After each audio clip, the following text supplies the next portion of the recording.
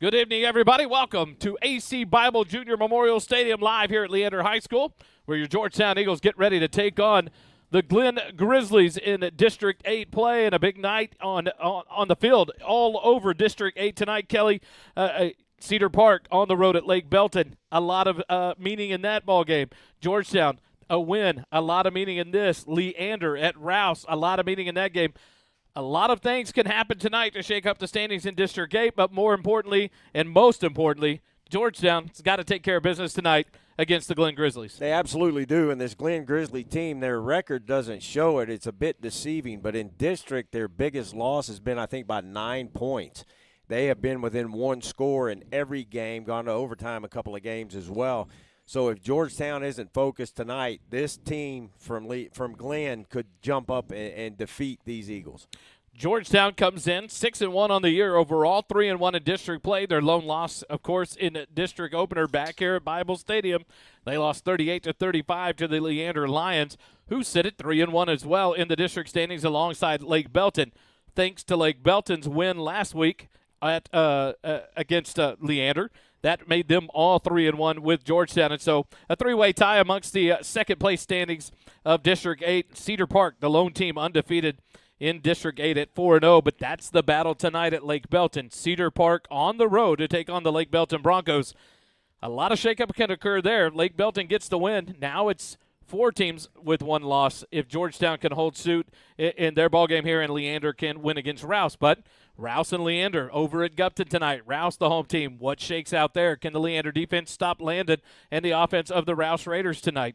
And so a lot of things can happen if Cedar Park wins. They kind of control their own destiny. But the other thing in District 8 tonight, teams will be eliminated from the playoffs. Chaparral and Glen both sitting at 0-4 in district. A loss for one or either of those teams, and they will be eliminated from the playoffs, with you have 4 other teams sitting with 1 loss or less. And so, but more importantly, we talked to Coach on Wednesday night.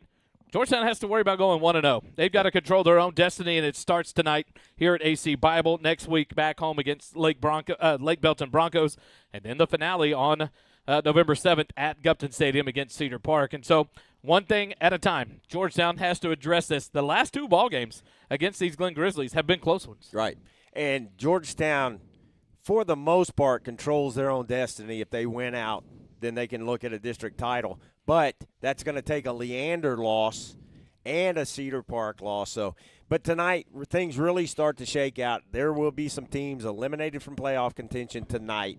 So the order in district really starts getting sorted out tonight. Georgetown comes in after a big win last week at home in the Battle of the San Gabriel, the Crosstown Classic, whatever you want to call it. The Battle of GISD was had last week at Burkleback Field, and Georgetown won that one handily, 58-14 over the Eastview Patriots to send them to 1-3 in district. So they're on that borderline of being eliminated from the playoffs here with 3 weeks left to go. But Georgetown did what they had to do. They took the opening drive, 2 plays, 75 yards, incomplete pass on the first play, and then Xavier Warren. The race was over at the 50-yard line. He took it all the way to the house on the 75-yard touchdown pass from our quarterback, the bus driver, Caleb McDougall. Coach talked about that at the coaches show the other night. You see this sophomore growing up in front of your eyes with a running back stable that you have behind Jet Walker and Luke Livingston, and now you bring in a Darius Rockmore, Elijah Callaghan. The running back room secure for this Georgetown Eagle team. Davin Sedgwick, Xavier Warren, you go to Braylon Westfall, Max Muniz, Regan Terosian. You can keep going with those names on the outside. This sophomore quarterback has grown up in front of our eyes, and Caleb McDougall. And Coach said, I made it very clear to Caleb in all of our conversations, drive the bus. Don't do anything else but drive the bus. The bus driver in control here in his sophomore year, doing a great job for this Eagle team. Has to continue that momentum, and that ball drive possession that Georgetown's been so good at this year has got to keep going for this offense to click and get more wins. And we see with Caleb, he's the youngest in the quarterback room as a sophomore, and I'll be quite frank, there was a lot of surprise that he was the one that was picked, but it obviously has been a great selection because Caleb has done a phenomenal job running this offense, has protected the football very, very well this season and done a great job with all this talent around him, and it starts up front with those big guys up front. They have just done an unbelievable job, not only in the pass game but in the run game too, and it all starts there. Stop right there. I'm stopping. Big sniffles. Big sniffles. Talk about the play. Caden Scherer gets the touchdown, caught it about the 15-yard line on the backwards lateral, takes it into the end zone for the touchdown. And just funny to hear the story of how he got the Big Sniffles nickname from Coach Truelove back in the day, and then how it's just stuck with him. But this 6'5", 255, 265-pound mammoth on the offensive line, taking it into the house, no one wanting much to do with trying to get a hit on the big fellow in that. And so a fun play the other night to see Caden Scherer. Holden, we talk about this offensive line, though. They have created holes. They've created time for Caleb McDougall. They've done so much work. I think maybe to the surprise of a lot of us, of what you're going to get this year. And, man, they have stepped up. It's exactly like we've been talking about all year with this offensive line. It's a gigantic group, bigger than we've come to kind of expect out of Georgetown, and that has absolutely helped pave the way for this dominant running game and also the effectiveness of Caleb McDougall as a passer. He's at 1,258 yards, 19 touchdowns, just 1 interception, and he really reminds me a lot of the 49ers quarterback, Brock Purdy. He's kind of a young guy, underrated a little bit. Brock Purdy, last pick in the draft. He's just a sophomore quarterback starting here, and he's got a lot of weapons he can play with. And you see when he's on time, in rhythm, he is an absolute elite, dangerous force with his accuracy. He can push the ball downfield, and he's capable of extending plays. But like you said, it all starts with the offensive line up front. It's been a great surprise to us. They've been absolutely playing out of their minds. And like you said, the Caden Scherer play, something like that, it's fun to get the big guys involved in practice, a little trick play. You see that a lot out of the Lions. Brent Johnson, the offensive coordinator there, frequently tries to scheme something up because it keeps everyone invested. You don't have the offensive line rolling their eyes that we're blocking. It gets them going, gets them fired up. Everyone loves a big man touchdown. And, yeah, what a play last night. We're going to be thinking about that for quite a while. Talk about a part of this team doing their job. What about the defensive part of this team? Wow. They have done a great job this season. They have stepped up, only allowing 105 points in 4 games during the district play, under 20 points per game allowed on average, and they continue to do great things under this scheme from Coach Laux. Tonight, the test, it changes. Yes. The slot T formation of an offense from the Glen Grizzlies. Kelly, the focus there for this defense is pretty clear-cut. They got to stay true to their assignments. And you have some confidence because this defense all season long has been about assignment. They have played assignment football on the defensive side. They take care of it. We mentioned early in the season, you're seeing plays that roll out with the quarterback, and the quarterback tucks the ball and takes off running. He's looking for receivers getting out of that pocket trying to avoid the pressure. But the quarterbacks haven't had very many open receivers downfield because these defensive backs stick with their guys. And Holden was telling us before the game with his stats, our defense has more interceptions than opponents have touchdowns, and that's pretty incredible. This pass defense has done a great job. Luke Holly, another interception last week. Jaheim Dow with a couple on the season. Cole Mitchell with one last week. You can go on and on, but this defense continuing to do great things. Each week, Kelly, you have a chance to sit down with Coach Griffin and have an interview with him. Take us to that. So Coach Griffin and I had a good conversation. He was really excited about the guys and looking forward to this matchup tonight and the challenges that the Georgetown defense especially is going to face with this slot T offense. And here's what Coach Griffin had to say.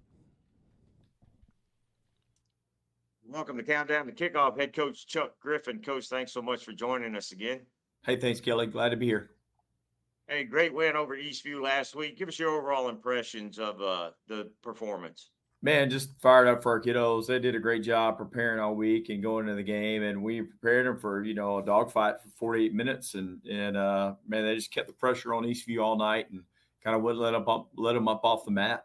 And man, I just grateful for how well they played, how they responded. It was a really tough week for our program, and with the other things that were going on. So just excited for how well they played and how well they performed.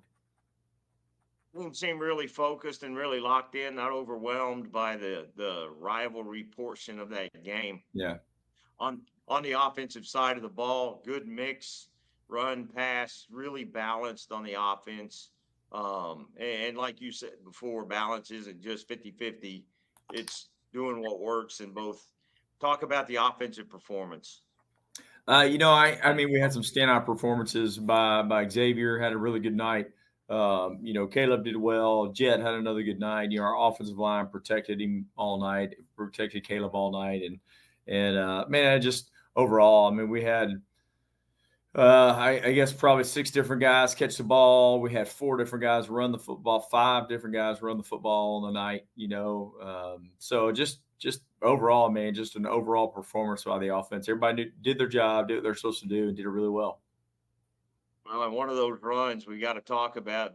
It's actually a lateral to Big Caden Shearer.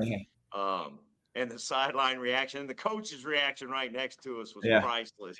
How'd that come about? Man, we've been working on that for a while, and kind of started working it actually the first week of the season to prepare, try to run it in the off season, the preseason stuff, and just I had one game and we didn't come out in the second half and play very good, and that's kind of where we we're going to run it. And then the next game, Caden was hurt, and then the next game we lost, and so it just kept getting pushed down the schedule, but we kept working it every week, and man, we just got in a position the other night where we felt like, all right, let's give it a try, let's give it a go, and man, they did a great job, and no fault to say, got a great block for him to set him up to get him in the end zone down there, and just a really well executed little trick play, but really good stuff. Seeing the smile on his face after that touchdown and the team celebrating, that was priceless, absolutely priceless. On the defensive side, the defense did a phenomenal job of taking Eastview out of their offensive game plan, didn't let them do the things they were comfortable about. How about that defense? Man, again, they just keep playing better and better. All year long, they play really well. And our front did, our linebackers did. Secondary didn't allow much going on back in the back end, and all over. I mean, that's a really good quarterback we played, and we just kind of kept him on his heels and put a lot of pressure on him. Wouldn't let him get his feet set, and wouldn't let him get still and throw the ball and deliver down the field. And so we had great pressure by our front, and our linebackers did a great job of containing the run game and making tackles. And our secondary just did a good job of covering him up, and we were able to pick him off twice and make some hay there. And so just overall, really good defensive performance. In the second half, you had a big lead at the halftime, but the team seemed to stay pretty focused in that second half. How important is it in that circumstance to keep those guys focused with such a big lead? Yeah, I mean, that's always the goal. That's what you want to do. You want to come out and play good in the third quarter. And, if you can get some guys in the game later in the game, great. But the big deal is, hey, go take care of what you're supposed to take care of. Like, do your job, do it well. Do a really good job coming out of halftime. And we talk a lot about winning the middle eight. And that's making sure that we can score and get a stop before half and score and get a stop in the second half and kind of take a 14-0 swing right there. And our kids did a great job on that on the night. So moving on now, the district standings are really starting to take place now, and we're seeing – we talked a little bit about it last week, the separation now as these playoff spots start to become a little more clear, but it's still a battle. And this week we face a Glenn team whose record seems to be a little deceptive. Yeah, for sure. I mean, their record is deceptive. They've kind of come out on the bottom end of several of their games, but man, they're close. They're playing, to an overtime game, to a 2-point loss, to a 1-point loss. They're just continuing to be in these games because of what they do. They're putting up points, which is difficult with what they do, but they're scoring 40 points a game running the slot T. So they're good at it. And one of the things they do but with running that offense is they limit your offensive possessions. They don't allow you to have the ball to go score. So man, that's a recipe for a disaster from our standpoint is if they get scored 40 points and we can't get the ball to go score, and that's an issue, right? So they're a really good football team. We played them a couple years ago. We had to beat them for a district championship, so they're a good football team. We're out to go play well. And it's the challenge of you don't do this defensively. We don't play against this stuff. We don't see it. So you got to practice it. That's hard to do is practice against this type of offense. and then to be able to go see it live and be able to make adjustments and make tackles on the fly and be able to do that is difficult. So our kids definitely have their work cut out for them this week. With the limited number of possessions that you anticipate having against Glenn, it's critical in that kind of situation, isn't it, that your offense take advantage of every possession they have? Yeah, absolutely. I mean, they've got to go score when they get the ball. Can't have 3 and outs, can't have turnovers. We got to take care of the football. We got to go put it in the end zone. We got to score points. That's got to be our mindset all night. Like, we got to score points every drive, and we got to make stops. So, yeah, I mean, that's kind of the deal. A game, you're probably going to get 12 to 14 possessions, and we're probably going to get 7 or 8 on Friday. So you got to make sure that you score points on those possessions. And defensively, you've already talked about it a little bit. You got to stop the run game, but the key to that is tackling, tackling. Yeah. In those Well, I mean, what they do is you've got to be an assignment first football team. Like, you've got to do your assignment. You got to be where you're supposed to be. You got to be in your gap. That's what they're counting on.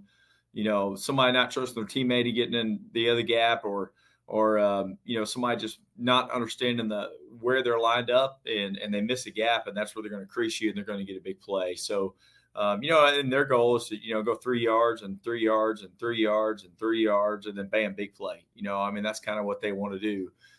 So we've got to do a good job of being consistent all night and just continue to run the football, make sure that we're making tackles. We're looking forward to a really good ball game against Glenn. Exciting game. Should be a good one. Who were your standout players last week against Eastview? Luke Butch did a great job up front for us last week. He's our defensive lineman of the week. Cole Mitchell, again, 8 tackles, had a big interception on the night, and he also had a really big hit. Luke Holly played really well on the back end. Seth was our overall defensive player of the week with 6 tackles, a tackle for loss, 2 pass breakups, and 3 quarterback hurries. He was our overall defensive player. And then, Noah Faltasek played really good for us up front. And then Jet Walker had 14 carries for 127 yards and 3 touchdowns. And I think had 71 yards receiving, and Xavier had 5 touches for 106 yards and 2 touchdowns. So Xavier's averaging a touchdown about every 4 touches right now. So, man, he's having an incredible year. He's showing that speed out for sure. And then, our wide receivers overall ended up with 247 yards, 3 touchdowns, and with a 14-yard average per catch. So our wide receivers have a really big night. Coach, as always, we wish you the best of luck in the game, and appreciate your taking the time to be with us. You got it, Kelly. Thanks, man. Folks, that is head coach Chuck Griffin, presented by River and Ranch Provisions. The countdown to kickoff will continue right after this. For all the fly fishing, hunting, and outdoors enthusiasts, River and Ranch Provisions is your one-stop shop for the gear you need. There's a large selection of hunting and fly fishing supplies for the beginner, all the way up to the experienced outdoor folks. Cody, Brad, Sam, and Tim have put together a high-end outdoor outfitter with high-quality supplies and services to make everyone feel welcome and important, regardless of your experience level.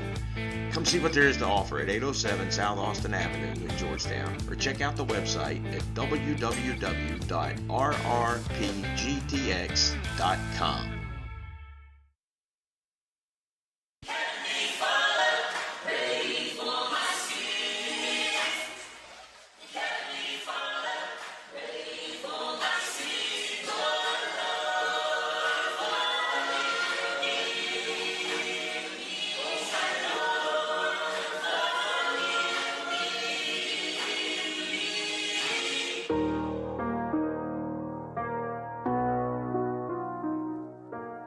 It's like it's spiritual war going on. Better be prepared.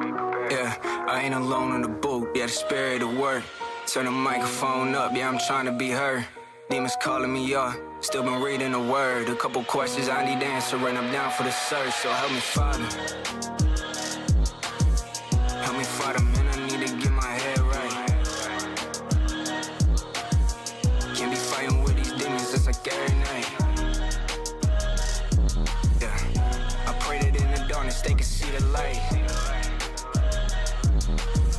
Help me, Father, as a grip the pen and start to write, Father. I I need reconciling again. I keep pushing all these voices away with ink from a pen. Music like a gift. You keep giving, give with no win. Back here live at the JCT Memorial Broadcast Booth, brought to you by JMT's Georgetown Football. It's powered by Graham & Sons Farm and Livestock, proud sponsors of Georgetown Eagle Football and First Responder Broadcasting. And River and Ranch Provisions. Easy for you to say, Kelly. The countdown to kickoff brought to you by River and Ranch, located at 805 South Austin Avenue in Georgetown, your local source for premium hunting, fly fishing gear, and apparel. We'll go to the starting lineups for the Glen Grizzlies. On offense for the Grizzlies, at quick tackle, a senior number 73, Carter Salas. At quick guard, a senior number 55, Tegan Perry. At center, a sophomore number 70, Caden Murphy.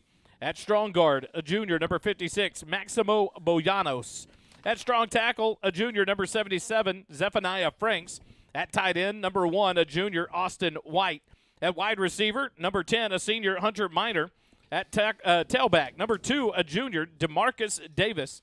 At fullback, the junior, number 23, J.J. Ortiz. At halfback, the junior, number 4, Keaton Gordon. At quarterback, the senior, number 13, Dakota Dubleby. And the kicker on the Grizzly offense side will kick field goals and kick off as number 0. That's Armando Don Juan. The defense for the Grizzlies, the defensive end, number 9, the junior, Braylon Deloach. The nose guard, a senior, number 99, Alexander Lucero. The other defensive end, a junior, number 90, Jordan Beans. The linebacker, a senior, number 6, Joshua Vincic. Another linebacker, the number 7, a junior, Davion Toney. The outside linebackers, a senior, number 44, Demario Alba, and a junior, number 26, James Gray. The two cornerbacks, a sophomore, number 31, Alexander Ross Randolph, and a junior, number 14, Diego Ovalle. The free safety, the junior, number 22, Jaden Smith, and the strong safety for the Glen Grizzly defense is a junior, number 32, Ricky Nickelberry. We go to Holden and the Georgetown starting lineups. On offense, right tackle number 71, Caden Scherer, the junior, got the touchdown last game. Right guards number 75, Brant Hargrove, he's a senior. At center, number 53, Ryan Castilleja, another senior. At left guard, number 52, Noah Faltasek, he's a senior. At left tackle, number 78, Sam Lopez, he's a junior. And at tight end, H-back number 81, Jake Mylock, he's a senior. At the skill positions, one wide receiver, number 2, Davin Sedgwick, he's a senior. The other wide receiver, number 7, Xavier Warren, he's a junior, got a lot of speed. The two slot receivers, number 15, Regan Tarosian, a junior, and the other one, number 16, Braylon Westfall, a sophomore. At running back, big number 28, Jet Walker, the lifeblood of this offense, he's a junior. And then the quarterback, the bus driver, makes it all happen, number 12, Caleb McDougal, just a sophomore. And I left Elijah Callaghan as the fullback. Sorry about that. You're good. On defense, the defensive line, we got end number 8, Tennyson Dean. He's a junior. At the nose tackle, number 99, Luke Butch. He's a senior. The other nose, number 39, Andrew Urban, another senior. And then the bandit, number 38, Dylan Turbeville. He's a senior as well. At the linebackers, the Mike, number 6, Chance Kelly. He's a senior. The Will, number 9, Seth Warren. He's a senior, kind of the leader of that defense. Look for him to make a big impact tonight. Sam, number 11, Cole Mitchell. He's a junior. In the secondary, a safety, number 3, Luke Hawley. He's a senior. His partner in crime, number 25, Alex Wilson, another senior. And the cornerbacks outside, number 13, Cooper Werchin, a senior. And then the other corner is number 5, Jaheim Dowd, another senior.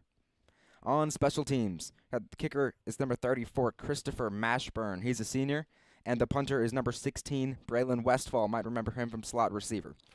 And those are your starting lineups for tonight's game, brought to you by Oak Ridge Disciple House. A message from them. We'll be right back with Countdown to Kickoff right after this.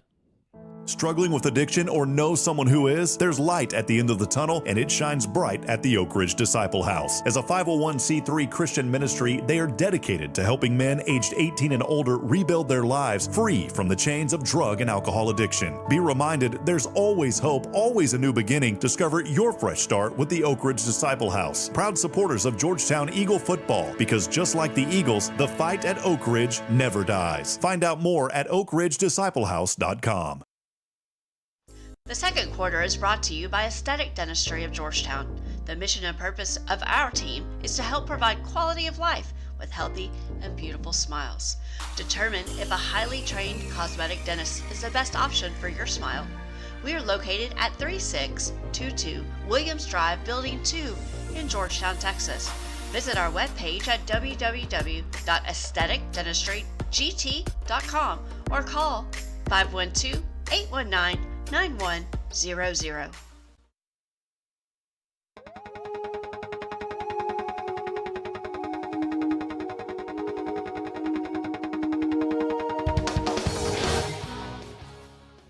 Back here live at the JCT Memorial Broadcast Booth, brought to you by JMTs. We're back here at AC Bible Junior Memorial Stadium on the campus of Leander High School as Georgetown gets ready to take on the Glen Grizzly. We go field side. Dave, what's it like down there tonight?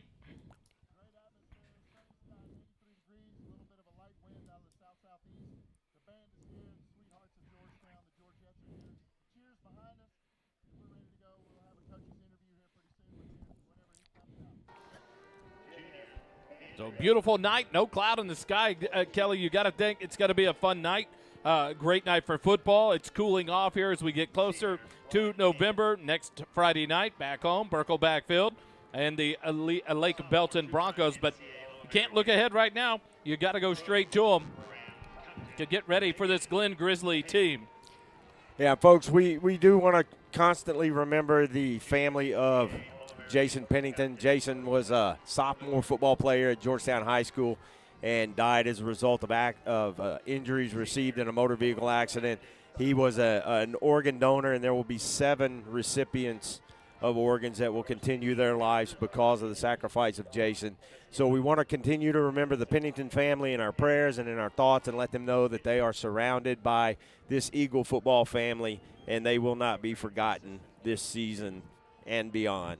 Yeah, I tell you what, Kelly, the honor walk Saturday at the hospital as they took Jason into the operating room to be able to pass on the life-giving organ donation from the Pennington family and Jason in his life that was cut tragically short was such an honor to be there and be a part of. One of the, if not the biggest, that the honor walk coordinator had seen in his time with the honor walk organization, and it was just a great showing by this this Eagle family as they surrounded the Pennington family and cheered Jason on one more time on his way to save so many lives and, Yes. and better so many lives with the gift of his organs. And so through tragedy, life will be enjoyed by multiple people that will forever carry on the legacy of Jason Pennington and the Pennington family. The Georgettes out on the field, the cheerleaders ready to go. Georgetown tonight in a different uniform setup. They have the black pants on with the silver jerseys and the white helmets. The Glen Grizzlies in all navy blue with white numerals and their accent color in the Glen Grizzly orange as they will be here on the near side. The Eagle inflatable getting ready across the way from the G Crew. And Kelly, some things that have got to happen tonight. Any keys to the game we want to go to? There are. And for me, my ideas on keys to the game, number one is ball control by this offense. Kind of flip the script on this Glen team. They want to hang on to the football and reduce the number of possessions that Georgetown gets. So Georgetown can use that running game, that powerful running game that Georgetown has as well. Spread the ball around. Coach Griffin loves it that a lot of guys put hands on the football. And be patient on defense. This isn't the type of offense that you can just rush as quickly as you can. You got to contain those edges, contain the middle. So being patient on defense and then contain, and 9-5-90. 9 hats to the 5 within 5 yards of the football 90% of the time, and that's the key for Georgetown. Holden, your key to the game, your thoughts on the keys to the game? My biggest key is, like Kelly said, staying disciplined on defense. They have to remain focused on their assignments and their gaps because with the slot T offense, it's a lot of eye candy, a lot of motion to try to get you going one way, and they're running the other. If this defense stays focused, stays coachable, and then stays locked in on what they've been tasked to do, I think Georgetown should have a lot of success. Dave, your thoughts on keys to the game for Georgetown? Yeah, guys, I believe that we do not need to have any 3 and outs like Coach alluded to at the coach's interview, and then also, just like Holden just said, assignment, you have to stay in your assignment. No heroes tonight. Exactly, and that is what I was thinking, Kelly, is one thing we have to do. Coach said on the coach's show on Wednesday night, usually you'll have 12 to 14 possessions in a ball game. In a game like this, you may have 7 or 8. You've got to capitalize and make the most of every possession. Even if you don't put up points, you've got to move the ball and flip the field. Make Glenn go the distance if they're going to put points on the board. This offense can quickly strike. They can make it happen. They've got the talent. You talk about their running backs in Gordon, in Ortiz, and in Dubleby, the quarterback. They will make things happen. They will find times that the defense is going to break down. It just happens against a scheme offense like this. You make them have to use a lot of the field every time. No short fields, no turnovers. If we can keep possession of that ball every time we have it, give it them and make them go 75, 80 yards every time, I think that gives us the best chance to keep them off the board or off the board as much tonight. And on top of all that, it goes back to the very basics. They have to have sure tackling tonight and put these Grizzly ball carriers on the ground. First, second man, get lots of help there, lots of hats there. Here come your Georgetown Eagles out of their locker room, getting ready. They'll go up, do some final warm-ups before they take the field, just like the Grizzlies are here on the near side. Glenn 2-5 on the year. They are. Guys, we got Coach coming up. All right, let's go to Dave down on the sideline with Coach Griffin. Coach, we're back here at AC Bible Stadium. We came out pretty well last time. This game, there's 2 things I'm thinking about: is no 3 and outs, like you said at the coach's show, and then also assignment blocking and staying in your assignment for defense. Talk to us about that. Yeah, that's the big thing tonight is playing assignment football, being disciplined, and being that way for 48 minutes. The last 2 games we played these guys came down to the last possession of the game, so that's the kind of night it's going to be. So we got to go out and execute very well offensively, right? But at the same time, we got to line up right and execute defensively. Good luck, Coach. Thank you. Guys, back up to you in the booth. And like we talked, coaches preach that all week, assignment-ready defense. This is where you're going to see how well Coach Laus and his defense can respond to anything they face. They've done a great job in the last couple of weeks. You went from quarterbacks that you didn't expect a lot of run or a lot of passing and running. You went to a Landon that used his feet there for Rouse to create time in the pocket to try to pass. Your defensive backfield did a great job, made it tough. The passing was difficult for Rouse. Georgetown a convincing win. Eastview brings out Ty Blair. Very talented quarterback, a great arm, and ability to run. He will use his feet to get downfield. He did that, but Georgetown made it hard for him to pass. Less than 50% completion rate, not a lot of yards there. Georgetown comes out with a convincing win. Now a totally different style offense and an opportunity for this defense to continue their winning ways by giving this offense a chance to go out and win football games. And folks who aren't familiar with this offense that Glenn runs, you're going to see a lot of misdirection. You'll see 3, 4, 5 guys sometimes wind up at least running through the backfield with one football. And that's why I said a little bit earlier, they have to be patient on defense and let the play develop or blow it up in the middle before the play can develop. So it's sound fundamentals on the defensive side of the ball that will keep Glenn out of the end zone if possible. Brandon Crosskopf is the head coach for the Glenn Grizzlies. Assistant campus athletic coordinators Marissa Guzman, assistant head coach Chad Bishop, and the safeties coach. Associate head coach is Ryan Dubleby with the quarterbacks. And so they come in here with the opportunity. They want to make noise. They've been close in multiple games, Kelly. This defense has a challenge for your Georgetown Eagles of keeping this offense at bay. Like Coach said, the last 2 years have come down to the last possession. 2 years ago, back here at Bible Stadium, a fourth and goal stand by Georgetown to win that one. I think your famous line that came out of that is, "I want to puke." Exactly what came out of it, but a big stand by Georgetown to win it last year. A high-flying game, 44-42, I believe, was the final in that one. And so an opportunity here for Georgetown to kind of make some noise. Last year, 44-41, Georgetown won it there at Birkelbeck. But 2 tight games. Georgetown's got to respond tonight in this defense to shut down this Glenn Grizzly offense. Well, and with the big victory, I think the margin of victory surprised a lot of people last week. So should be interesting to see if these kids are focused on this Glenn team tonight. We'll get ready to close up your countdown to kickoff, brought to you by River and Ranch Provisions. We'll be right back with the national anthem and get ready for the kickoff for tonight's ballgame here at AC Bible Stadium.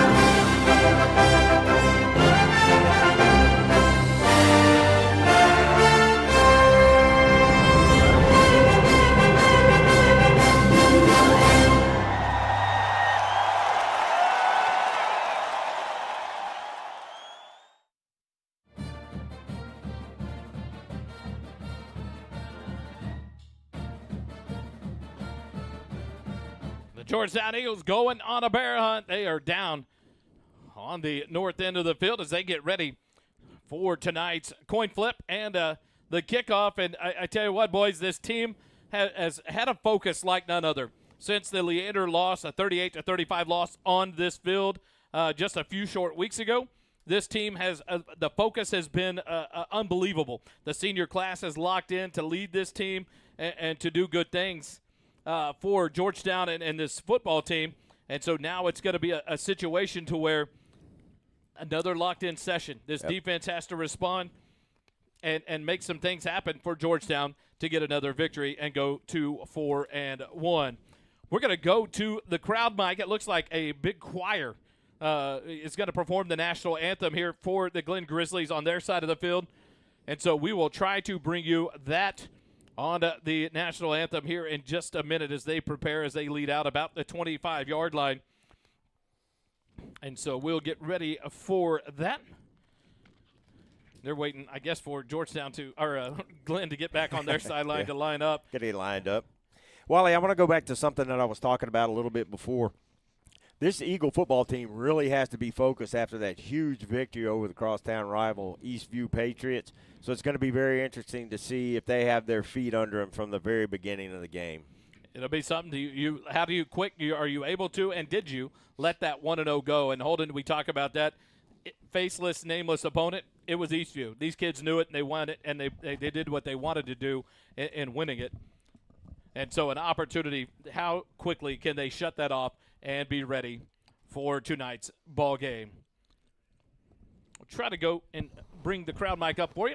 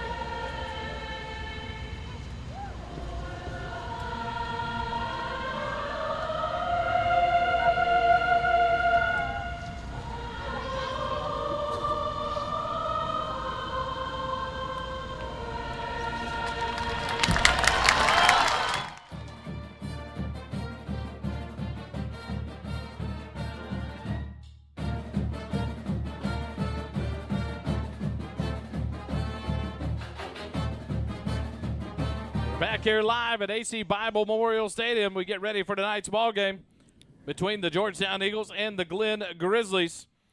They get ready for the coin toss out at midfield. We will have Dave and Jory down there.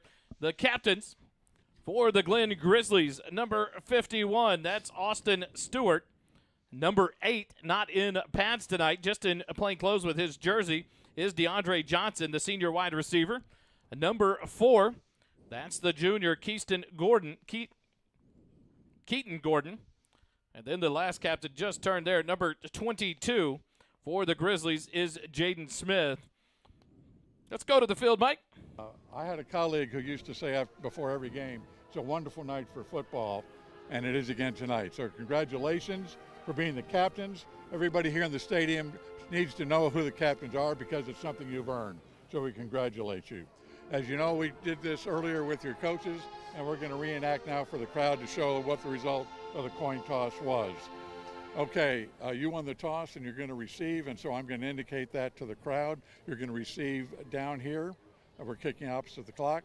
So when I finish signaling, if you want to stand along this way with your backs to your goal line, and you can stand along the backs with your goal line. So I'll signal now for everybody. Okay? So the visiting team won the toss and will receive. So.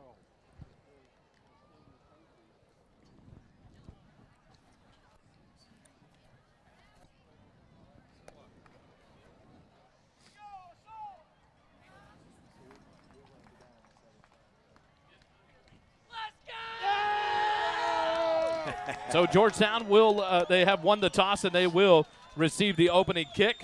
It was Chance Kelly, Seth Warren, Alex Wilson, and Davin Sedgwick, the captains for Georgetown tonight. And I love the emphasis there on by the referee. Yeah. It is an honor that these kids are selected by their teammates to represent them as captains. And so we do want to always bring that to them.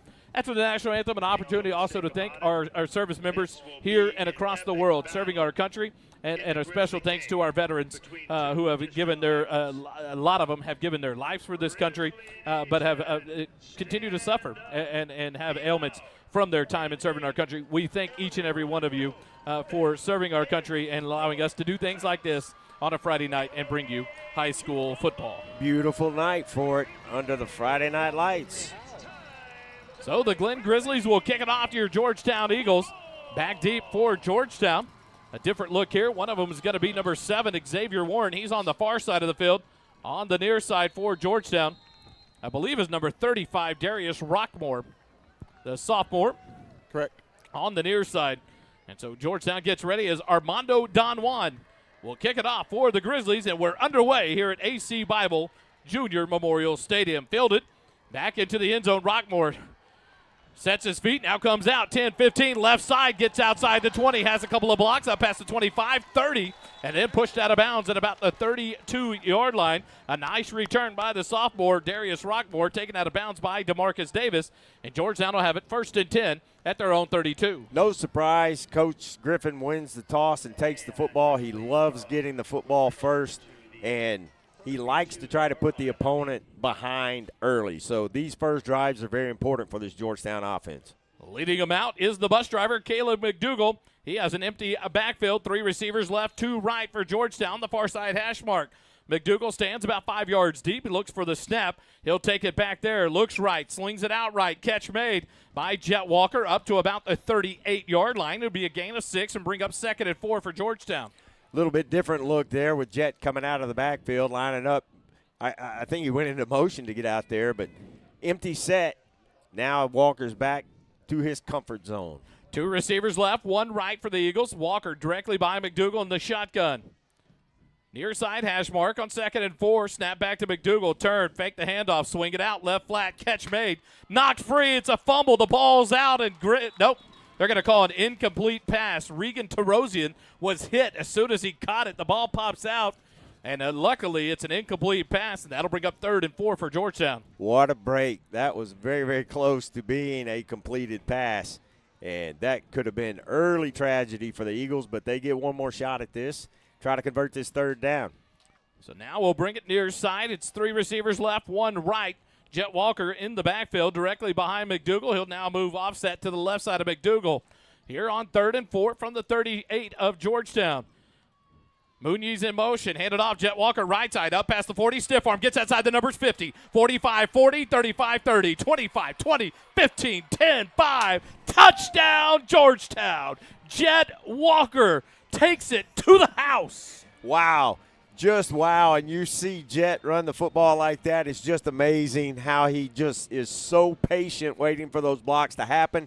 Gets to the outside, and then he's gone, and nobody on Glen's going to catch him. Gets outside, the one little stiff arm holding there, and then all the way down the sideline. The race ended pretty quickly, and another touchdown for Jet Walker. The Eagles now in the swinging gate formation that they've brought about 82 of them this year. And now they'll go into the regular extra point set up here for the field goal attempt. Brought to you by G-Town Lumber and Supply. Christopher Mashburn, the kicker, sets up. McDougal to hold. The snap will come back and be placed down at the 10. The kick is up. The extra point is good. 11 minutes, 6 seconds remaining in the ball game. 54 seconds, and the Eagles have put a touchdown on the board, and they lead it 7-0. Quick timeout. Eagle football continues in a moment. Every first quarter this season is brought to you by Nathaniel Funk, your Leander, Georgetown, Edward Jones financial advisor at 1640 Highland Falls Drive, Suite 801, Leander, Texas 78641. Learn how he can help you with your financial goals. Visit edwardjones.com/Nathaniel Funk for more.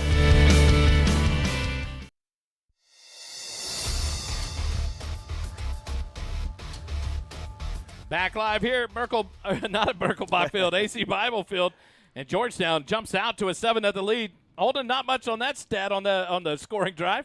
3 plays, 68 yards, 54 seconds, and Georgetown's got a 7-0 lead. And this game was always going to be interesting because it's both a letdown spot. You come off a big emotional win and a look-ahead spot. Got Lake Belton, Cedar Park on deck. But so far, 54 seconds in, this offense showing no signs of rust.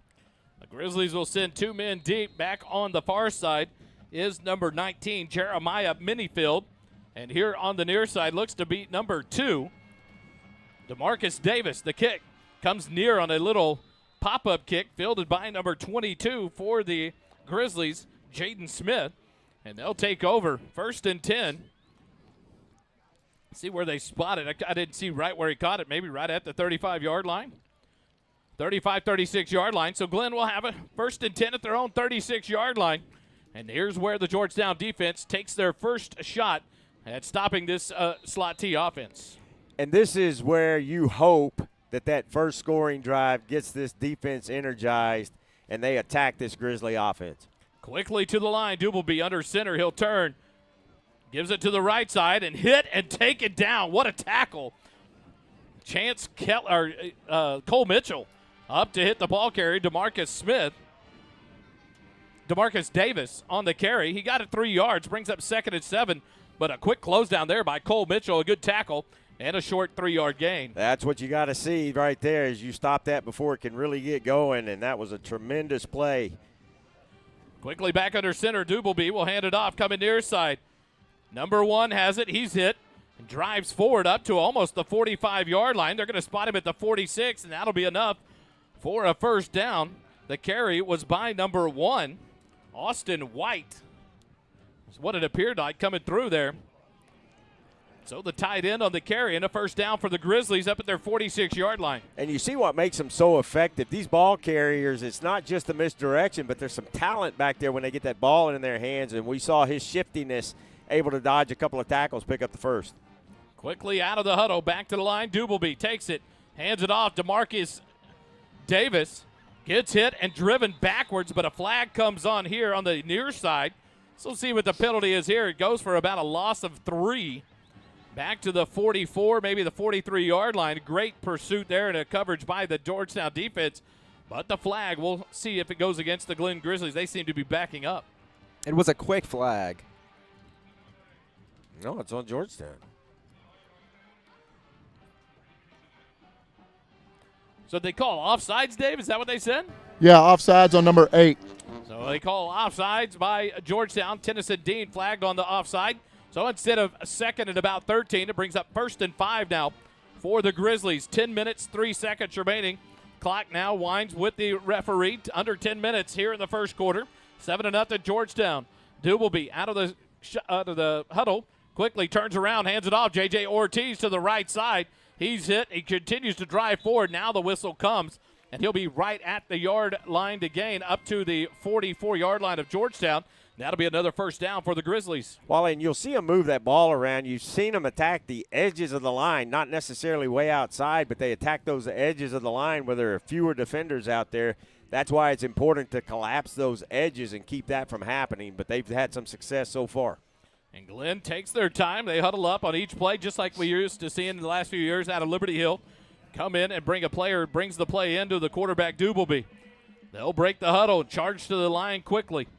Dubleby under center. Man in motion. He'll hand it to Ortiz right up to the right side. He's hit quickly. No gain on the play. He stopped right at the 44-yard line. It'll bring up 2nd and 10 for the Grizzlies. Nice play there on the left side of the Georgetown defensive line to get the stop on Ortiz. First one to get him was Tennyson Dean, and Tennyson got in there and stopped him from before he could get those feet churning and do anything else with the football. Good stop. 2nd and 10 for the Grizzlies from the 44 of Georgetown. 8:55 on the clock as it continues to run here in the first quarter.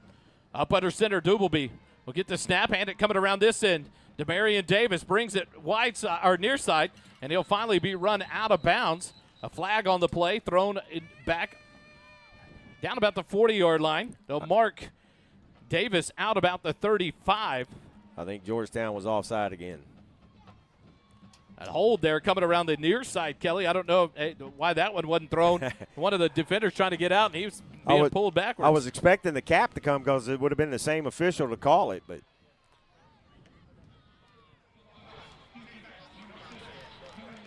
defense was the foul on defense on the defensive Chance Kelly on an offsides. They'll decline it. It'll bring up 3rd and 1 now for the Grizzlies. Up to the 35 of Georgetown. They've got to get to the 34-yard line for the first down. So a little bit different on the defensive attack. They are very, very close to that line. They usually line up about a half yard off the football, but they are tucking up tight to try to prevent anything from happening quickly. Doubleby gets the snap, pitches it Davis to the right side. He'll get past the 34 up to the 31.5-yard line. They'll mark him at the 31. Enough for a Grizzly first down. Coach Griffin quickly out to talk to the line judge in the ear of him, not liking something he's seeing early on. And I think it's coming around the ends, that a lot of holding going on. Yeah, I think so. And the quarterback, after he handed the ball off, got out there, but it looked like he grabbed maybe the linebacker's jersey real quick, but I think that's probably what Coach is talking to the referees about. Quickly up to the line, Doubleby pitches it coming near side. Gordon, he's hitting the backfield drop. What a play! Luke Holly shoots through the gap and takes down Keaton Gordon all the way back to the 35, a loss of 4. Now to bring up 2nd and 14. Nice job of Luke getting in there and attacking that play before it could go anywhere. Good loss. Really important now for Georgetown to try to limit the yardage gained, hopefully trying to hold Glenn to a field goal. And the biggest thing here is since they're behind the chains and they're not a passing team, you want to get them into a position they're uncomfortable in. Doubleby will hand it. No, he's looking to pass. He drops back. He throws it left side, has a man. Catch at the 15. Davis makes a man miss to the 10, and then knocked out of bounds by Cole Mitchell at the 7-yard line as he stands there and points to the first down. It'll be 1st and goal for the Grizzlies, and quickly to the pass there behind the chains you're talking about, Holden, and a nice pass from Doubleby to Davis out of the backfield. To the game. Well, and you see this is a little bit different look than Liberty Hill gave Georgetown, because Liberty Hill may have thrown 2, maybe 3 passes the whole game. Glenn is a little more likely to throw passes. I think they're averaging about 10 per game. Doubleby under center. He'll take it, hand it Ortiz to the right side. He's tripped up, falls forward about a 1-yard gain up to the 6-yard line. That'll bring up 2nd and goal for the Grizzlies. That last play is kind of a wake-up call for the defensive backs to make sure they stay with those receivers and not get sucked in by that play action. And that's what Coach talked about Wednesday night at the coaches show, about staying true to your assignments, because they will pass about 10 times a ball game, and you've got to be ready because they've got the men on the outside that can make some plays happen. Quickly under center, Doubleby. He'll take the snap, hand it coming near side. That'll be Davis. He's stretched out, cuts back. He's hit and bottled up at the 7-yard line. They push forward and then push him out of bounds. He'll be marked out of bounds. The line judge will finally get in through that pack about the 6.5-yard line. A host of Eagles there with Chance Kelly, Seth Warren, Luke Butch all the way out there, Luke Holly as well. It'll be back to the line of scrimmage on the 6-yard line. Bring up 3rd and goal now for the Grizzlies. No gain, but that was a heck of a run for no gain, because he could have been stopped for about a 3-yard loss, but he just stopped and then switched directions very quickly. Kind of an impressive no gain run.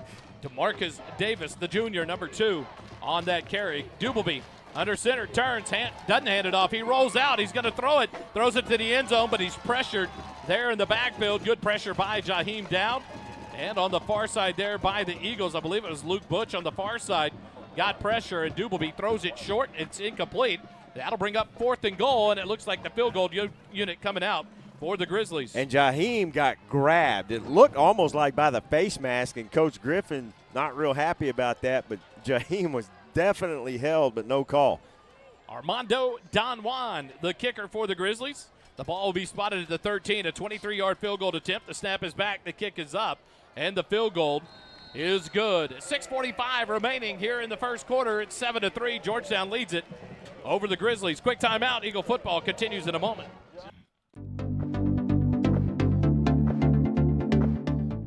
Our first down sponsor this season is Borrow from Morrow. Borrow from Morrow. Our team is dedicated to providing the best mortgage experience possible. We do that by offering easy-to-use mortgage tools, including our handy mobile app, competitive rates, and assistance from an experienced loan officer. Our loan officers understand the local markets, have access to a wide variety of loan programs, and are ready to guide you through the process. Your family, your future, our focus. For your mortgage needs, remember, Matt Morrow, Borrow from Morrow. For more information, visit borrowfrommorrow.com. NMLS 464148.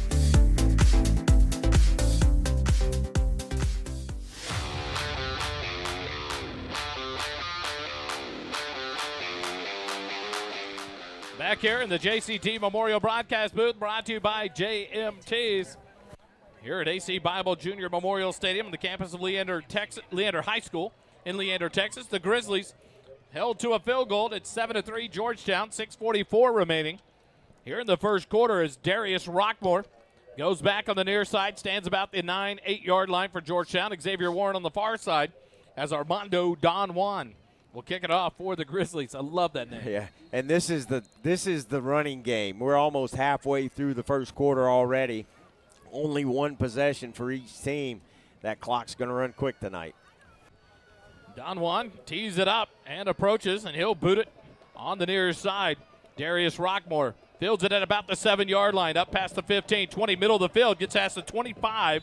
He'll be taken down right at the 25-yard line, and that's where Georgetown will start their second possession of the first half. First and 10 from their own 25-yard line with a 4-point lead. Dave was talking about it on the break. That holding them to a field goal is a victory, and that could be big as this game goes along. So the bus driver, Caleb McDougal, he'll come out and lead this offense back on the field for Georgetown. Xavier Warren, the lone receiver, wide left. Here on the near side appears to be Davin Sedgwick. Tight end offset to the left side of the line. Walker to the left of McDougal. Middle of the field. Now Mylock in motion to the right side. Snap back to McDougal. Handed off to Walker. Nope, pulls it out of the belly. Throws it out right flat. Caught by Sedgwick at the 30, and he'll be driven back. But they'll give him forward progress up to the 30. A gain of 5 brings up 2nd and 5 now for the Eagles. And you see how patient Caleb is. When he threw that ball, kind of a weird arm angle. I thought he was trying to go to Walker, but that ball actually made it out to the receiver, and a good gain on first down. Eagles stay in the same formation. One receiver left, one right. Walker to the left of McDougal. Mylock in motion, back to the right side. Snap back to McDougal on 2nd and 5. Handed off Walker, right side, 30, 35. He'll stiff arm about the 45. Stays in bounds. Nope, they're going to stop out of bounds just about the 47-yard line. Man, I thought Walker stayed in bounds. He was off to the races again. But a big borrow from Morrow, first down on the run by Jet Walker. It almost looked like a Euro step move that he hit on the sideline there. I thought he was in too. Folks, if you are watching Georgetown football for the first time tonight, you will hear Jet Walker's name a bunch. Holden stats show us he's got a first down every time he touches the football on average. 3 receivers left, 1 right. Walker, he'll empty out to the right side. Empty backfield for McDougal. Near side hash mark on 1st and 10. Snap back to McDougal. Looking left, looking right. Going to hang one up. Davin Sedgwick has a step on his man. Catch made. Almost. No, he dropped it. Dropped it. Incomplete. He was really struggling. He lost it in the lights. He had to turn around and look to his right, and I think that's when he lost it and unfortunately dropped it. So an incomplete pass brings up 2nd and 10 now with 5:49 remaining here in the first quarter. Georgetown leads it 7-3 as both teams score on their opening drive. Georgetown, a quick drive that capped off by that long run by Jet Walker, and then the defense able to hold Glenn on a 3rd and goal to force a field goal of 23 yards. 3 receivers right, none left. Walker to the left of McDougal. Snap back. Swing it out. Man, wide open. About the 35. Makes a move. 40. The catch made there by Regan Terosian, and that'll be enough for another borrow from Morrow first down. nice route by Regan because he fooled the corner. The corner thought he was going to try to go deep, but he cut that route off short, came back between the hash marks, and made a nice gain for the first down. And what you can see, these DBs are playing far off these receivers because of our speed, and so those quick cuts and turn back to the QB is going to be there all night. 2 receivers left, 1 right. Walker to the left to McDougal. Now Tarosian in motion to the left. Circles back behind the play. Handed off, Walker right side. Dances to the outside. Stiff armor man outside the 40, 35, 30. Double team finally takes him down inside the 30. And now a late flag comes in from behind the play. It'll be after the play. It's up to the 27-yard line. Personal foul whistled here on the defense. And I think that's going to be on big number 90 for the Grizzlies, Jordan Beans, the junior defensive lineman.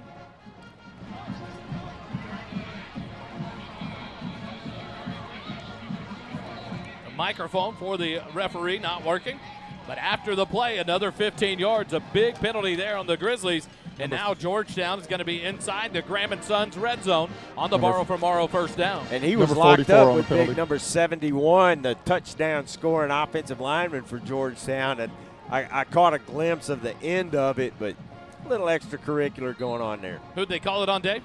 They called it on 44. DeMario Elba, the linebacker, on the penalty. Empty backfield, 3 receivers right, 1 left. McDougal looks right, hits Warren in the wide receiver screen, drags a man forward inside the 5, breaks a tackle, still driving forward, and he's stopped at the 1 yard line. What a run after catch by Xavier Warren. The X-Man takes it down. Borrow for Morrow, first and goal from the 2 yard line. Xavier is such a talent. He's got speed, but he's also got strength. So he can outrun you, but if he can't outrun you, then he'll put that head down, put that shoulder down and gain some extra yardage. He continues to show you why he's being recruited at the D1 level as a junior.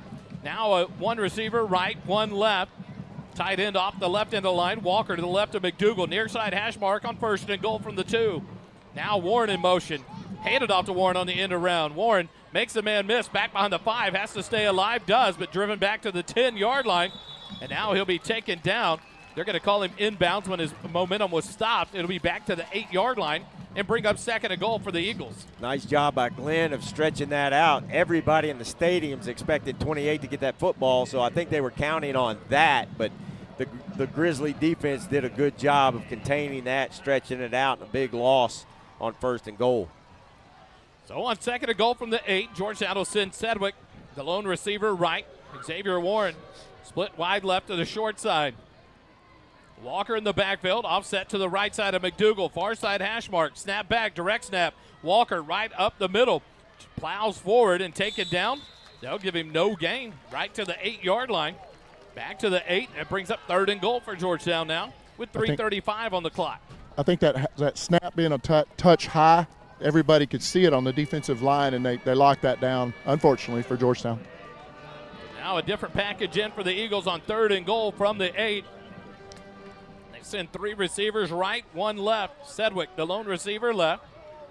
Warren, Muniz, and I believe it's Westfall, the slot receiver on the right side. Walker to the left of McDougal. The snap on third and goal, back to McDougal, looking across in the end zone. The throw, catch, touchdown, Georgetown. Davin Sedgwick hauls it in for the touchdown. Whistle there, so I'm making sure I didn't see any flags. You guys see anything? Yeah, that's number 90. His helmet came off, so he's got to go off the field for a play. All right. I saw the quick whistle, and I thought, please no. What a beautiful pass. McDougal to Sedgwick, and that'll set up the Georgetown offense. A swinging gate set up here with 3:03 remaining. They lead by 10, 13-3. In the backfield is Jet Walker and Tennyson Dean. And now the Eagles will collapse to the field goal formation to attempt the G-Town Lumber and Supply extra point attempt. Hometown service like none other, G-Town Lumber and Supply. Christopher Mashburn ready to go. McDougal to hold. The snap is back. The hold is down. The attempt is up. And the extra point is good. 3:03 remaining here in the first quarter. And we're going to hold off as a flag down on the far side. I believe it was offside on the defense. They'll decline that. Georgetown will take the extra point. And with 3:03 remaining in the first half, Georgetown leads it 14-3 over the Glen Grizzlies. Quick timeout. Georgetown Eagle football brought to you by First Responder Broadcasting returns in just a moment. Every first quarter this season is brought to you by Nathaniel Funk, your Leander, Georgetown, Edward Jones financial advisor at 1640 Highland Falls Drive, Suite 801, Leander, Texas 78641. Learn how he can help you with your financial goals. Visit edwardjones.com/Nathaniel Funk for more.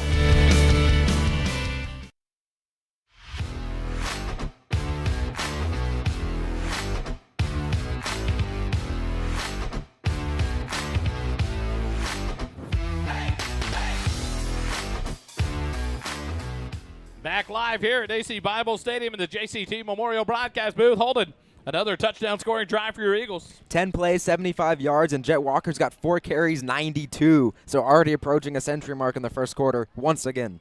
3:03 remaining here in the first quarter. Georgetown by 11, 14-3. Christopher Mashburn will kick it away. Another high kick short here on the near side. Fielded at the 26. A collision there. And no whistle, and a good job by Georgetown to come down and make the tackle. That's going to be Tickner on the tackle. But no fair catch was signaled for, and the referee didn't blow his whistle. And Tickner took down the kicker. I would have tried to punch it out at that point. But Glenn has it 1st and 10. And we've seen a couple of highlights, like on ESPN and such, where they'll catch it like they fair caught it, but not fair catch it. They'll warn the referees they're going to do it and stand there like they fair caught it and then take off running. So good job by the Georgetown coverage team and not falling for that. Garrett Tickner did not take any chances. He took down the kick returner. And it'll be 1st and 10 for the Grizzlies at about the 30-yard line, making the 26-yard line. Quickly out of the huddle, Dubleby under center. Now he steps up, calls out a different play. Back under center, man in motion, hands it off to Davis, right side, and he's hit and dropped. Up at about the 29-yard line. That'll be a gain of 3. Bring up 2nd and 7 now for the Grizzlies. Cole Mitchell right now is delivering the boom on these hits. He's punishing these running backs. Cole Mitchell, I tell you what, he's just a junior. You'll see him back in the linebacker formation next year for this Georgetown Eagle team. Reminds me a lot of Garrett Lloyd that we saw last year at the safety position and loving to hit out of the back of this defense. Turn, pitch it, near side. Here comes Keaton Gordon. He's stiff-armed up past the 35 and then hit and dropped. Tackle made there by Chance Kelly, Cole Mitchell, and Luke Holly. Up to the 35. It's a gain of about 6 on the play. Brings up 3rd and 1 now for the Grizzlies. Wally, if Georgetown can extend this lead a little bit, then they can put Glenn into a situation that they're not super comfortable with where they have to pass the football. But Glenn will have to go down probably 4 scores for that to take place. They're very comfortable with this, and they can score quickly with this run game. Under 2 minutes left in the quarter. Now whistle at the line and a pile. The trickeration did not work for the Grizzlies. They go backwards to the 34-yard line. That's a loss of 2. A loss of 1, and that'll bring up 4th and 2, and it looks like the punt team's going to come out for the Grizzlies. Maybe you got to prepare at this point for anything from the Grizzlies, but an opportunity for another good stop here and a hold for this Georgetown defense. If they do punt this ball, and I'm always leery of that fake punt, but if they do punt this ball, that is a huge stop for this Georgetown defense early in the ball game. Number 84, Israel Alvarez, back to punt. He will punt it. Luke Holly stands about his 30. He'll call it in at the 28. He drops it. The ball's loose, and the Grizzlies recover it. They'll have it 1st and 10 at the 25 of Georgetown. The fumble recovered by number 40 for the Grizzlies. That's Evan Morrissey, the junior linebacker, and the first turnover of the ball game is by Georgetown, and they give new life to this Grizzly offense. Huge stop by the Georgetown defense, and now a huge turnover on special teams for the Eagles. Uncharacteristically so, too. Now the Georgetown defense going from forcing a punt to back on the field, backed up to their own 25-yard line. Dubleby breaks the huddle, back under center, takes the snap, hands it off. Keaton Gordon, he goes nowhere. Matter of fact, he's being delivered backwards towards the 50. Luke Butch grabbed on and was not letting go. He was joined by Luke Colley in that, along with Chance Kelly, by Tennyson Dean and Seth Walker. A great play there, no gain, and brings up 2nd and 10 for the Grizzlies. It almost looked like a coach was in Luke Butch's ear saying, tackle him no matter what happens, because he was back there almost at the time of the exchange in the backfield.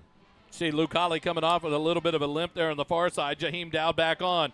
Quickly out of the huddle. On 2nd and 10, Dubleby drops back to pass. He's going to throw across the middle. Has him in. Touchdown, Glenn Grizzlies. Easy for you to say. The pass complete to number 5 for the Grizzlies. That's Cooper Johnson. And the Grizzlies take advantage of the turnover. And now they'll bring out their formation, the swing and gate formation here. 14-9. And now the extra point team will come on for the Grizzlies. And so Dubleby, what Coach Griffin was talking about, Kelly, the fact of you got to stay true to your assignments. They will pass the ball. And a good job by Dubleby there. He stepped back and fired a rocket to Johnson and completes it for the touchdown. And the safety froze on the play-action fake. Don Juan's extra point is up, and it is good. And with 41 seconds remaining here in the first quarter, Georgetown's lead cut to 4, 14-10. Georgetown Eagle football comes back in just a minute here on the SHN Sports Network. Jason Chance Tompkins Memorial Broadcast Booth is brought to you by JMTs. JMTs provides custom apparel and promotional items to small businesses, schools, and nonprofit organizations. Our services include screen printing, embroidery, and promotional items. Our game-changing direct-to-film printing allows JMTs to print full-color graphics on your garments. JMTs has the experience and confidence to take on any order. Visit our website at jmts.com or call us at 512-388-5555.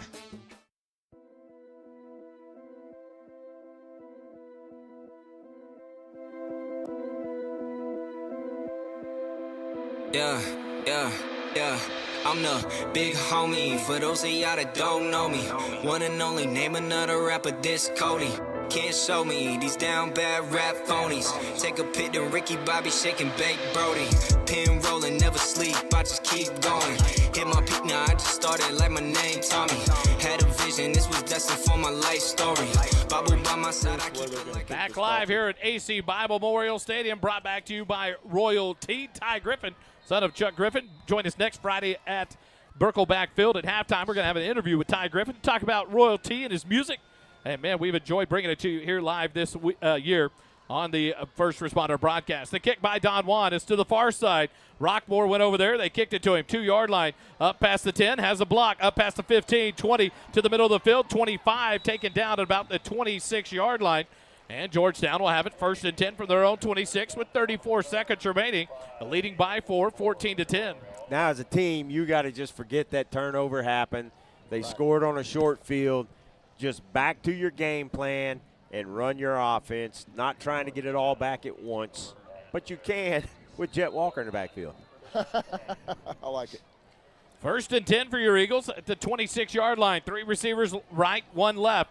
Walker in the backfield behind McDougal will move offset to the right. Far side hash mark. Now Mylock will close into the right side of the end. Hand it off. Walker left side, cut up the middle. 30, 35. He's off to the races. 45, 50, 45, 40. 30, 20, 10, touchdown. Jet Walker He to called the it. house. I called it. Hey, I don't care when he calls it. Let me call the play.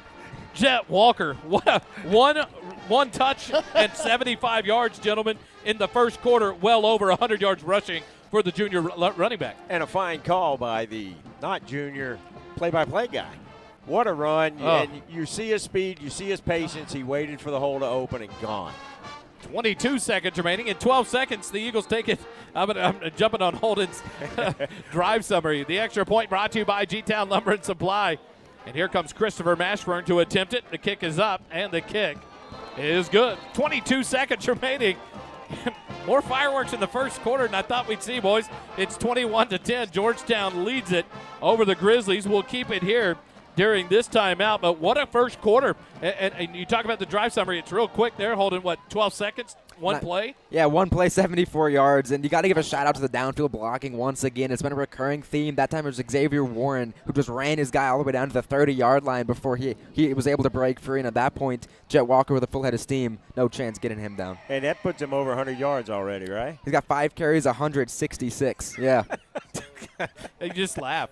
We got to talk to him Wednesday night at the coaches show, and he's such an humble young man. He just, he talks about he loves the fact that he's coming here against bigger competition at Georgetown after they moved back to Georgetown this summer, coming back from Lampasas, and but he's not intimidated by it. He's not overpowered by it. He is a man amongst boys right now in the way he carries the football, and what a job by the Georgetown Eagles and this offense. And he is all smiles down here on the sideline. I don't know how many yards he's got holding, but it's probably impressive at this point. 166 in the first quarter, yeah. 5 carries, 166 yards, Dave.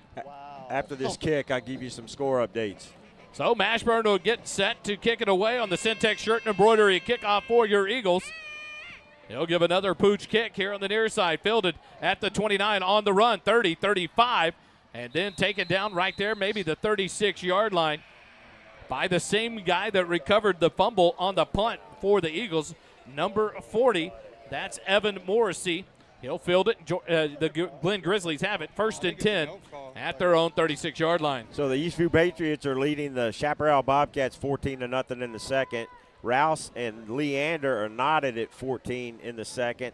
And the Timberwolves are trailing the Broncos 14-7 in the second quarter as well. So Lake Belton up 7 early on the Cedar Park Timberwolves. Quickly out of the huddle, Dubleby back under center. He'll turn, pitch it, go to the right side. Keaton Gordon tries to stretch it out. He's taken down just past the 35 to the 36-yard line. A flag comes in from the far sideline, and Georgetown may have finally gotten their hold call they want.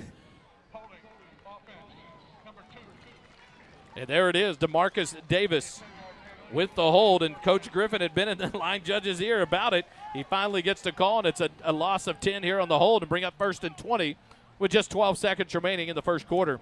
Coach Griffin just told him how good a call that was, too. Anytime you get these running backs going to the edge like that, you often see the hold calls because the defensive players see that and try to break away, rip outside, and that's when you see those holds. Now the Grizzlies are going to stay in the huddle. They'll break it at the last second, but Duke will be unable to get the snap off, and the first quarter comes to an end. We're live here at AC Bible Junior Memorial Stadium on Leander campus. The Grizzlies 10, your Georgetown Eagles 21 at the end of the first quarter. Eagle football continues in just a moment. The second quarter is brought to you by Aesthetic Dentistry of Georgetown. The mission and purpose of our team is to help provide quality of life with healthy and beautiful smiles. Determine if a highly trained cosmetic dentist is the best option for your smile. We are located at 3622 Williams Drive, Building 2 in Georgetown, Texas.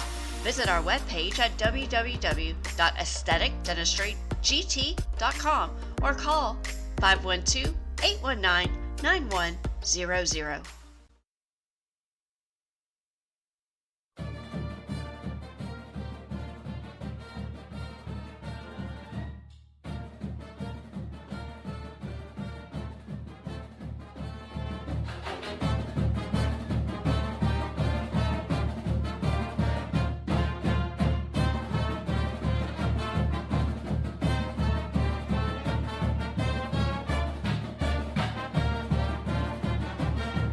Back here at AC Bible Memorial Stadium at the end of the first quarter, Georgetown leads at 21-10 over the Grizzlies. Grizzlies of Glen High School have the ball to start the second quarter. They have it 1st and 20 from their own 26-yard line after the holding penalty. And now we'll flip into the field, and the Grizzlies break the huddle. Dubleby under center. Now changes the call, stands up, calls it out to his offense, back under center. Dubleby hands it off. Ortiz up the middle, hit immediately and dropped after a gain of 2 up to the 28-yard line. Luke Butch on that play alongside number 24, Caden Hogue. A good play there, brings up 2nd and 18 now for the Grizzlies. You almost said Blair Hogue, one of our sponsors, but I think he knows Caden. Yeah, and this is where Glenn may have to start trying to take some chances and throw a few more passes than they really wanted to, especially if they go down by any more. 2 receivers right, handed off right side. Ortiz cuts it back up to the hash mark, drives forward, and then he's hit and stopped there. Falls forward to about the 40. They're going to give him up to the 40-yard line. That'll be a nice gain there. It'll bring up a manageable 3rd and 6 for the Grizzlies. A tackle by the Georgetown Eagles. Let's see on that one, number 13 in on that tackle. That's Cooper Werchin. And he got some help there to finally bring down the fullback, J.J. Ortiz. And there was a missed tackle right at the line of scrimmage. There was a screamer off the edge, but he cut right inside of him, and that allowed it to spring the big play. Dubleby under center quickly on 3rd and 6, man in motion. Dubleby drops the ball. He's going to roll out to the right side. He's trying to run away from trouble, and he's taken down. He'll get enough for the first down. A generous spot there, up just past the 46-yard line. And Dubleby turns a disastrous snap and fumble in the backfield into a Grizzly first down. And part of that was that motion and that offense. It all started to the left side. Dubleby was going to come back to the right, drop the football, but there was a lot of pursuit by the defense going that way. That's why there were very few tacklers over on the left side of the defense. Now the Grizzlies have it 1st and 10 at their own 46-yard line. 10:25 remaining, second quarter. Out of the huddle, back under center, Dubleby. Man in motion, turn, hand it up at the middle. Ortiz, he's hit. The ball's out. Nope, Ortiz followed right back on it. Luke Butch grabbed it as he was pulling away. That ball popped right back to Ortiz, and it's a loss of 1. And that'll bring up 2nd and 11 for the Grizzlies. Both of these defenses are playing very aggressively, and you like that. I'm impressed by the aggressiveness of this offense because these guys are blocking not only at the point of attack, but they are getting downfield and blocking as well. And I think that's where Glenn's success has come because they do pursue blockers down the field. Out of the huddle, they come with 9:45 remaining in the second quarter. Here on 2nd and 11, Dubleby. Tight formation, Keaton Gordon. Nope, hand it near side. Davis hops over the line, and then he's hit and dropped at about the 49-yard line. That'll be a gain of 3 and bring up 3rd and 7 now for the Grizzlies at their own 49-yard line. And this is a big 3rd and long for the Grizzlies. They have got to continue this drive and try to put some points on the board. They do get the ball in the second half, so putting points on the board would be huge for Glenn. 3rd and 7. Look for the pass here as Dubleby has made several passes. Nice completions here early on. Dubleby under center. Davis in motion, handed to him left side. He gets outside, he's hit, falls forward to about the Georgetown 47-yard line, and that'll be 3 yards short. It'll bring up 4th and 3 now for the Grizzlies. And now a decision here for Coach Krauskopf into Georgetown territory at the 47-yard line on 4th and 3. You got to think they're going to go for this. Great job by Garrett Tickner to stay in his assignment lane on that one. And now here comes in the signal caller for the Grizzlies. 8.5 minutes left. Here in the second quarter, quickly under center, Dubleby goes. Turn, hands it Ortiz, right side, hit, drop, no! And the ball's out. Luke Colley falls on it, and it's Georgetown football either way. It's a turnover on downs, but instead it's a fumble recovery by Luke Colley. Georgetown has it 1st and 10 at their own 46-yard line. Big stop. Thank you, Tennyson Dean, on that one. Big stop for him. Big stop here, and now I think Georgetown's probably going to take their time and try to eat up some of this clock and keep the ball away from Glenn. If they can put some points on the board and chew up some of this clock, that puts Glenn really on their heels. 3 receivers right, 1 left. Walker offset to the left of McDougal, middle of the field at the 46-yard line. 8:18 remaining in the first half. Snap back to McDougal. He's looking left. He's going to hang one up. He's got his receiver, and he's caught. Davin Sedgwick calls it in. 10, 5, dives for the touchdown. Touchdown, Georgetown. Davin Sedgwick calls it in, and Kelly, they wasted no time. 2 drives, 2 plays, and about 125 yards, and Georgetown's offense is clicking. Shows you why I'm up here in the booth and not a coach.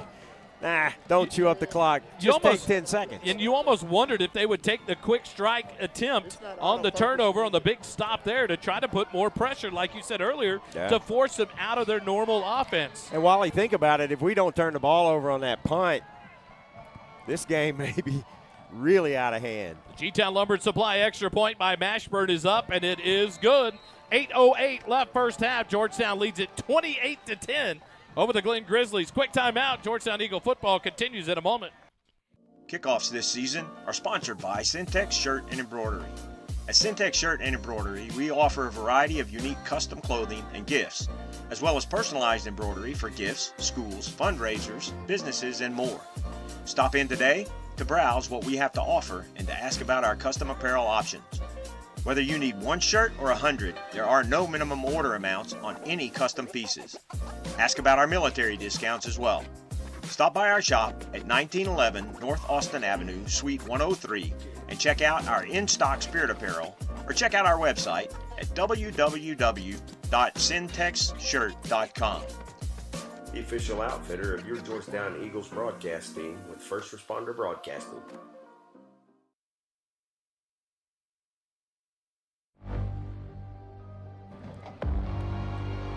Back live here at AC Bible Junior Memorial Stadium.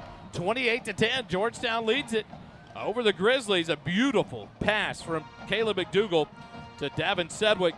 Holding the drive summary, another short one. One play, 54 yards, 7 seconds, and that brings Caleb McDougal to 6 of 8, 99 yards, and the 2 scores, both going to Davin Sedgwick. Great hands catch, great throw, and the Seagulls offense is humming. And what a job by Sedgwick to walk the tightrope down the sideline here on the near side and then dive for the end zone to make it 28-10 for Georgetown.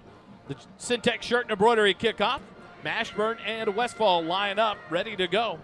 And Mashburn will kick it away. Another pooch kick. This one a little bit deeper. Fielded at the 18 by Morrissey. He dances at the 25 and then knocked out of bounds at the 27-yard line. And that's where Glenn will take over, trailing by 18 points with 8:03 left here in the first half. An opportunity. You think about that fumbled punt. That doesn't happen. It could be 35-3 easily here for Georgetown. Yeah. What a job the defense to come right back, get a stop, and Georgetown put it back in the end zone. Defense has picked up where they left off last week. I did want to say on that kick return, I think it was, I'm not sure who it was way out there on the outside, but he intentionally stepped towards that sideline to force that ball carrier back. Worshin. Yeah. He intentionally stepped towards that sideline to make that ball carrier turn back in. Really headsy play on kick coverage. And here come the Grizzlies out of the huddle. Dubleby has 2 receivers wide right. Breaks the huddle quickly to the line. Dubleby gets the snap, handed off. Nope, he keeps it. He's going to throw on the run. Dumps it in the flat. Keaton Gordon can't hold on to it. It's incomplete. And that'll bring up 2nd and 10. Stops the clock with 7:58 remaining here at the second quarter. He seemed excited to get rid of that football because he fired it in there pretty good, and the receiver wasn't quite ready for that kind of mustard on the football. Right, Holden? And that's what happens when you don't have a lot of reps with the throwing. You don't get the rhythm in. I'm going to roll. I'm going to roll with it. Got to roll with the punches. You don't get a lot of rhythm in, so that ball kind of sailed a little bit. Tougher catch, kind of above his head. Could not bring it in. 2nd and 10. Dubleby breaks the huddle up under center. Tight formation turn, pitches it, coming near side to Marcus Davis. Hit and dropped in the backfield. It'll be a loss of 1 on that tackle there. Jaheim Dowd in there, along with number 90 for Georgetown, A.J. Stevenson. Great tackle there. And a lot of players in and out of this defense keeping legs fresh, and they're doing a great job from top to bottom of controlling this run. They really are, but it would be nice to have a 3 and out here and give this defense a little bit of rest. They've been on the field a bunch, even though Georgetown's up by 18. But with the rotations in there, you do get a little bit of rest in there, but it'd be nice 3 and out. 3rd and levered. Dubleby looking to pass. He's going to throw right down the middle into double coverage and almost caught. Wow, that would have been impressive. Just off the hands of the receiver, DeMarcus Davis. And he almost caught it right in between 2 Eagle defenders. Garrett Tickner, I believe, that's Cole Mitchell alongside number 13, Cooper Werchin. But the incompletion brings up 4th and 11 and a punt. Another stop for this Georgetown defense. Great stop, and that 3 and out. The defense is going to be really glad for that. And they're going to be asking if they'll run a couple of counters, maybe right up the middle, for give them a rest. Max Muniz back. Israel Alvarez, punt blocked! Jaheim Dowd blocks the punt. Georgetown recovers. 1st and 10 at the 13-yard line. Oh, baby! Jaheim Dowd came in untouched, blocked the punt off the foot of Israel Alvarez, and Georgetown's offense tells the defense, get ready, you're about to be back up, boys. Yeah, I'm gonna stop guessing stuff because I'm just wrong. I got 1 right, but Jet Walker made you look good on 1. Yeah, Jet did 1. What a block on the punt there. First blocked punt of the year for the Georgetown Eagle punt return team. Jaheim Dowd gets in there, and here comes the Eagle offense. 1st and 10 from the 13 inside the Graham & Sons red zone. Jet Walker back in there. 1 receiver left, 1 right. Davin Sedgwick Split wide left, Xavier Warren. Wide right, Walker to the left of McDougal, middle of the field. Snap back to McDougal. Fake the handoff. McDougal up into the corner. Xavier Warren. Touchdown, Georgetown. The X-Man strikes for the TD. It's just so much fun to watch these guys play. There's so much talent out there. And Caleb McDougal is doing just an unbelievable job of running this offense. He does not look like a sophomore. Have to call him the banker. Boy, he's dropping dimes all over this field tonight. What a job by the sophomore. Could drive the bus. And, man, is he doing a great job tonight. Here comes the G-Town Lumber and Supply extra point attempt. 7:02 remaining here in the first half. Georgetown leads it 34-10. Christopher Mashburn getting ready to attempt the extra point. McDougal to hold, middle of the field at the 10-yard line. What's going on? McDougal looks to the side. And now the Eagle field goal team is ready. Snap back, the hold is down, the kick is up, and the extra point is good. 7:02 remaining, first half, 35-10. Georgetown leads it over Glenn. There's another flag. Woo, number 90. On the field. Doppler Dave called it before the referee could get a hold of it. We'll keep it right here. He was talking trash. Sorry. Was his last penalty an unsportsmanlike? It was 44. Oh, okay. That got called on. But we'll stay right here to get this call from the referee. But it came from the back judge that came from out underneath the field goal post. And, man, he launched it right there. And a couple of the Eagle linemen were jumping for joy when they saw the flag come. Well, and if they get a 15-yard penalty and they're kicking off from Glenn's 45, I can guarantee you onside kick's coming.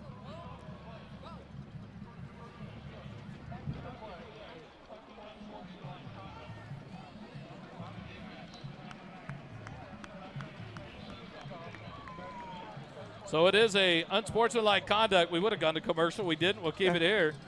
But the play called there on number 90, that's Jordan Bean. So the first one was called on 44, DeMario Alba. So they both now have one apiece. In the second one, they are eliminated from the contest. So now Georgetown will kick off from the 45 of Glenn. I don't know why they're sitting it down on the 40. There we go. Just had to get the official signals in from the one ref, and he'll move it all the way into Glenn territory to the 45-yard line. Georgetown leads it by 25, and I tell you what, this offense is just clicking on all cylinders. Boy. The defense under Coach Louts, we talked about it at the coaches show. You and I have talked about it all week, Kelly, and just different things that this defense you want to see out of them. I can't imagine anything else to see out of them. They're just playing great football here in the first half. I don't know what the least amount of points Glenn has put on the board this year. Their games have been shootouts. They've been some pretty high-scoring games, but they haven't really been able to get much going on offense, and that's a tip of the cap to this Georgetown defense. Syntex shirt and embroidery kickoff, and here comes Mashburn, and he'll kick a high poocher. It's going to land at about the 3-yard line, but it's going to go out of bounds. So instead of an onside kick, Glenn is going to actually get decent field position. They'll have it 1st and 10 at their own 30-yard line to start their next possession with 7:02 remaining here in the first half. But now, how soon? You said it would be 4 scores. They're 25 points down, 3 touchdowns behind in Georgetown. Do they pull out and start passing the ball more yet, or do they stick to the game plan? That's what Coach Groskopf has to decide, being down this early, this big. I think if they could have kept it at 18 points, they could stick in their game plan. But now you're down 25 points with 7:02 left in the first half. You really have to start taking some chances, I think, at this point. And you see Georgetown maybe step back into more of a zone, watching for that pass? And that's the curiosity, Dave. We talked with Coach Griffin about it earlier in the week.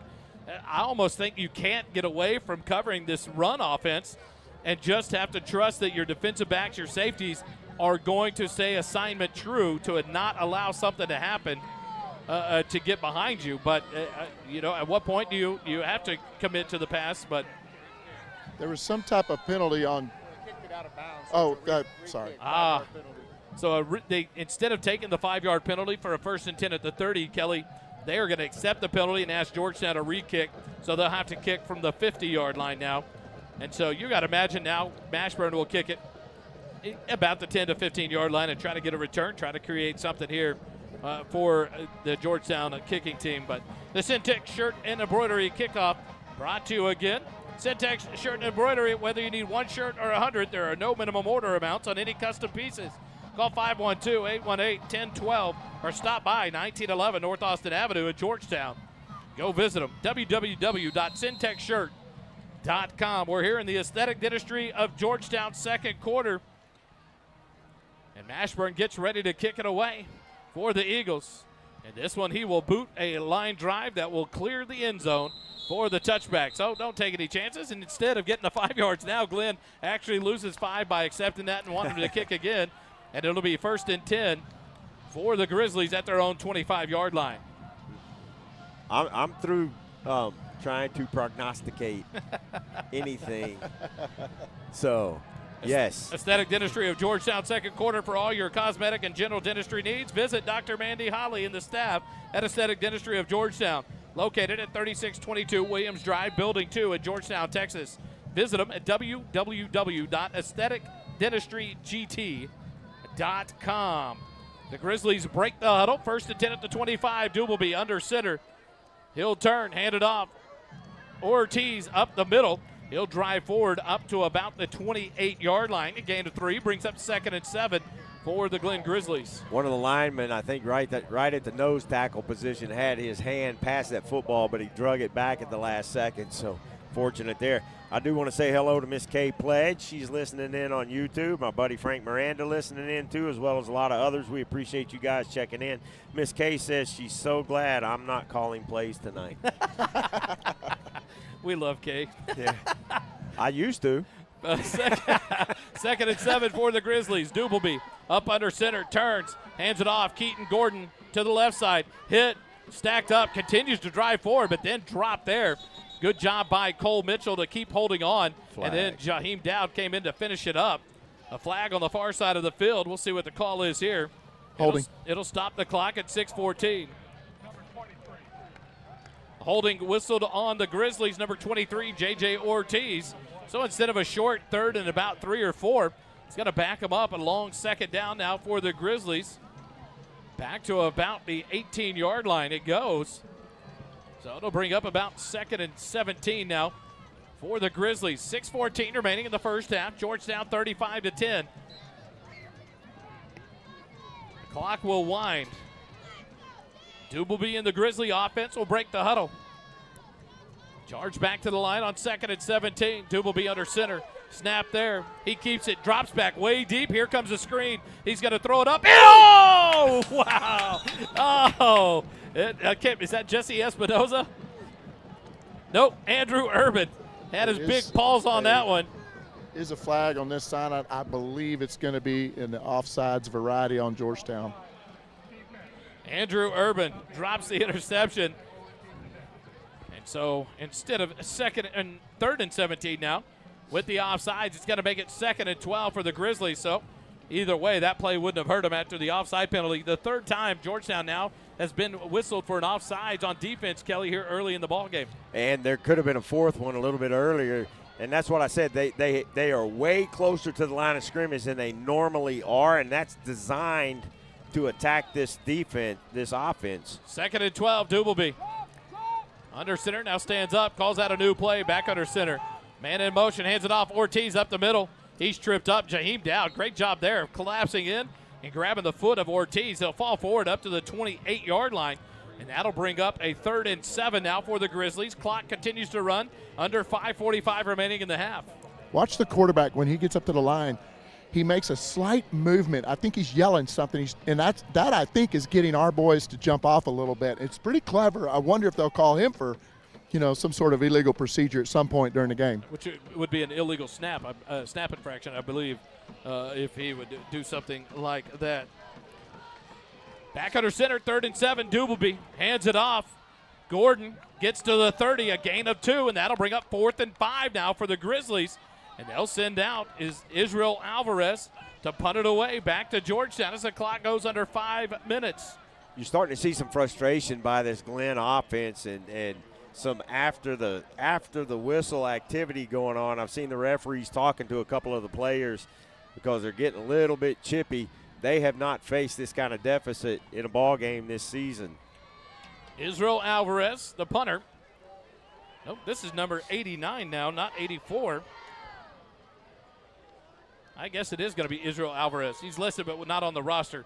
He'll get the punt away, and it's a high, short punt. It'll land about the Georgetown 50-yard line. It goes into Georgetown territory on a Glenn bounce inside the 45, down to about the 44-yard line. Quick timeout. Eagle football continues in a moment. The second quarter is brought to you by Aesthetic Dentistry of Georgetown. The mission and purpose of our team is to help provide quality of life with healthy and beautiful smiles. Determine if a highly trained cosmetic dentist is the best option for your smile. We are located at 3622 Williams Drive, Building 2 in Georgetown, Texas. Visit our webpage at www.aestheticdentistrygt.com or call 512-819-9100. 4:24 remaining as McDougal takes the snap, fakes the handoff, throws it out in the flat. It's incomplete to Braylon Westfall. The pass was low there. He was hit immediately, but the incompletion will bring up 2nd and 10 now for the Eagles from their own 44-yard line. 35-10, Georgetown leads it by 25. Here in the second quarter, Glenn will get the opening kickoff in the second half. So you know Georgetown would love to kind of take some time here, punch it into the end zone, and extend this lead before the second half and let this defense get some rest. 3 receivers left, 1 right. Walker offset to the left of McDougal, far side hash mark here on 2nd and 10. Now a man in motion, snap back to McDougal.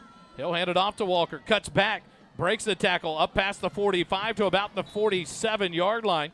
That'll be a gain of 3 and bring up 3rd and 7 now for the Eagles. Clock continues to run inside 4 minutes and 5 seconds here in the second quarter. And you saw there, Jet he got hit in the backfield, but he's so strong he was able to break through. I thought that they were going to get him for a loss, but 2-yard loss turned into a 3-yard gain. Georgetown taking their time here. 15 seconds left on the down clock. 3:48, and the clock continues to run on the game clock. 2 receivers right, 2 left. Walker offset to the left of McDougal, far side hash mark, 3rd and 7. Snap back to McDougal, a clap of the hands. Now it comes back delayed. He'll roll to the left, looking left. He's going to have to get rid of it and does, and there's the pass interference. A couple of penalties come in, one late from the line judge close to the line of scrimmage. The back line judge here on the near side had either a hold on the defense or a pass interference. Yeah, and I think both of them were looking at the same thing. So if that's going to either one of those penalties, we give Georgetown a first down. Conversation there with the officials with 3.5 minutes remaining in the first half. Whatever happened, Caleb McDougal was on the ground at the end of that play. I wonder if he got hit late.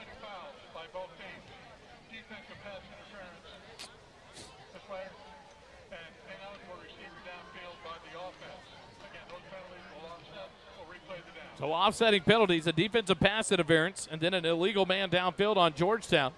So it'll bring up 3rd and 7 again from the Georgetown 47-yard line from the far side hash mark.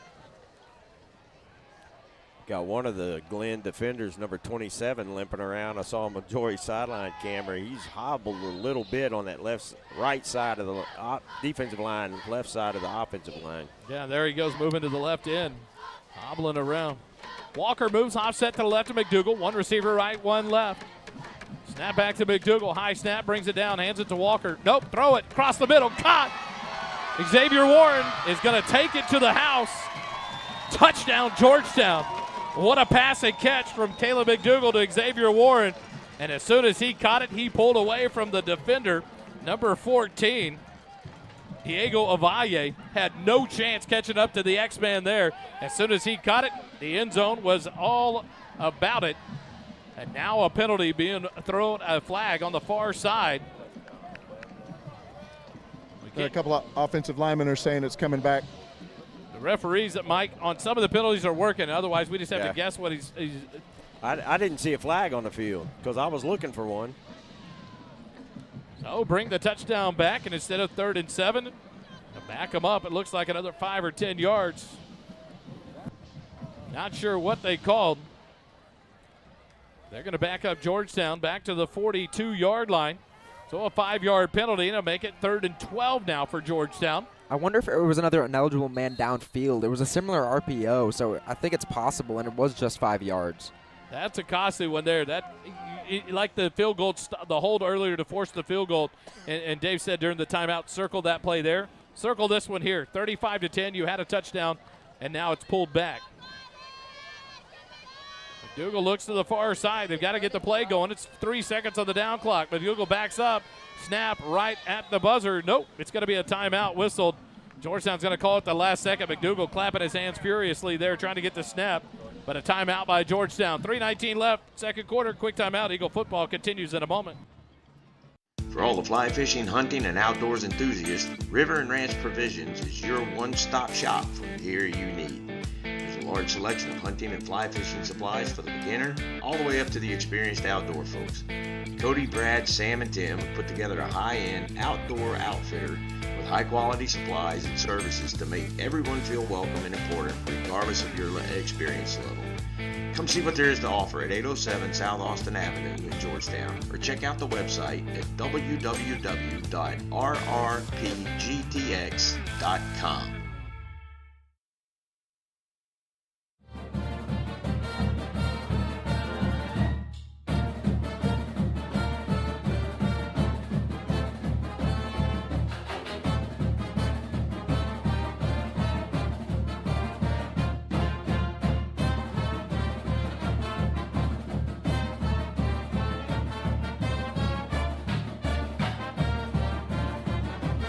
Back here inside the JCT Memorial Broadcast booth, brought to you by JMTs.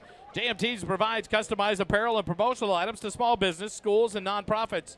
JMTs has the experience and confidence to take on any order. Visit them, www.jmts.com. 3rd and 12 for the Eagles. McDougal snap back, fakes the handoff, looks to pass, throws it out on a comeback route, but misses wide, incomplete to Xavier Warren. And that'll bring up 4th and 12 for the Eagles from their own 42-yard line.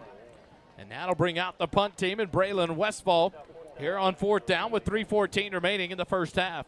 Glenn's got to be pleased that they got that stop. That stop comes off of a big penalty.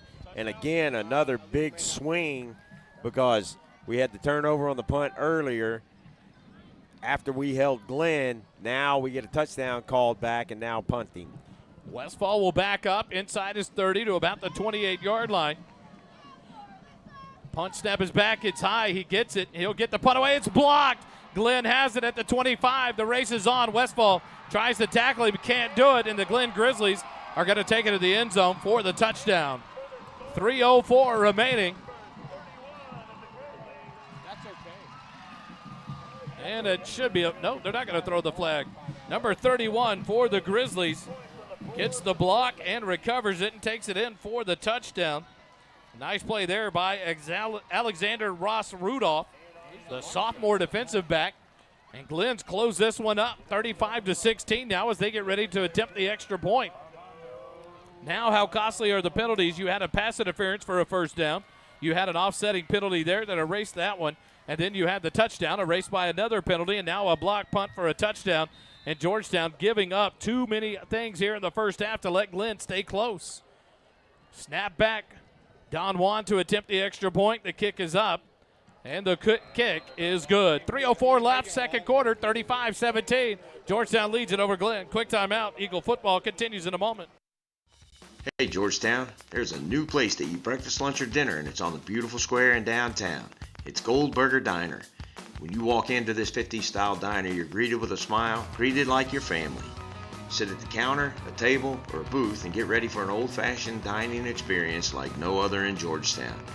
Enjoy tasty breakfast or come later for a burger, chicken fried steak, or even the Southern classic liver and onions. There's so much to choose from. Goldberger Diner is located at 109 West 7th Street in downtown.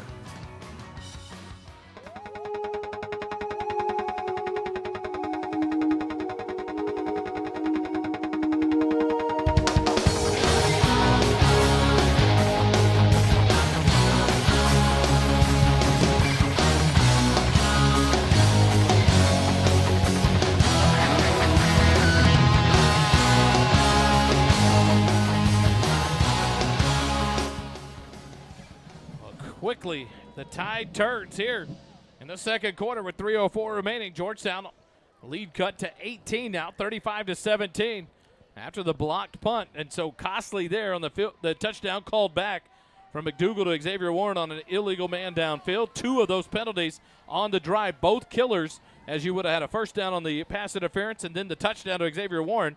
And instead they get held on third down. It's a fourth down punt situation to block punt. Returned by Ross Rudolph for the touchdown, and Glenn right back in it. Now they can stay in that offense, Kelly, with this run game. And you certainly got to be aware of a potential onside kick here. Armando Don Juan gets ready to kick it off. He'll approach it here. And it's a high, short kick. It'll be fielded at the 34. On the run comes the Georgetown kick return team. Up past the 40, 45, and a good return there for Georgetown by the up man. That's going to be number 9, Seth Warren. Oh, Bobby Boucher making another big play for Georgetown. And Georgetown gets great field position to start this one to try to recover here and get another score before the half. They'll have it 1st and 10 at their own 46-yard line. But exactly what you thought. Be prepared for that onside kick, and Don Juan just put a poocher about 20 yards down the field, and Seth Warren ready for it, made a good return.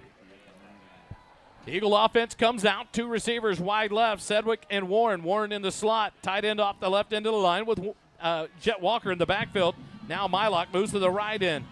Snap back to McDougal, hand it to Walker, right side, finds a gap, up the middle, 50, 45, 40, runs over a man, 30, 20, 10, touchdown, Georgetown. Jet Walker takes it to the house. No flags. No flags. Hey, hand it off. You can't have an illegal man downfield. That's it. One play, and Georgetown puts a touchdown on the board with 2:47 left here in the first half. 3 long runs, and you notice no airplane puns? Are you proud? You're waiting. You're just itching to drop one on us. I know. I'm okay. trying not to get kicked in the head. Hometown service like none other. 9400 Brown Lane in Austin, Texas. It's G-Town Lumber and Supply. The extra point brought to you by them. The kick by Mashburn is up, and the extra point is good. 2:47 remaining first half. It's 42-17. Georgetown returns the favor with a quick one-play drive for the touchdown. Quick timeout. Eagle football returns in a moment.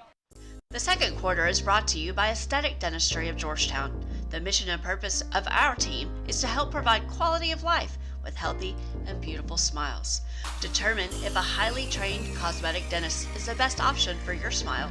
We are located at 3622 Williams Drive, Building 2 in Georgetown, Texas.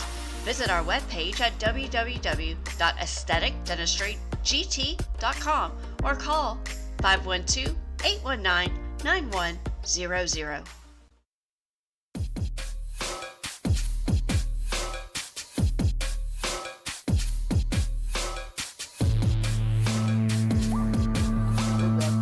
Back live here in the JCT Memorial Broadcast booth. Another one-play drive. Hold it.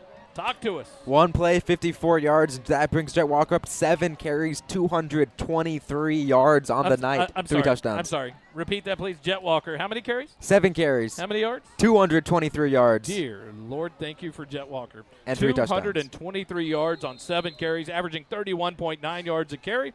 And Georgetown gets ready to kick it off. Mashburn, a little pooch kick of his own to the far side, fielded at the 30. Coming near side, 35-yard line, and then taken down from behind at about the 37-yard line. And Glenn will have it 1st and 10 at their own 37 with 2:42 remaining here in the first half. But what a performance by Jet Walker in this Georgetown offense. 3 one-play drives for touchdowns in the first half, I believe. An unbelievable stat. You talk about answering quickly, and this offense continues to perform. Yeah, and Glenn had some momentum going there, and then with one play, Jet Walker sucks that momentum right out of their sails, and now they're back in the same conundrum they were in just a couple of plays ago. So it'll be spotted at the 38-yard line, 1st and 10 for the Grizzlies. Doubleby has 2 receivers split wide right. Out of the huddle, back under center. Doubleby quickly keeps it, rolls to the right, looking to throw, throws it up, has a man, DeMarcus Davis, and he'll be tackled by Jaheim Dowd into Georgetown territory. They'll take him down, but now Jaheim Dowd stays down on the field. Now he's being helped up by Cole Mitchell. He'll be all right. It's down to the Georgetown 30, 1st and 10. We talked about it. Their offense is going to have to open up, and a good pass there from Doubleby to Davis for the first down. Well, with this big lead, the defensive backs need to be reminded, stick with your receivers. Your guys up front are doing their jobs. You stay with your receivers. 2 receivers left. Dubelby rolls left. He's going to throw again. Pressure coming. He's going to hang one up to the end zone. Got a man, but he overthrows him. Incomplete. And he was open in the corner of the end zone. But outside of his grasp there as Dubelby threw it a little too long. And it'll bring up 2nd and 10 now. Dubelby, it's kind of confusing. He's chased to the far sideline, towards the Georgetown sideline, and then walks away back towards the center of the field talking to the Georgetown sideline. I'm sorry, you're down 25 points. Go play football. Yeah. And one of the coaches kind of pointed like, hey, would you stop this? It's unreal, the penalties you're seeing on some of these extra things after touchdowns and stuff going on between these two teams. A little chippy here early. Dubelby, 2 receivers left, out of the center, rolls left. He's going to pass again. Dubelby will set his feet, throws it up, corner of the end zone, overthrown. Incomplete to DeMarcus Davis. Good coverage there by Georgetown. And 3 passes in a row brings up 3rd and 10 on 2 completions in a row by Dubelby. Well, this will be 4-down territory. It has to be. They're too far behind to give this ball up. And you're in that end of the field, in between the punt, in between 4 downs. And that was a bit of hero ball by the quarterback. He had a man open on the edge, but then kind of looked him off and wanted to take the deep shot, which really wasn't open. He's got to stay focused, he has to continue keeping this offense on track rather than trying to get the home run every single time. 2 receivers left again. Dubelby gets the snap, rolls left. He's going to throw again. Here comes pressure. He's going to throw it now out in the flat. Catch made at the 20. Dropped immediately, but it should be enough for a Glenn Grizzly first down. The tackle made by Cooper Werchin, and they are going to move the chains right at the 20, 1st and 10 for Glenn. They've yet to run the ball in this possession, Kelly, and the defense giving up a lot of yards on the pass game. It's their 7th or 8th pass in the game so far. They usually average 10, and that's the result of this big lead that Georgetown has. 2 receivers wide right. Dubelby keeps it. He's going to pass, gets pressure, dumps it off, and it's incomplete to Keaton Gordon at the 20-yard line. Wouldn't have gone very far as Caden Hogue was right there ready to take him down. But the incompletion brings up 2nd and 10 for the Grizzlies. He's fussing at the receiver for not pulling that ball in, but hit him in the chest with it. A little high on that. Keaton Gordon already turned back towards the quarterback, Dubelby. So a tough catch it would have been, unable to make it. 2nd and 10 for the 20. 1:39 remaining in the first half.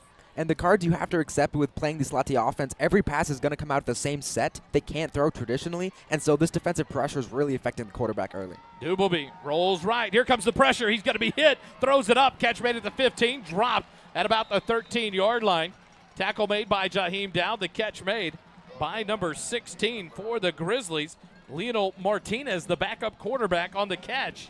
And that'll bring up a short third and 3 now for the Grizzlies. 1:15 on the clock as it continues to run. No rushing attempts on this drive for Glenn. We've answered the question, will they come out of the offense in the first half, and they have. Dubelby under center on 3rd and 3.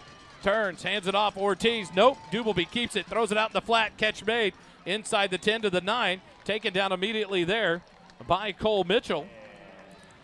And you can tell they don't want to give Georgetown this ball back with any time. They've got 3 timeouts, but they're letting this clock run. Yeah. Now they take their first. Coach Krauskopf calls his first time out with 55 seconds remaining in the first half. We'll take it with him. Georgetown football continues in a moment. The Jason Chance Tompkins Memorial Broadcast Booth is brought to you by JMTs. JMTs provides custom apparel and promotional items to small businesses, schools, and nonprofit organizations. Our services include screen printing, embroidery, and promotional items. Our game-changing direct-to-film printing allows JMTs to print full-color graphics on your garments. JMTs has the experience and confidence to take on any order. Visit our website at jmts.com or call us at 512-388-5555.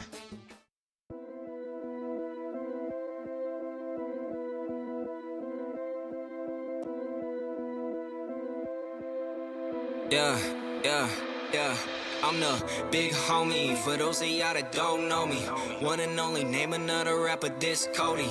Can't show me these down bad rap phonies. Take a pit to Ricky Bobby shaking baked Brody. Pin rolling, never sleep, I just keep going. Royalty bringing us back here into the JCT Memorial Broadcast Booth, brought to you by JMTs. 55 seconds remaining here in the first half. Georgetown leads it 42-17. The Grizzlies have it, 1st and goal at the Georgetown 9. Wally, with the success they're having, I'm anticipating seeing a lot more of the passing game in the second half. Dubelby under center, takes it, hands it off left side. That's DeMarcus Davis. He's up to about the 8-yard line. A gain of 1 brings up 2nd and goal. And Coach Crosskopf will take his second time out of the half. 46 seconds remaining. Quick timeout. Eagle football. Back in a moment. The second quarter is brought to you by Aesthetic Dentistry of Georgetown. The mission and purpose of our team is to help provide quality of life with healthy and beautiful smiles. Determine if a highly trained cosmetic dentist is the best option for your smile. We are located at 3622 Williams Drive, Building 2 in Georgetown, Texas. Visit our webpage at www.aestheticdentistrygt.com or call 512-819-9100.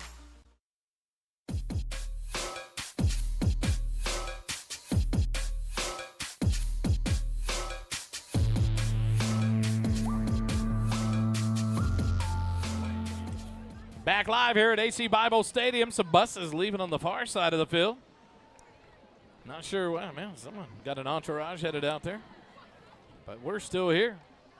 46 seconds remaining in the first half. Georgetown leads at 42-17.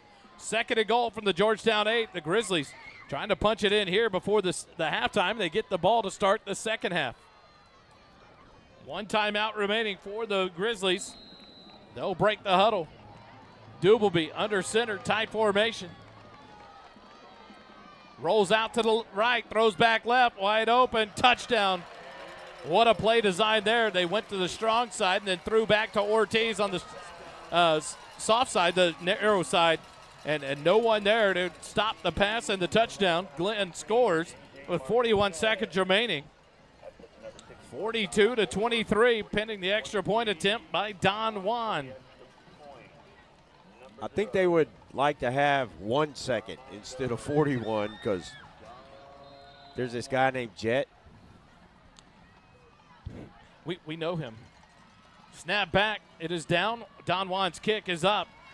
And it is good. 41 seconds remaining first half. 42-24. The shootout continues here at AC Bible Memorial Stadium. We'll be right back with more Eagle football in a moment. Hey Georgetown, there's a new place to eat breakfast, lunch, or dinner, and it's on the beautiful square in downtown. It's Goldberger Diner. When you walk into this 50s style diner, you're greeted with a smile, greeted like your family. Sit at the counter, a table, or a booth and get ready for an old-fashioned dining experience like no other in Georgetown. Enjoy tasty breakfast or come later for a burger, chicken fried steak, or even the Southern classic liver and onions. There's so much to choose from. Goldberger Diner is located at 109 West 7th Street in downtown.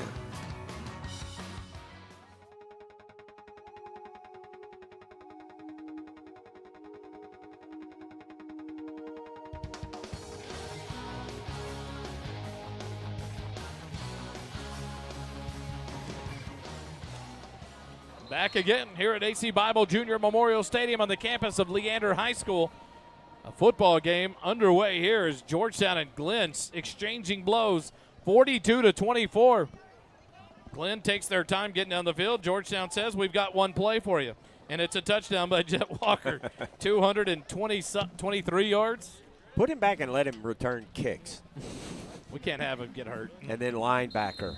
Yeah, what can he not do?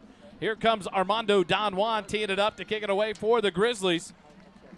Back deep, Xavier Warren and Darius Rockmore for the Eagles. Don Juan approaches, and he'll put it away. It's a kind of a short blooper kick. It'll be fielded. It bounces at the 23, and Darius Rockmore will jump on it for Georgetown. He let it bounce, but it took a backspin there by Don Juan's kick.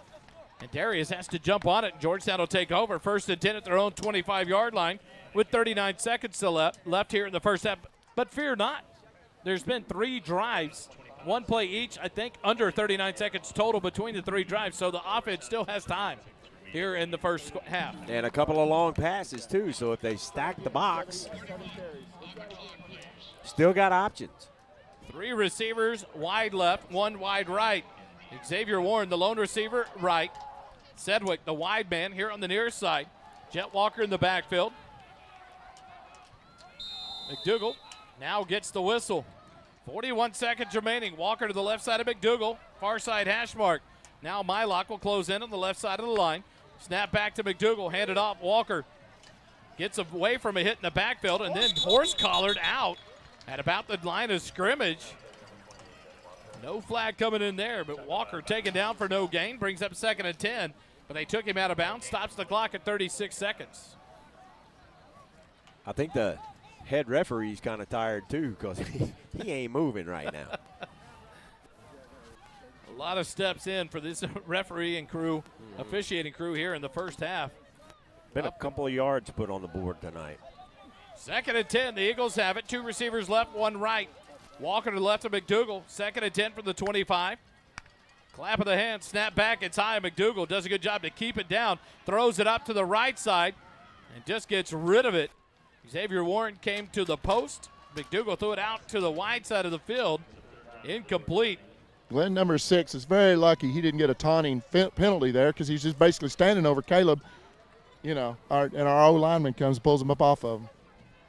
30 seconds remaining here in the first half. 3rd and 10 now for Georgetown. The thing you don't want to do is put yourself in a situation on a long 4th down to punt it away and take a chance of getting another one blocked, or giving Glenn a chance to get another touchdown quickly here before the half ends. Well, I'm kind of surprised they didn't flag McDougal for intentional grounding because there wasn't a receiver in the area, and he was still definitely in the tackle box. 1 receiver right, 1 left. Snap back, hand it to Walker, right side. Up past the 25, 30, 35, makes a man miss. 40, stiff arm. 45, 50, cuts back, makes a man miss. Into Glenn territory, down to the 39-yard line. And a quick timeout by Coach Chuck Griffin with 20 seconds left here in the first half. And Georgetown cooking again into Glenn territory. 1st and 10 on a borrow from Morrow. 1st down to the 40. This guy, Jet Walker, here's a guy. This guy is just a running machine, and it is so much fun. How many tackles did he just break? How much?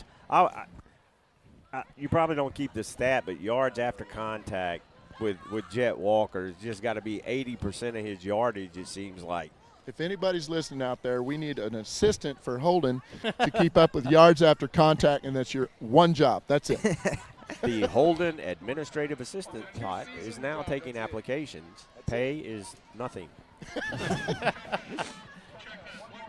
35-yard run there for Jet Walker from the 25 up to the 40 of Glenn. Gives you a borrow from Morrow 1st down. With 20 seconds remaining, Georgetown still has 1 timeout remaining in the half, I believe, after that timeout. So an opportunity here for Georgetown. And in the warm-ups, Mashburn hit a 45-yard field goal on the warm-ups, and so an opportunity maybe to get into field goal range and give Mashburn a chance for the 3 points before the half ends. Scoreboard operator in the stadium forgot to tick off the timeouts. 1st and 10, far side hash mark. 2 receivers left, 1 right. Walker to the right of McDougal. Snap back, fake the handoff. McDougal drops back. He's going to throw it across the middle, wide open. Xavier Warren at the 20, catch made. The clock will stop for the change to set. Georgetown will quickly try to get up to the line. 11 seconds remaining. They wind the clock. McDougal, they're going to call a play, taking his time. You got to go. 5 seconds remaining. McDougal rolls right. The Eagles only have 1 shot. He's going to throw it up to the end zone, a jump ball, and there's a pass interference in the end zone, and that'll give Georgetown 1 untimed play.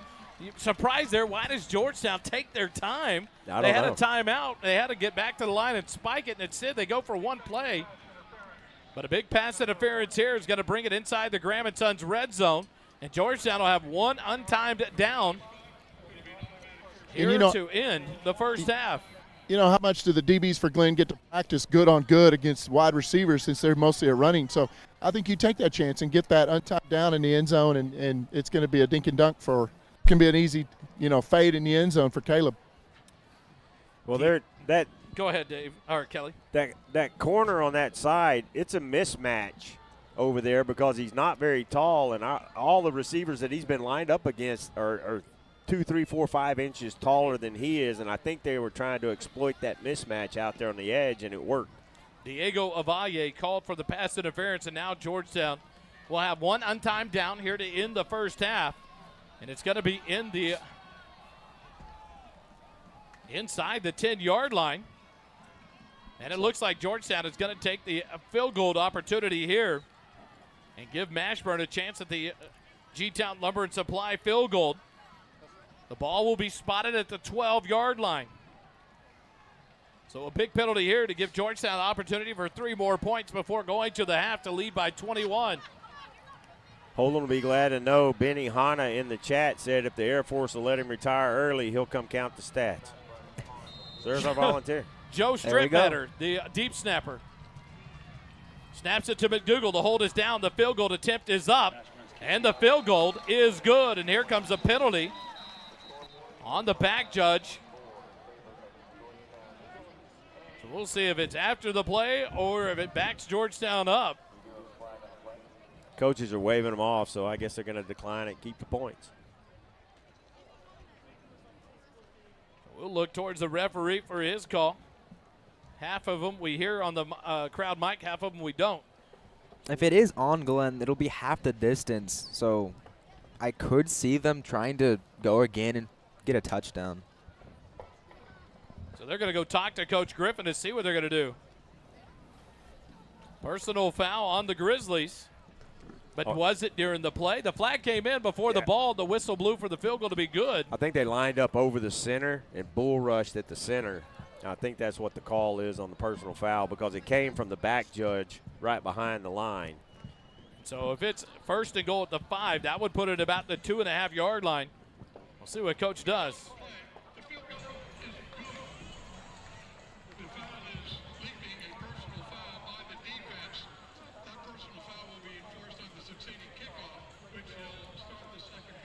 So the personal foul whistled on the Grizzlies. The field goal is good, so the points are there. 45-24.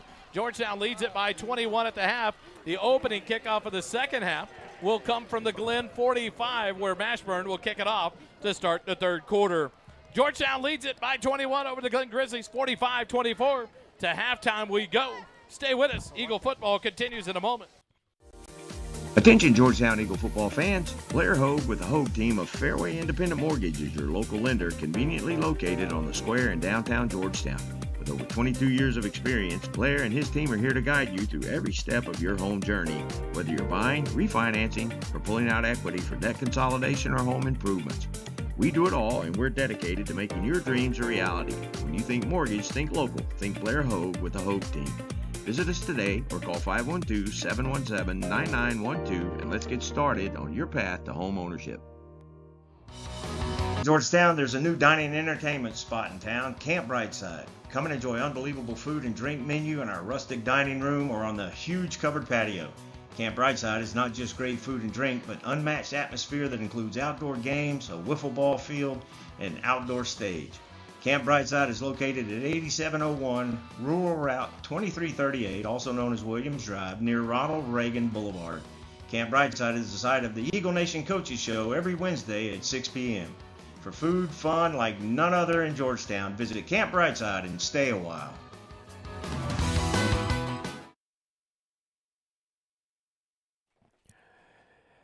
And we welcome you back to AC Bible Junior Memorial Stadium in Leander, Texas, where Georgetown leads Glen Grizzlies 45-24 at the half. We're going to show you the Georgetown Georgettes and the Eagle Band, the GHS Band, tomorrow, October 25th, is at the UIL area competition. The prelims start at 4:45 p.m. That's when Georgetown will perform at the field in Pflugerville. So if you're so inclined, go out and support the band as they continue their contest marching. So we'll show you the Georgettes and the Georgetown Band. Then we'll come back with halftime stats with Holden. Stick with us here on the SHN Sports YouTube channel. This is First Responder Broadcasting's presentation of Georgetown Eagle football.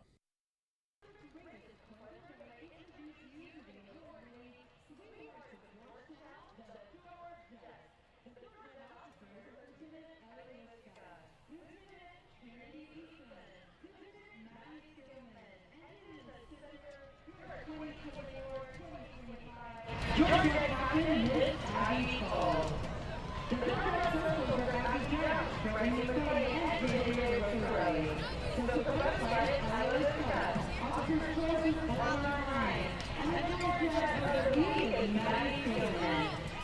now,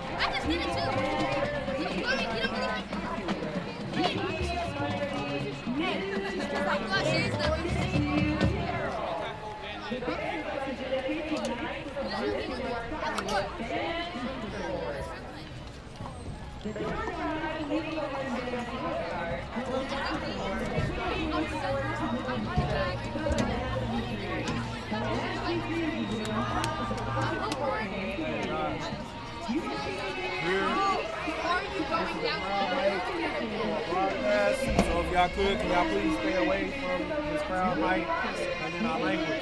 Picking up some of y'all's language. Make sure you're using appropriate language. Hey, so no cussing, no speaking. Y'all got that?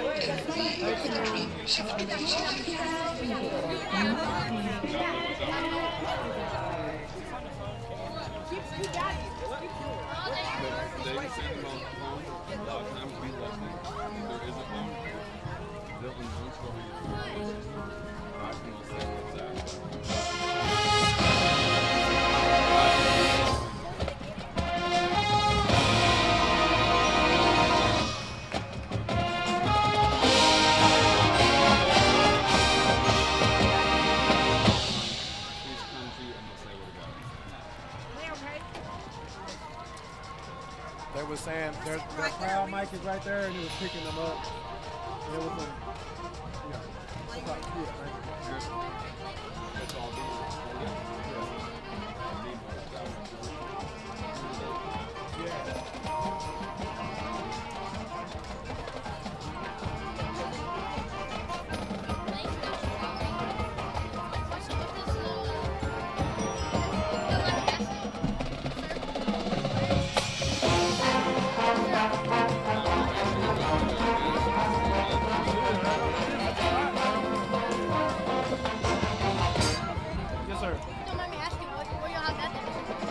That's Georgetown.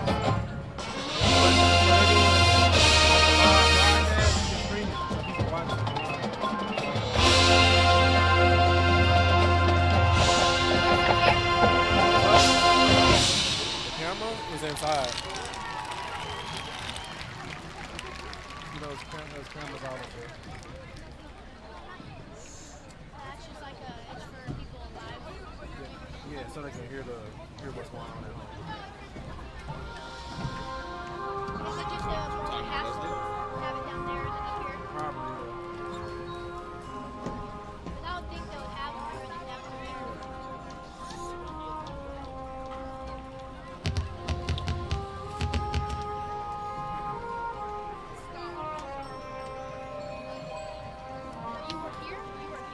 Glenn.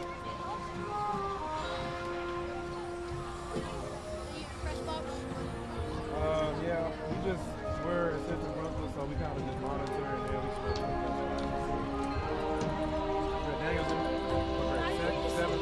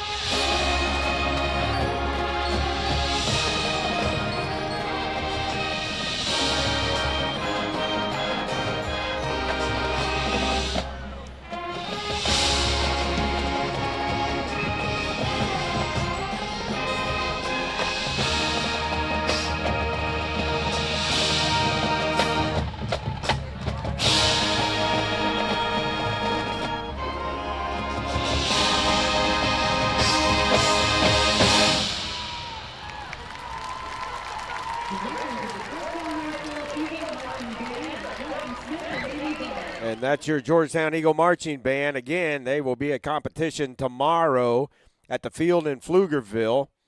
They will perform their preliminary show at 4:45 p.m. So if you have the opportunity, go out and support the Georgetown Band. It's halftime here at AC Bible Stadium. Georgetown leads Glenn 45-24. We'll be back right after these messages from our sponsors.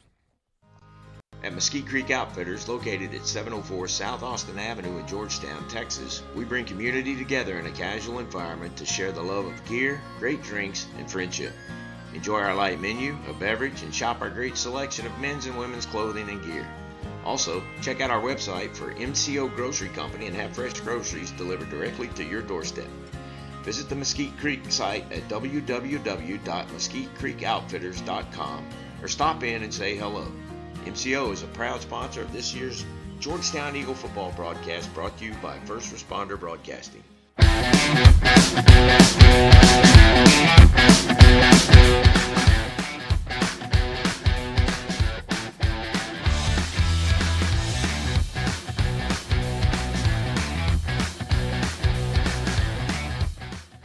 Back here live at AC Bible Memorial Stadium. We're at the halftime.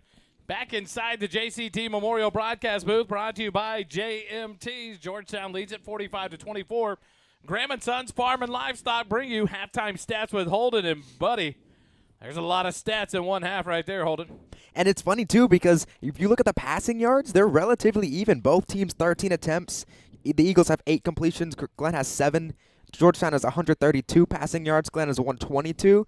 But the rushing numbers is where you find the big disparity. Georgetown Eagles 10 attempts, 251 rushing yards.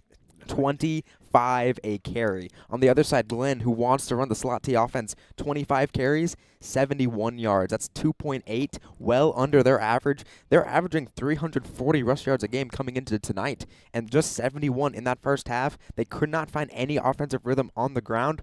Found a little bit through the air towards the end of that first half, so it's going to be interesting to see what the halftime adjustments are to maybe take that away. But that is really where this game has been won and lost. Jet Walker's been exploding onto the scene. He's been having a phenomenal year. We all kind of expected that from him. The numbers on him are out of this world. 9 carries, 258 yards, 3 touchdowns. 9 carries, 258 yards, and 3 of those were one-play drives, or 2 of them were one-play drives. Just in the holes that are being created by this offensive line, the patience you see out of a running back like Jet Walker. I tell you what, guys, the performances that he continues to mount in ball games that matter through this season now, as he's well over 1,200, 1,300 yards. The recruiting just continues to grow for this young man. An offer from Bowling Green this week, rumored to have been contacted by Northwestern University this week. This kid is an amazing athlete. You talk to him. We talked to him at the show on Wednesday night. Just a very humble person that just loves football, and he has bonded well with this team, and what he does on the field is just second to none. And what a performance tonight. You would have said, hey, guys, at halftime of the Glenn game, there's one guy that has 9 carries for 258 yards. I would not have put that to him tonight.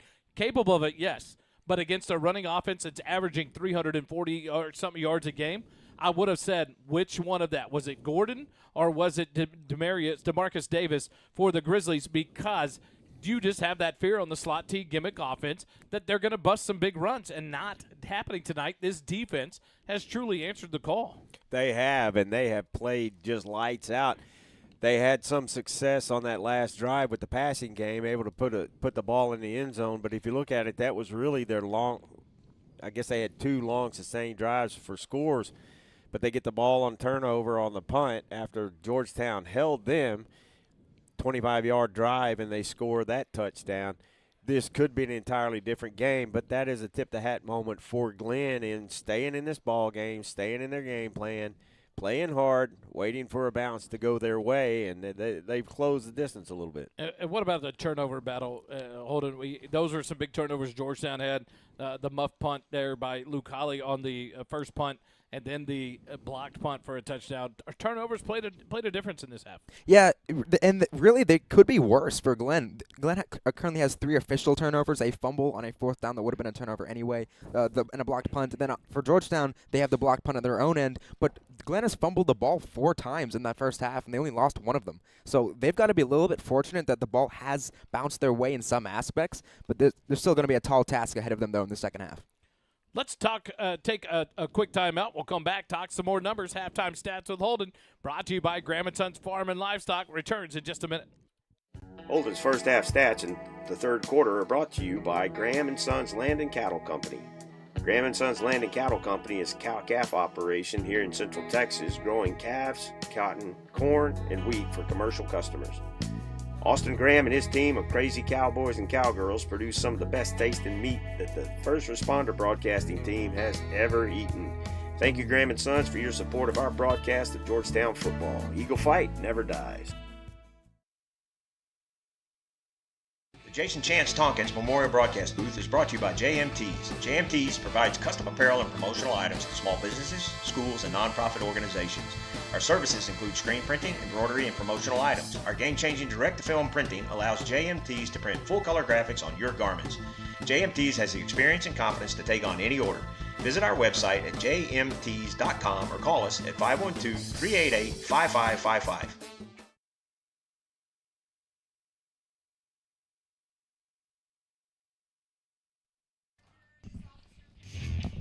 Back here in the JCT Memorial Broadcast Booth, brought to you by JMT's.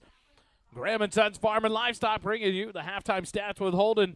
They power Georgetown Eagle football here on the SHN Sports Network, brought to you by First Responder Broadcasting. Holden, Caleb McDougall, the bus driver, he's putting on a show here in the first half of truly controlling an offense that put up some great numbers here in half number 1. Yeah, this has been the most experienced look I've gotten at him. He's been comfortable, been delivering dimes. You called him Mr. Monopoly because of those dimes. I'm going to call him Mr. Monopoly because he has all the get-out-of-jail-free cards. 4 one-play touchdowns in that first half, multiple for the throwing to Davin Sedgwick. He had an explosive first half, 3 catches, 67 yards, 2 touchdowns. But McDougall, 8 of 13, 132, 3 tutties, and dropping dimes. Mr. Monopoly is going to be his new nickname. I tell you what, some of those passes from McDougall were beautiful. The one here on the near sideline to Davin Sedgwick, the little bobble there, but in stride, and then Sedgwick walks the tightrope all the way down, a layout into the end zone for the touchdown.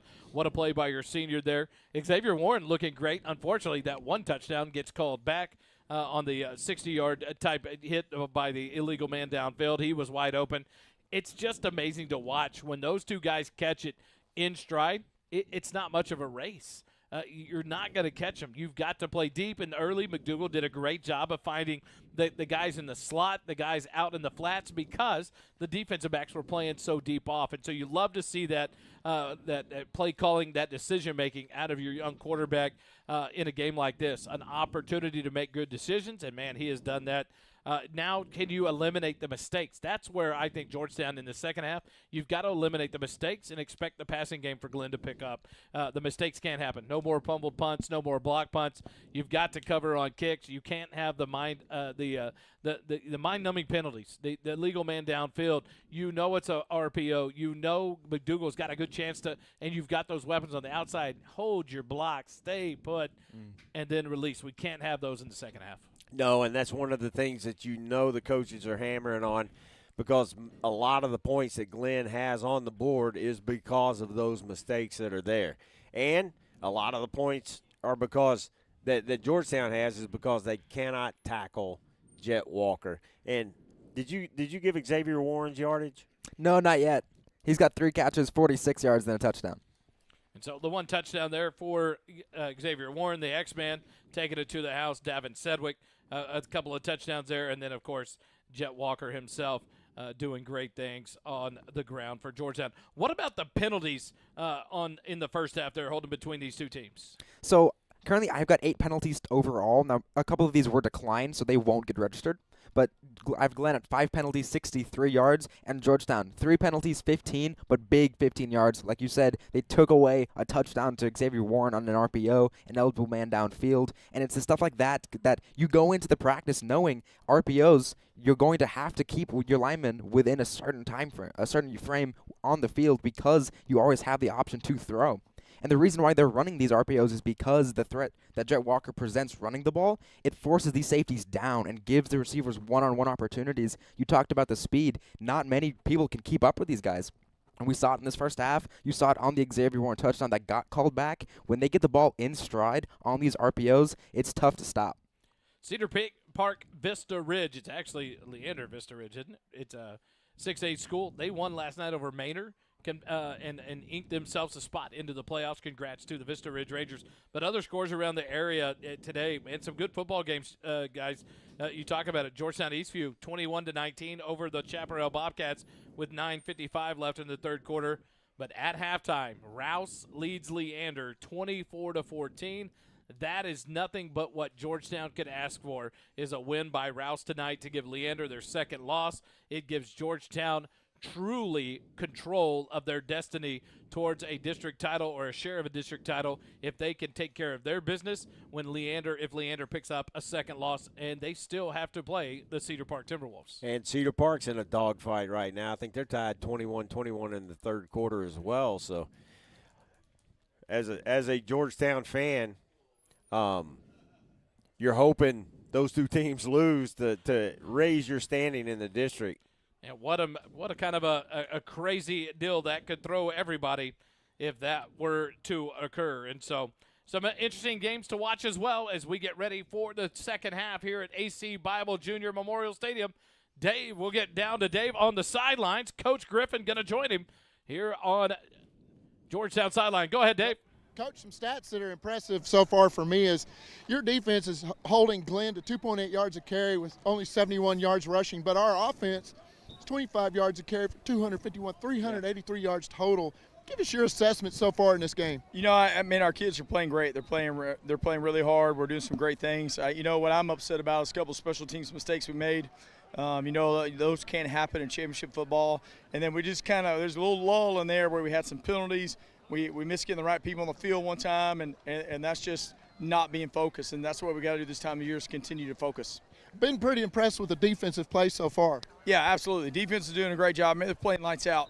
They got us on a couple of tricky things, but defense is playing lights out. Offense is playing really well. Overall, good, right? But we want to play our best football this time of year, so we got to keep getting better. Do you expect Glenn to switch to try to pass a little bit?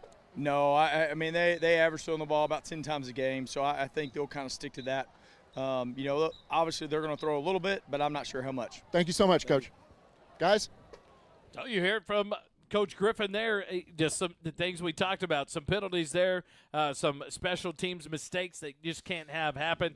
You want to tighten that up, especially in what's called a championship run. You're wanting to head to a district title. You're wanting to fight for that, and you control your destiny. You just can't have them. The coach talks about that. How does this team respond? They played well in the first half, right. A good game.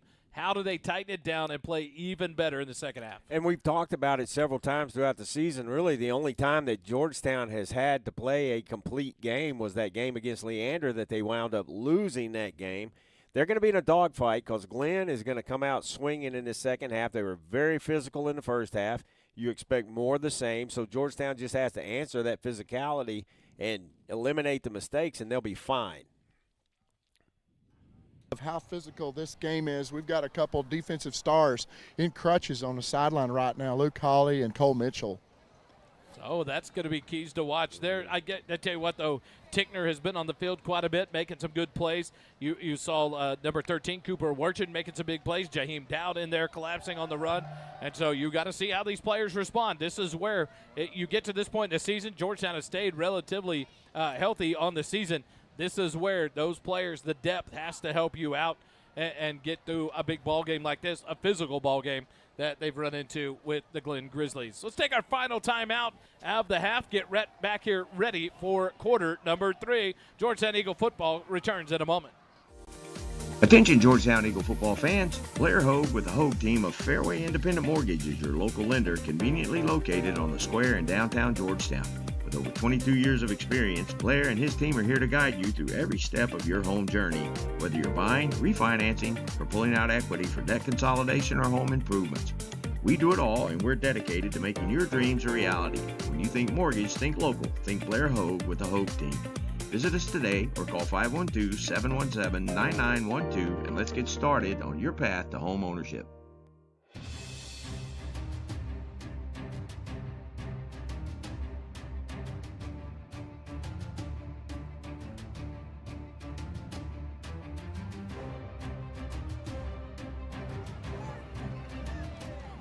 Halftime show here on SHN Sports, brought to you by First Responder Broadcasting, was brought to you by Blair Hogue of Fairway Mortgage. Contact Blair Hogue with the Hogue team of Fairway Independent Mortgage for all your lending needs. Visit the website at blair.hogue, H-O-G-U-E, at fairwaymc.com, or give Blair a call, 512-717-9912. Gentlemen, we go back to the second half. Georgetown will kick it away. Holden, one key to the second half for Georgetown to come away victorious. You have to lock down the passing game of Glenn. They had some success on that last drive when you should have really been anticipating some throws. They still were able to successfully push the ball downfield, get a touchdown late. They've got to be able to handle this passing game, keep everything in front of them, and make the Grizzlies earn every yard down the field. Dave, your thoughts? One thing Georgetown's got to do to win, to solidify this win? Yeah, I think you stick to the game plan. You just, assignment football, like we said, and even though we've got a little bit of a lead, we saw what happened last year. It came down to a 4th and inches to seal the game. But I think you just play assignment football. No more penalties. Pay attention to details, and every offensive possession matters. Kelly, your thought? Exactly what Coach said. You've got to eliminate the mistakes, and now Georgetown's kicking on a short field because of that penalty at the end of the half. Georgetown will kick it off here. The Syntex shirt and embroidery kickoff. Mashburn will boot it out of the back of the end zone and give it a touchback. So the Grizzlies will open up the second half, 1st and 10 at their own 25-yard line. And Georgetown's defense will come on the field here and have to start the half where they ended the first half. You want to make some plays here and try to shut down this Grizzly offense, force them into something they're not used to, out of their game plan, and then give the ball back to your offense. And so the Grizzlies have it 1st and 10.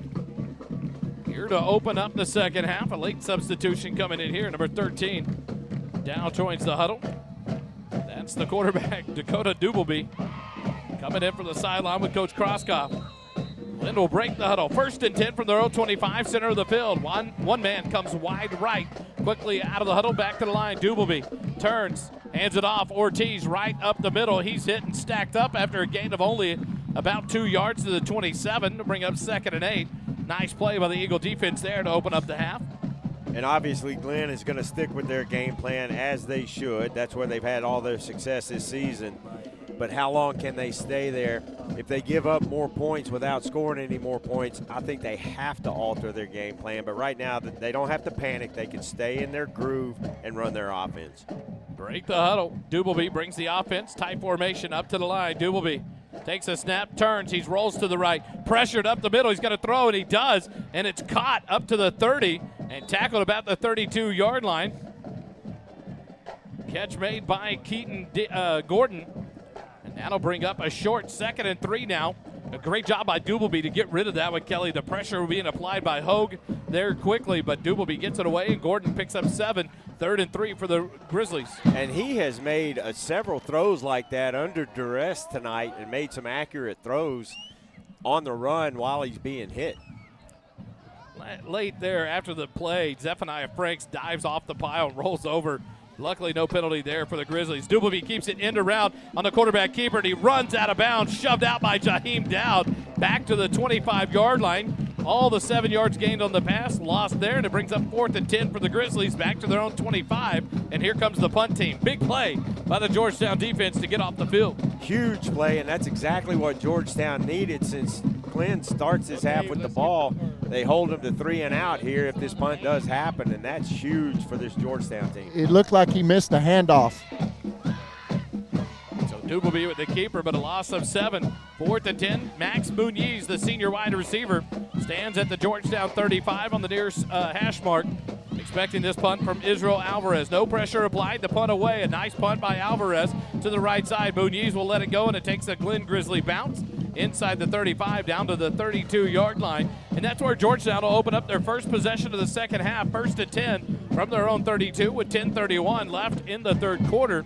And you've got to love what this defense did to open up the half, Kelly. Make a big stop on third down, get off the field on a 3-and-out, and let your offense have it like you start the game and the second half with the first possession. You got to call that a big win. I will not predict game plan for this Georgetown offense, so we'll just see.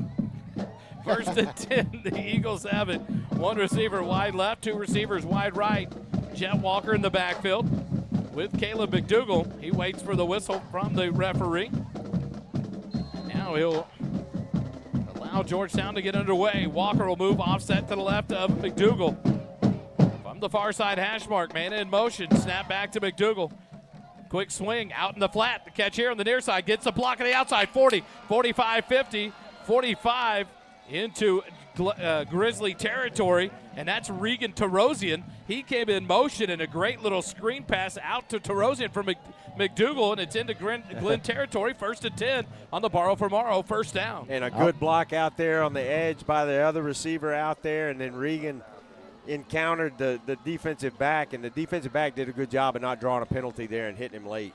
Three receivers left, two right. Empty backfield for McDougal. 1st and 10 from the 45 of Glenn. Snap back. McDougal looks right, then throws left, and the pass is incomplete off the hands of Davin Sedgwick. That'll bring up 2nd and 10 for Georgetown. On that previous play, I tell you what, I was watching Jet Walker. He seemed to be the eye candy on that one. Looked like the defense was shifting to the left.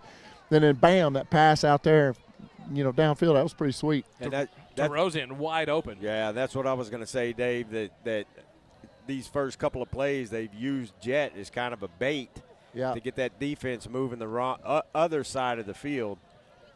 Two receivers right, and now two running backs in the backfield on either side of McDougal. Handed off Elijah Callaghan to the right side. Follows the blockers, gets up to about the 40. Did he drop it? Did the ball come out? Yeah, I think Jet recovered it, though. Jet heads up play, jumped on that ball real fast. Elijah Callaghan gets his first carry and fumbles it. And Coach Griffin quickly in the ear of Elijah talking to him, but a big recovery by Jet Walker. It'll bring up 3rd and about 6 for the Eagles here now from the 41. Demario Alba, linebacker for Glenn, is coming up pretty limpy here. Yeah, on the near side over there towards the Georgetown sideline. They're the linebacker. Empty backfield again for McDougal. A clap of the hands, and there's a false start. It was a jump by the defense, but then one of the offensive linemen jumped as well. So we'll see if it's a drawn off by the defense as they jumped across the line, but no contact. So we'll see here. False start, number 52 offense, 5-yard penalty. They're going to call it on Noah Faltasek on the false start. So instead of 3rd and 6, it'll be 3rd and 11 now for the Eagles. Backed up to the 46-yard line of Glenn.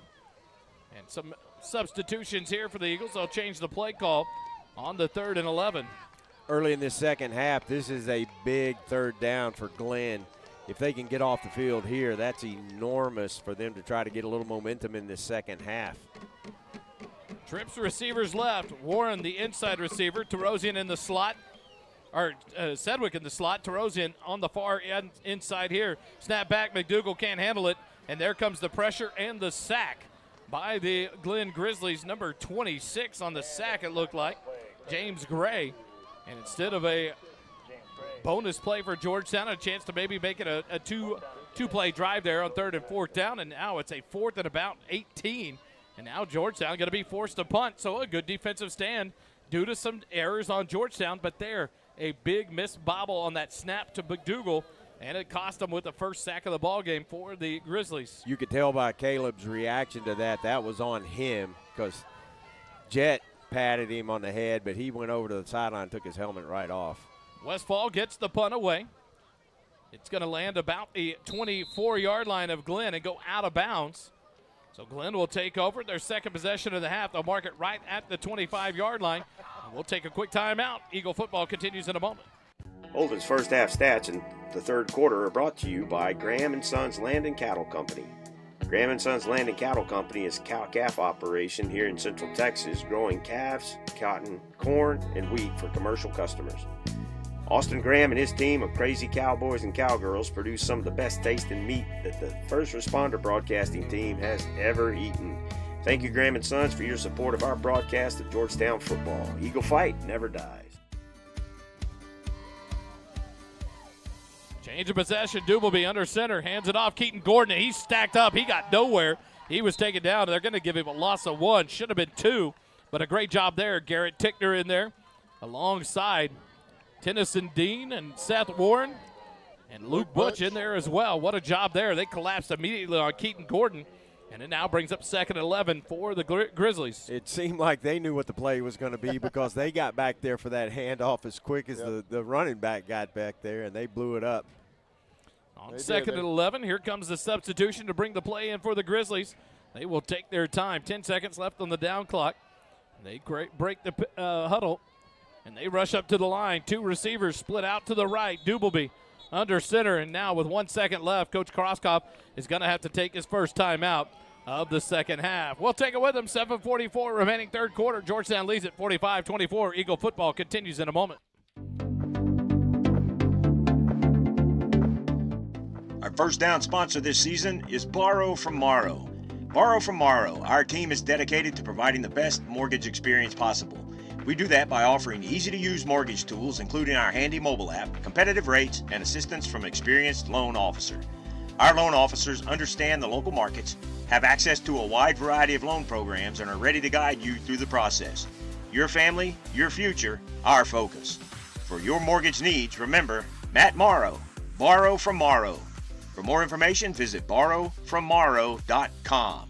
NMLS 464148.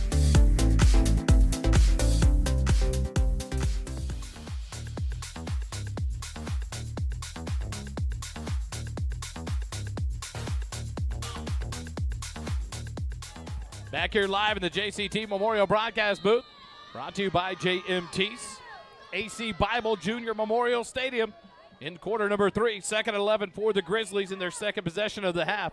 From the far side hash mark, Dubleby hits the snap, hands it off. Nope, keeps it. Quarterback keeper around the right side, up past the 25-30, shakes a man, and then hit and dropped about the 34-yard line. A nice run there of about 10 to bring up 3rd and 1. Nice keeper there by the senior quarterback, Dubleby. He does a good job whenever he keeps that and bounces it outside. He's a tough runner, and they've had a hard time tackling him at times. Almost got to that first down marker, so another big 3rd down here in the third quarter for Glenn. 3rd and 1 from the 34-yard line, near side hash mark. Clock continues to run, 7:13 remaining. Quickly to the line, Dubleby under center. Now he'll stand up, call out a different play. Man in motion, Dubleby hands it off. Ortiz gets hit and falls forward, and he'll have enough for a first down. Up to the 36-yard line. It'll be a first down for the Grizzlies. Clock continues to run once the changer's set. Be under 6:55 remaining in the third quarter. Big shout out to Jaheim Dowd. He stuck his nose in there as a cornerback and made some big plays right at the line of scrimmage. Love to see the physicality from those outside guys.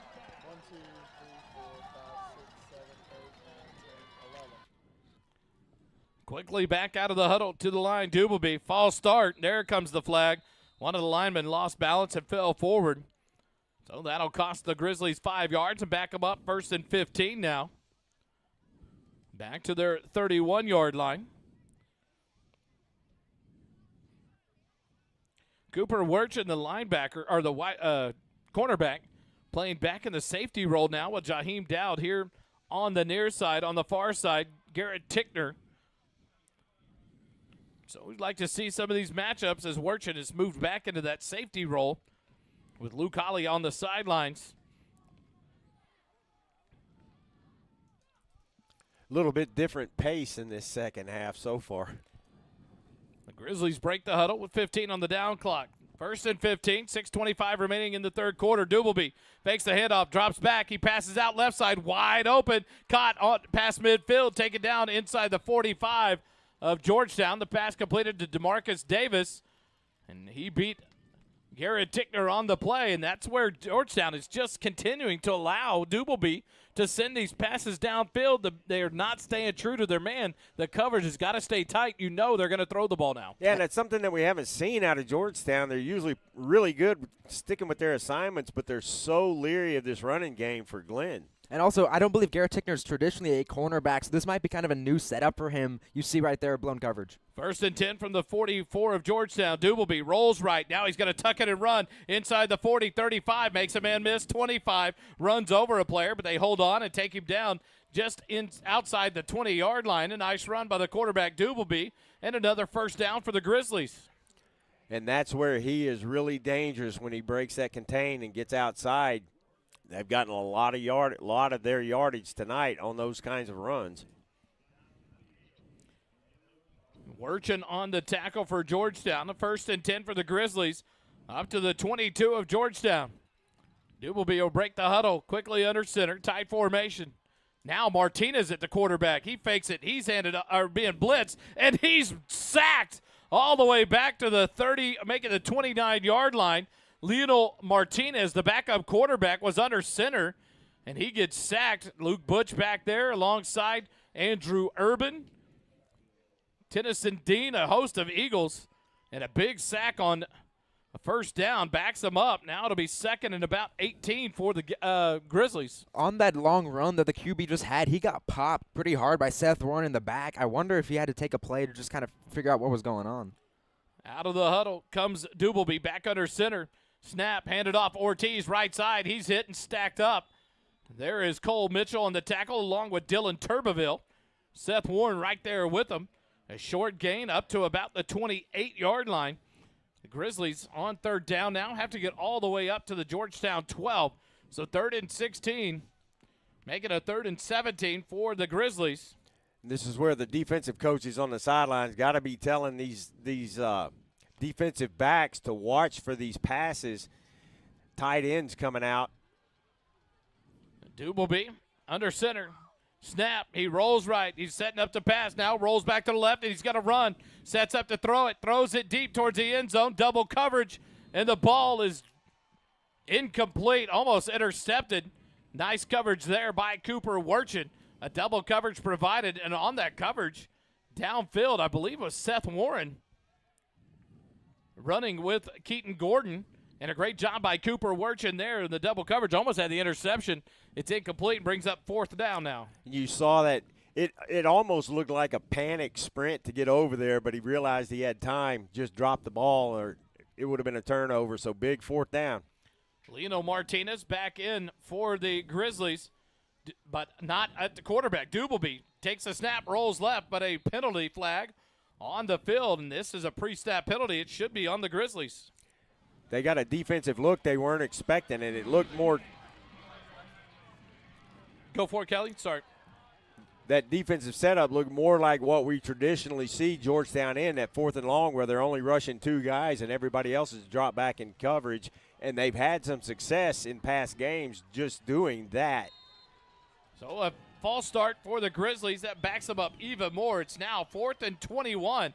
All the way down. They've got to get all the way down to the Georgetown 12-yard line. Late substitution here. Georgetown has 3 men across the 12-yard line, just not let anything behind them. And now Coach Crosskopf is going to take his 2nd time out of the half. Wow. With 4:05 remaining here in the 3rd quarter, still down 45-24. Quick timeout. Eagle football continues in a moment. Hey Georgetown, there's a new place to eat breakfast, lunch, or dinner, and it's on the beautiful square in downtown. It's Goldberger Diner. When you walk into this 50s-style diner, you're greeted with a smile, greeted like your family. Sit at the counter, a table, or a booth and get ready for an old-fashioned dining experience like no other in Georgetown. Enjoy tasty breakfast or come later for a burger, chicken fried steak, or even the Southern classic liver and onions. There's so much to choose from. Goldberger Diner is located at 109 West 7th Street in downtown.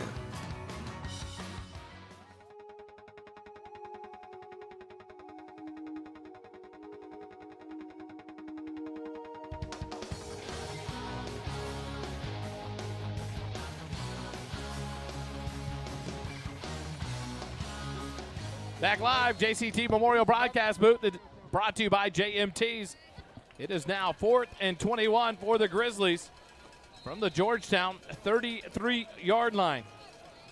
Georgetown in a big prevent defense, expecting a pass here on 4th and 21. Dubleby, man in motion, gets the snap, hands it off. Now it's a reverse. Here comes the man around the outside, and he's going to be pushed out of bounds outside the 25-yard line by Tennyson Dean, and that's a turnover on downs. Great job defensively for Georgetown. That's just poor football IQ there. I mean, it's 4th and 21. You cannot run that football. You got to at least throw up a prayer and hope for something happens for you. Kind of surprised that Marcus Davis didn't throw something up towards the end zone. Yeah. Instead, pushed out of bounds. Georgetown takes over, 1st and 10 at their own 27-yard line. 3:57 remaining here in the third quarter. Georgetown's offense, you want to see them get something going here, put some more points on the board, separate themselves here, and burn some of this time out to not give this Glenn offense a chance to get going. Well, Jet Walker ought to have his breath by now, so hand him the football. One receiver right, one left. Walker behind McDougal, turn around. McDougal, quick pass out in the flat, but Xavier Warren and McDougal not on the same page. McDougal threw it behind Warren towards the sideline, expecting him at maybe a quick out, and McDougal was kind of taken off upfield. So that'll bring up 2nd and 10 now for Georgetown. I mean, based on the coverage there, that was the correct read by McDougal. He was playing off and inside, so the quick out was wide open. And anytime you get Xavier Warren with the ball in space one-on-one, that always favors the offense. So a bit of a miscommunication and a tough incomplete pass. 2nd and 10, 3:54 remaining from the Georgetown 27. Walker to the left of McDougal, 3 receivers right. Direct snap, Walker right side. It's being strung out by the Grizzlies. A stiff arm gets past and up forward for some positive yards up to about the 30-31-yard line. And a late flag comes in on the far sideline, on the Georgetown sideline. It's going to be a late hit.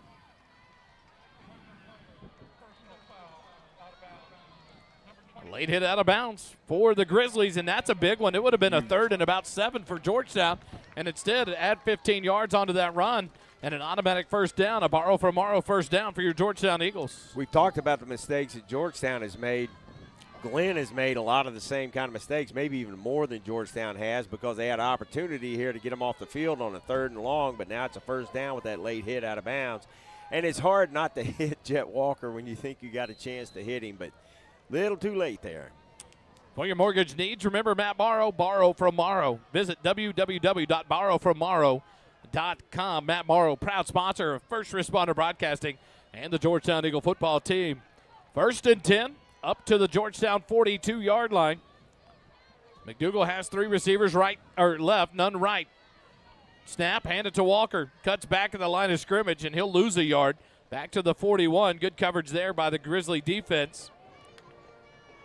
That'll bring up 2nd and 11 now for the Eagles. Not often you see Jet Walker lose yardage on a run like that, but a good tackle by the defender.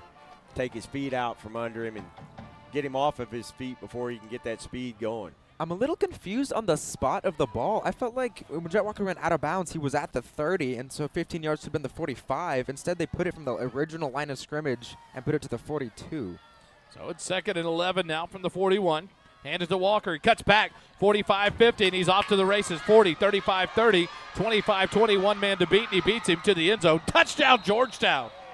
Jet Walker takes it all the way to the house. And no flags, so that one counts.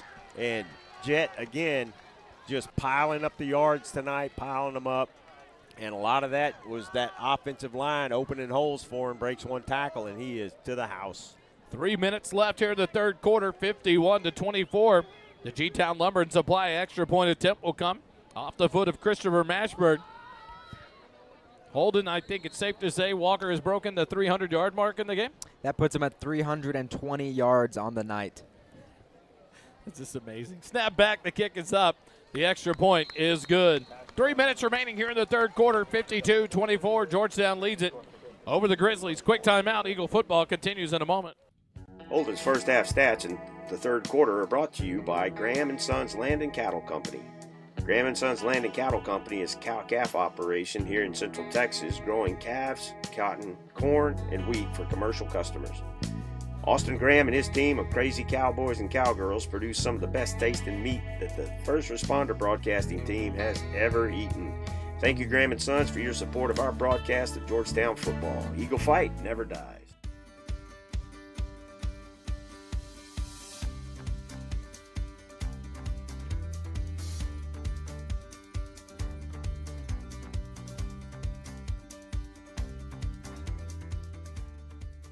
Welcome back, JCT Memorial Broadcast Booth here at AC Bible Junior Memorial Stadium. Georgetown leads it 52-24 over the Glen Grizzlies. Holding a drive summary there for the Eagles. That was 5 plays, 73 yards, and a big touchdown run for Jet Walker. He's got 12 carries, 320 yards, and 4 touchdowns tonight. The Eagles will tee it up here for the Syntex shirt and embroidery kickoff. Christopher Mashburn, a looper, caught about the 26-yard line by the Grizzlies, coming near side. 30, 35, cuts back, 40, 45, almost up to midfield, now into Georgetown territory. 45, breaks the tackle, 40, up to the 35 before taken out of bounds. A great return there. The Glen Grizzlies, number 44 on the return. There's a flag near the 40 on the far side, so this might be coming back. Hard to believe that was DeMario Alba, the linebacker, on the return. Great return, but we'll see what the flag is. Back in the Glen into the field at the 40-yard line. We'll go try to get the referee's call here. Dubleby sprints out like he's ready to get in the huddle, but doesn't realize there's a flag down.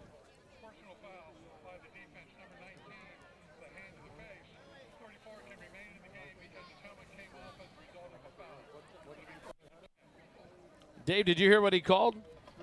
No, I didn't. I wasn't able to catch it. Was it a hands to the face? Well, I did see a hands to the face against our kicker during the return. It looked like either a face mask. It looked like a good stiff arm, but he might have held on to the face mask a little too long. So a personal foul added at the end of the run. The Grizzlies open up their possession. 1st and 10 at the Georgetown 20. This is what we talked about at the beginning of the game, Kelly, that I thought we had to focus on is make them take it the distance all the way down the field. No short fields. And what a start here on their 3rd drive. Dubleby under center, turns, rolls right, looking to pass, throws it on the run, loops it up to the end zone. The pass battled, and it's knocked free. Great defense there. Caden Hogue. What a play by Caden Hogue to go up and break it up and knock it away from the receiver. Incomplete in the end zone. Brings up 2nd and 10. Really good defensive play. When that ball was released, I was afraid it was going to be a touchdown, but Hogue was able to recover and get back there and knock that ball away. Caden Hogue, the 6-foot, 180-pound linebacker, the senior. Great coverage there and a great play to knock it away at the end. Force a 2nd and 12 for the Grizzlies. Dubleby quickly to the line, man in motion. There's a false start. The left guard runs over Dubleby, knocks his own quarterback down, and it would be a 5-yard penalty and back him up 2nd and 15. Wally, real quick, the Rouse Raiders have opened up their lead on the Leander Lions. They currently lead 31-14. Eastview now in a dogfight with the Chaparral Bobcats, 35-33 in the 4th quarter with 9 minutes left there. And Lake Belton has a lead on Cedar Park, 28-21. They are also in the 4th quarter. So some good games going on in District 8 tonight.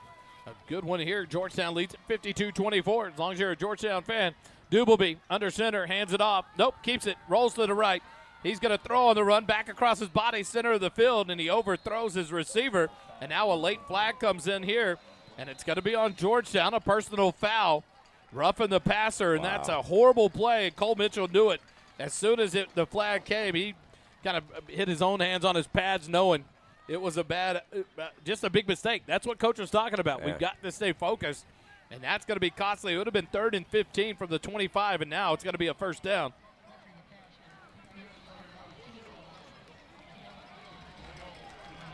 Well, you don't hear a lot of reaction out of the Glen crowd because there's over 50% of them that have left. And I'm not sure they called that on Cole Mitchell. He was just frustrated when he saw the flag come in. So I don't want to say that was Cole Mitchell on the penalty. I don't know that. We couldn't hear the referee. But nonetheless, a costly penalty for the Eagles, and now has 1st and 10 for the Grizzlies inside the red zone down to the 13-yard line. Dubleby under center. Man in motion, turn. Dubleby rolls to, or hands it off right up the middle, but stopped after a gain of 2 down to the 11. That'll bring up a 2nd and 8 for the Grizzlies. You know, with this 28-point lead, you'll let them run this offense all they want, because they are taking a lot of time with 2:14, 2:13 clocks running, and they just seem content to just continue without any urgency at all. And Georgetown will be perfectly content with them to keep that pace going. Break the huddle. Dubelby under center on 2nd and 8. Turns, rolls out to the right, looking to pass, throws on the run, up to the corner. The ball is knocked free, incomplete. Coverage by Cooper Werchen and Jaheim Dowd. Tried to get to Keaton Gordon. That incompletion brings up a big 3rd down for Georgetown now. 3rd and 8 from the 11. The way he kind of throws up those balls, you really wonder if there's going to be an interception at some point. There's definitely a lot of air time when he throws it, and that's what's letting these DBs go make a play, because they can track it for longer than if it was put on more of a rifle. Dubelby under center, quickly out of the huddle, turns around. Inside handoff, and that'll be taken by DeMarcus Davis into the end zone. Georgetown not ready for that one. DeMarcus Davis splits the defense right up the middle, takes it 11 yards into the end zone for a Glenn Grizzly touchdown with 1:47 remaining here in the 3rd quarter. That was really the first kind of breakaway defensive collapse that we've seen, where the running back just gets lost in the mesh point and then broke it into the end zone. But the only time that's happened coming late 3rd quarter, I think the defensive coordinator will take that. Armando Don Juan ready to attempt the extra point for the Grizzlies. Snap is back, the hold is down, the kick is up, and the extra point is good. 1:47 remaining 3rd quarter. Georgetown leads it 52-31. Eagle football continues in a moment. Golden Rule is a proud sponsor of Georgetown Eagle football. Located at 606 South Church Street in Georgetown, the Golden Rule offers an amazing menu and even better atmosphere. The menu includes Cantonese riblets, Texas fried quail, roasted beet salad, sweet chipotle chicken lollipops, golden classics like the elk double smash burger, and so much more. Need a room for a group? The Golden Corral can accommodate up to 60 people in a private room. Give the menu a look at goldenrulegtx.com. The Golden Rule, above all else, goodwill, friendship, and kind regard.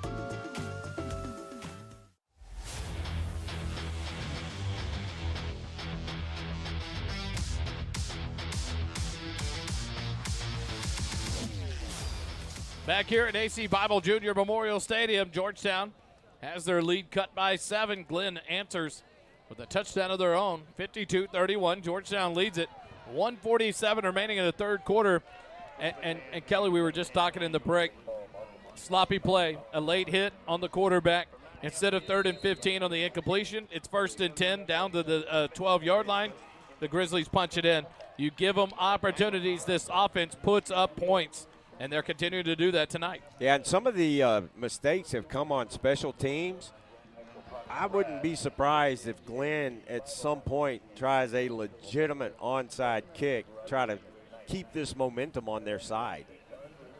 Armando Don Juan, the best name in high school football here in the Central Texas area. Don Juan triumphant. Armando Don Juan. He's been kicking for the Grizzlies. Let's see, now is he a senior this year? He is. This is his 3rd year on the Grizzly roster as the kicker. He will boot it away for the Grizzlies. And this one is a low squibber, and it's going to go out of bounds. And there comes the flag. Thank goodness it ran the sideline. Yeah, it started curving back a little bit. So Georgetown will take over. 1st and 10 at their own 30-yard line after the 5-yard penalty on the kickoff out of bounds. It was a heads-up play to let Jaheim let that roll, but I think the special teams coach is going to tell him, hey, at least watch the ball as it's tracking back, because you do not want that thing to curve back inside and wind up a fumble. It's like that punt we saw. You've seen, I don't know if you've seen it this year in college, the punter for A&M drops it at about the 2, and the ball just continued to trickle and take the weirdest turns and went out of bounds at the 1. And it was just one of those beautiful balls. It's like you've got to watch those right there, because all of a sudden Glenn gets a live ball, and it's a totally different ball game. McDougal, 2 receivers, right, 2 left. Darius Rockmore in the backfield behind McDougal. Snap back. McDougal fakes a handoff, rolls right, throws on the run. The ball is batted down, and then McDougal's taken down late. No flag called there. But a good break for Georgetown as it was batted down and not picked off. A great read by the defensive end, Braylon Deloach, number 9, the junior, as he read it and batted it down. Well, like I said at halftime, Glenn was going to come out fighting, and they have. So they are doing everything they can to get back into this football game and chew into this score a little bit. 1:42 remaining. 2nd and 10 for the Eagles from their own 30. 2 receivers right, 1 left. Rockmore offset to the right of McDougal, near side Ashmark. Clap of the hand, snap back, hand it to Darius. Up the middle, cuts back to the left. He's tripped up and does a good job of falling forward. That's a bad spot. They're going to mark him at the 34. He landed at the 35. But it's a gain of 4. It almost was a loss on the play, but a good read there. Bring up 3rd and 6 now for Georgetown. The big 3rd down for Glenn, trying to get off the field, get the ball back here in the 3rd quarter. So I'm kind of surprised Georgetown has gotten away from the running game as much as they have in this half. They've thrown a lot of passes in this 2nd half. I kind of anticipated they were going to run the ball a little bit more, and that's why I said I wasn't going to predict game plan. 2 receivers left, 1 right. Walker back in to the right of McDougal. On 3rd and 6. Now Terosian in motion. Handed off to Walker left side, and he's bottled up. No gain there. Matter of fact, it's a loss of 1. Loss of 2 back to the 32-yard line. Brings up 4th and 8 now for the Eagles, and here comes the punt team. The part that coach has talked about through the year is playing solid football for 4 quarters, but it seems like they're changing up the calls. They're changing up the offensive attack here, and you're making things right there. You force Glenn is going to read on Jet Walker on that play right there, and they do it to force another punt by the Eagles here in the 3rd quarter. 25 seconds remaining. Braylon Westfall stands about the 18. The high snap, gets it, gets the punt away. Short, low punt, bounces at the 45, but takes an Eagle roll inside the 40. He's going to mark it out at the 40-yard line. So Glenn will take over 1st and 10 at their own 40-yard line with 15 seconds remaining here in the 3rd quarter, trailing by 21. So they're trying to make it interesting, and Georgetown's letting them do just that. I thought that running game was really grinding on this Glenn defense, but who knows? And you talk about kind of the lack of aggression we've seen out of Georgetown. You put Darius Rockmore in there, and he had the one opportunity where he got shoestring tackled. If that's Jet Walker who's getting the ball instead, we might still be calling his name. 1st and 10 from their 40, from the near side hash mark. Dubleby breaks the huddle, back under center. Snaps the ball, hands it off left side, cutting back is DeMarcus Davis. Spins out of 2 tackles, up past the 50 into Georgetown territory. A Glenn 1st down, up to the Georgetown 48. And this is the Glenn offense that we expected to see from the very beginning. The defense did a good job of taking them out of their game plan, but they've gotten it back here in this 2nd half. Dubleby 8 yards down, talking trash to the Georgetown defense as the clock runs out here to end the 3rd quarter. And we'll switch ends of the field and go to quarter number 4. Georgetown leads at 52-31. Quick timeout. Eagle football continues in a moment. At Mesquite Creek Outfitters, located at 704 South Austin Avenue in Georgetown, Texas, we bring community together in a casual environment to share the love of gear, great drinks, and friendship. Enjoy our light menu, a beverage, and shop our great selection of men's and women's clothing and gear. Also, check out our website for MCO Grocery Company and have fresh groceries delivered directly to your doorstep. Visit the Mesquite Creek site at www.mesquite.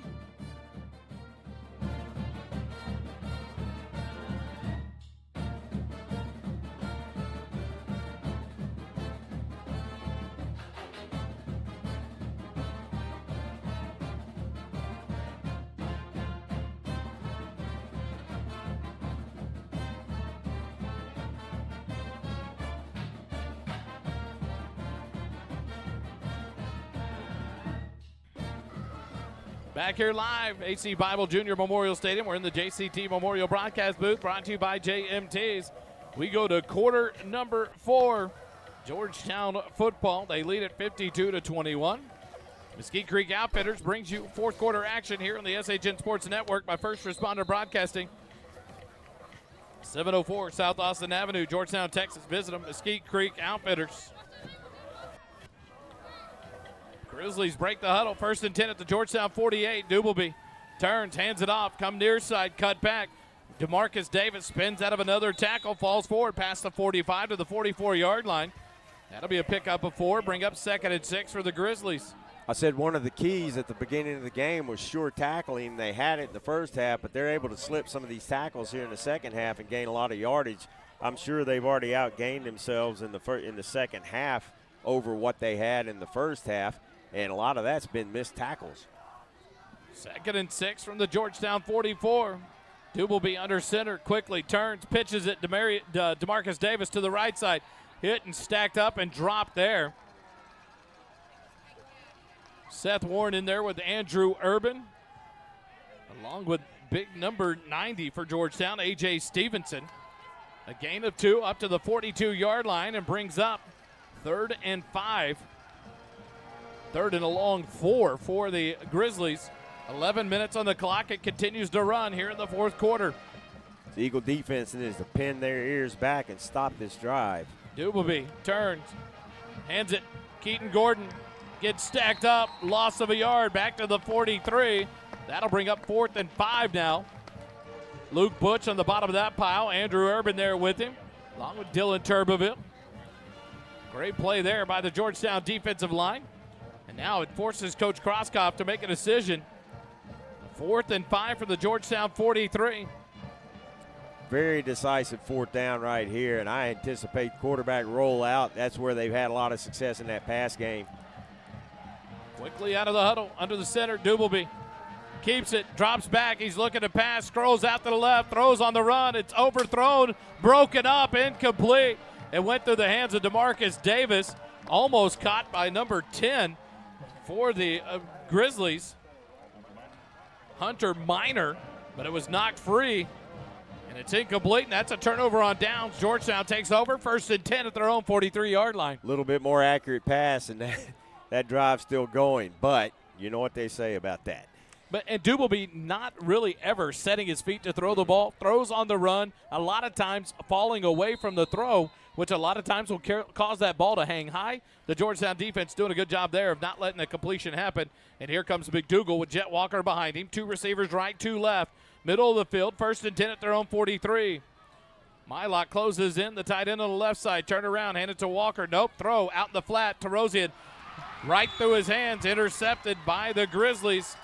Number 31 on the interception, Alexander Ross Randolph, as Tarosian had it go right through his hands. He had the catch. I think it was more of the do we run before we have it tucked, and it goes for the interception, and Glenn takes back over at the Georgetown 48. 10:05 remaining in the ballgame. You think you've got to stop and stop some of that momentum that Glenn has, but now the Grizzlies on the turnover have the momentum right back on their side, and you're asking your defense to play more and more and more. Yeah, I was just about to say, this is becoming a war of attrition. This defense has been on the field a lot, and this offense has not given them a lot of time to rest. 2 receivers wide right. Dubelby rolls right. He's looking to pass. Under pressure, rolls right, continues to run, chased and run out of bounds at about the 45-yard line. Good job by one of the Georgetown defenders to hold up and not lay out Dubelby as he stepped out of bounds. But now a Georgetown defender still down on the far side of the field as he went onto the track surface and slipped.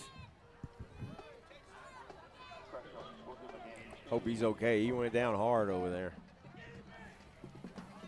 He did, and so Hennessy over there with him. Now 2nd and 9 for the Grizzlies. Now Dubelby rolls left. He's looking to throw on the run. Gets rid of it. Knocked down. Caden Hogue. What a play defensively by the senior linebacker. Doesn't try to make a fancy play and interception. Just bats it down, and it's 3rd down for the Grizzlies. One of the receivers fell down on his route. I think the 25-yard line grabbed his shoelaces and tripped him. And I think that's where he was looking to throw the ball, but kind of came up short for that secondary receiver. I think that deep route was his intent. And that's an excellent job by Hogue, staying disciplined. You see our quarterback scramble out, and one of your best instincts is go chase him. But instead he sticks to his coverage, sinks back, and winds up making a play on the ball. 3rd and 9. Dubelby rolls to the left, has a blocker trying to set and throw. Throws it up deep. He's got a man. It's blocked free. Oh my goodness. A rescue flag comes in. There's Keaton Gordon. The ball was knocked away from him. Caden Hogue on the coverage. That was great defense. Keaton Gordon still down on the field. It may have been the worst pass interference flag I've ever seen thrown. as Caden Hogue did a great job of batting that one away. But now Keaton Gordon being attended to just about the 11-yard line for the Grizzlies. We'll take a quick timeout. 9:44 remaining. Eagle football continues in a moment. Struggling with addiction or know someone who is? There's light at the end of the tunnel, and it shines bright at the Oak Ridge Disciple House. As a 501c3 Christian ministry, they are dedicated to helping men aged 18 and older rebuild their lives free from the chains of drug and alcohol addiction. Be reminded, there's always hope, always a new beginning. Discover your fresh start with the Oak Ridge Disciple House. Proud supporters of Georgetown Eagle football, because just like the Eagles, the fight at Oak Ridge never dies. Find out more at oakridgedisciplehouse.com.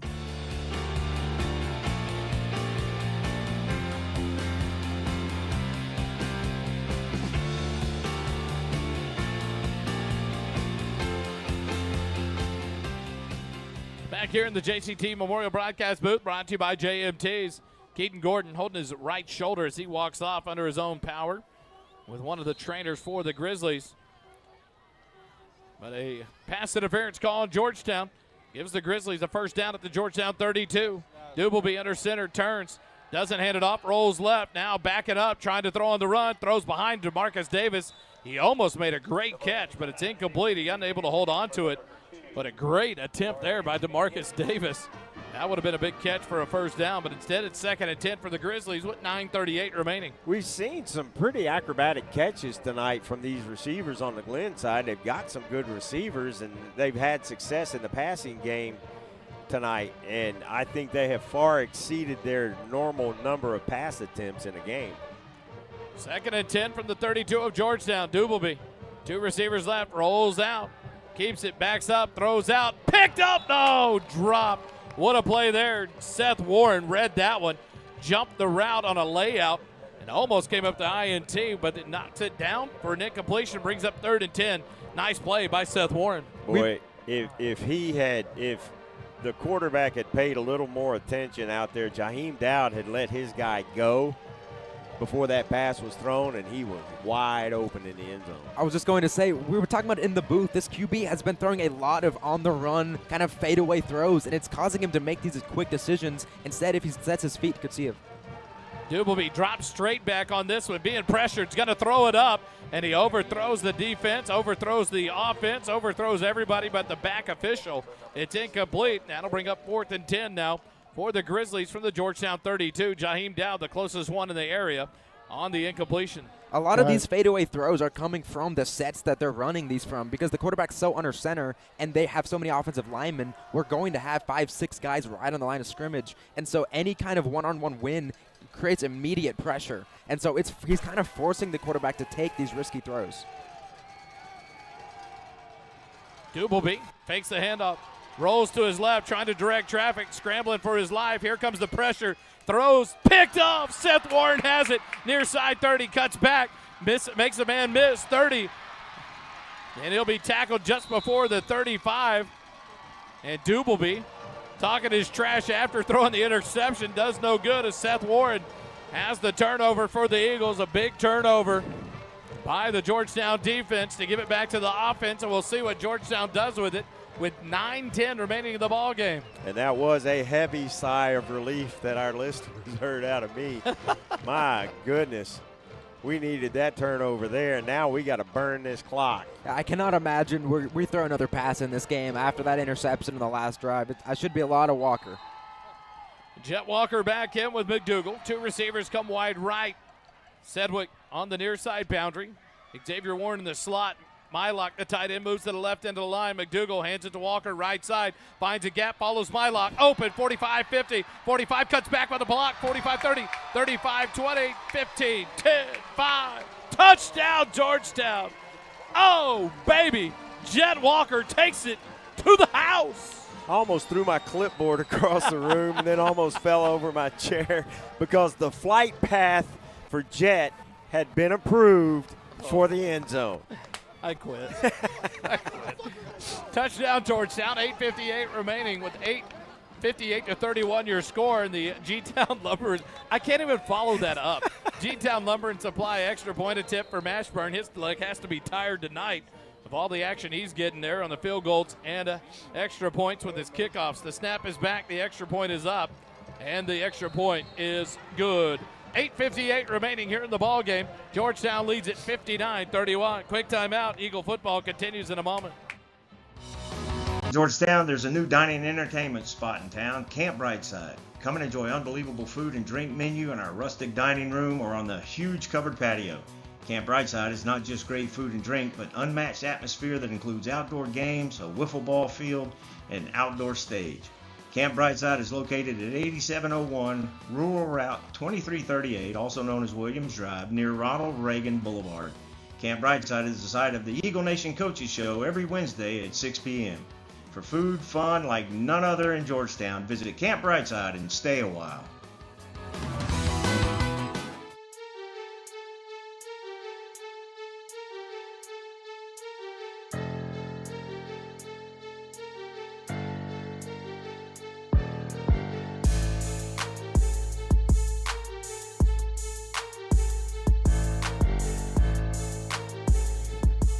Back live here at AC Bible Junior Memorial Stadium. A little bit more excitement as Georgetown scores again because Jet Walker touched the ball.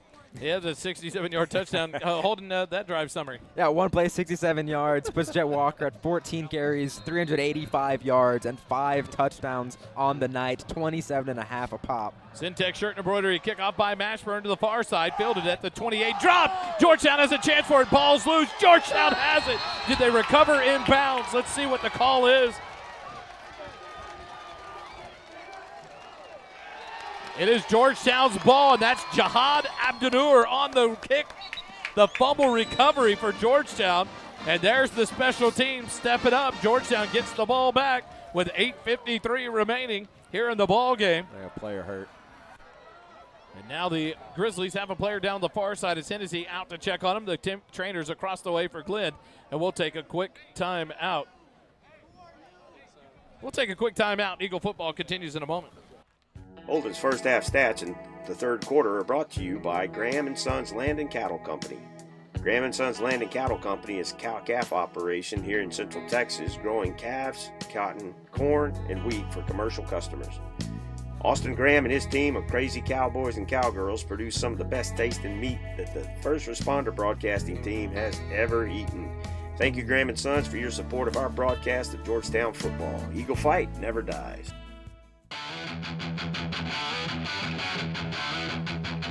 Back out of the timeout. 2 players for the Grizzlies being helped off. I hope they are both all right. Number 5 comes off the field gingerly holding his arm. That's Cooper Johnson. And number 6, Joshua Vincic, being walked across the field to the near side, walking gingerly there. Georgetown takes over, 1st and 10. Great play by Jihad Abdunur. Jet Walker to the right of McDougal. 1 receiver right, 1 left. 8:53 remaining. Snap back. Fake the handoff to Walker. McDougal's going to throw one up, and he has a man open. Xavier Warren, touchdown. 1 play drives aplenty tonight. Xavier Warren, the X-Man, to the house. Wow. Just wow. The 2 superstars, not just 2 of them, but those 2 superstars have really shown out tonight. And what a play there by Georgetown. The quick strike, we talked about it earlier. Would they do it? You thought they might run the clock. And they hang one up to Sedgwick. This time they hang one up to Xavier Warren and take it right to the house for the touchdown. And Georgetown leads it 65-31. A new kicker on Mashburn's leg. Too tired to kick it. No, it's just joking. Christopher Mashburn back on to attempt the G-Town Lumber and Supply extra point. McDougal to hold. The snap is back. Hold is down. The extra point attempt is up, and the extra point is good. 8:45 left in the ball game. Georgetown's opened it up to a 35-point lead, 66-31. Flag. But now there's another flag on the field. And one of their players kicked it. We'll see what's here. We'll take the quick timeout. When we come back, we'll tell you about the flag. Georgetown football continues in just a moment. Holden's first half stats in the third quarter are brought to you by Graham & Sons Land and Cattle Company. Graham & Sons Land and Cattle Company is a cow-calf operation here in Central Texas, growing calves, cotton, corn, and wheat for commercial customers.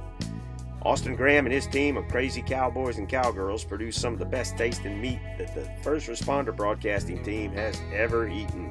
Thank you, Graham & Sons, for your support of our broadcast of Georgetown football. Eagle fight never dies.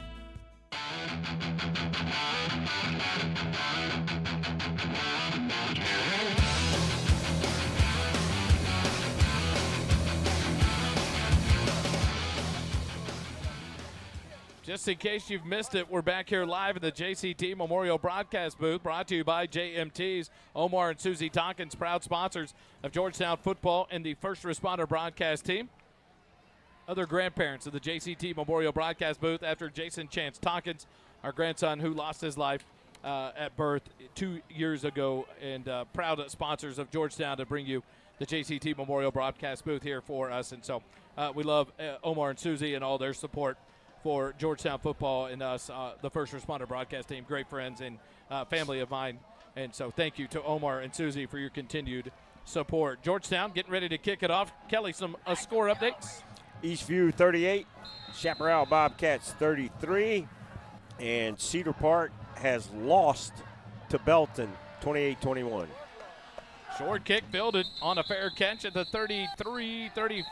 That was a generous spot, the 35. Extra activity going on the far side, and there comes a flag from the official, probably the furthest away. It's starting to get pretty chippy there, and some clapping occurring from Georgetown players. We'll see if the flag is on.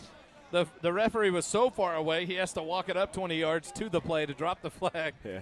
And so we'll see what the flag is here as Glenn will take over 1st and 10 with 8:45 remaining. So no one remains undefeated in district as Lake Belton upends the Cedar Park Timberwolves at Lake Belton tonight, 28-21. That's a big loss, and that will jumble the standings for Georgetown if they could hold on to win here. Rouse is up 38-22 with just under 5 minutes left in the fourth quarter against Leander.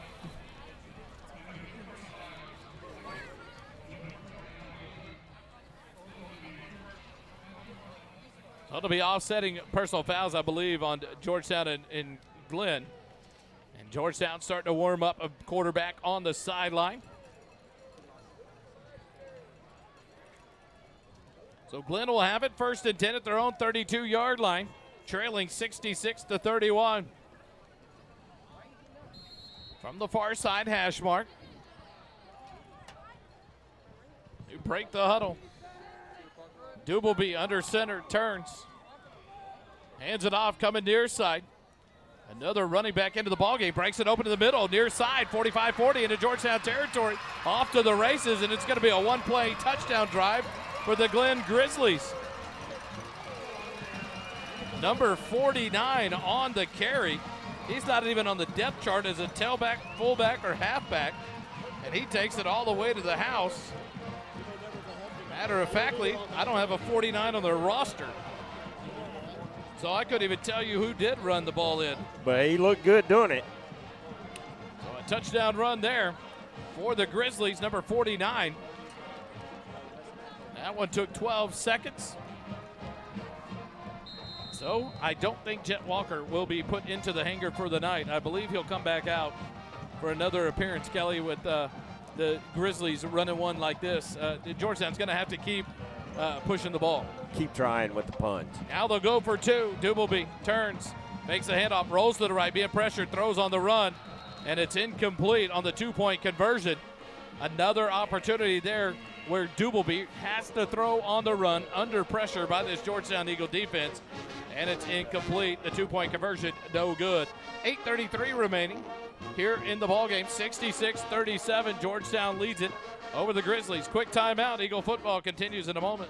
Kickoffs this season are sponsored by Syntex Shirt and Embroidery. At Syntex Shirt and Embroidery, we offer a variety of unique custom clothing and gifts, as well as personalized embroidery for gifts, schools, fundraisers, businesses, and more. Stop in today to browse what we have to offer and to ask about our custom apparel options. Whether you need one shirt or 100, there are no minimum order amounts on any custom pieces. Ask about our military discounts as well. Stop by our shop at 1911 North Austin Avenue, Suite 103, and check out our in-stock spirit apparel, or check out our website at www.syntexshirt.com. The official outfitter of your Georgetown Eagles broadcast team with First Responder Broadcasting.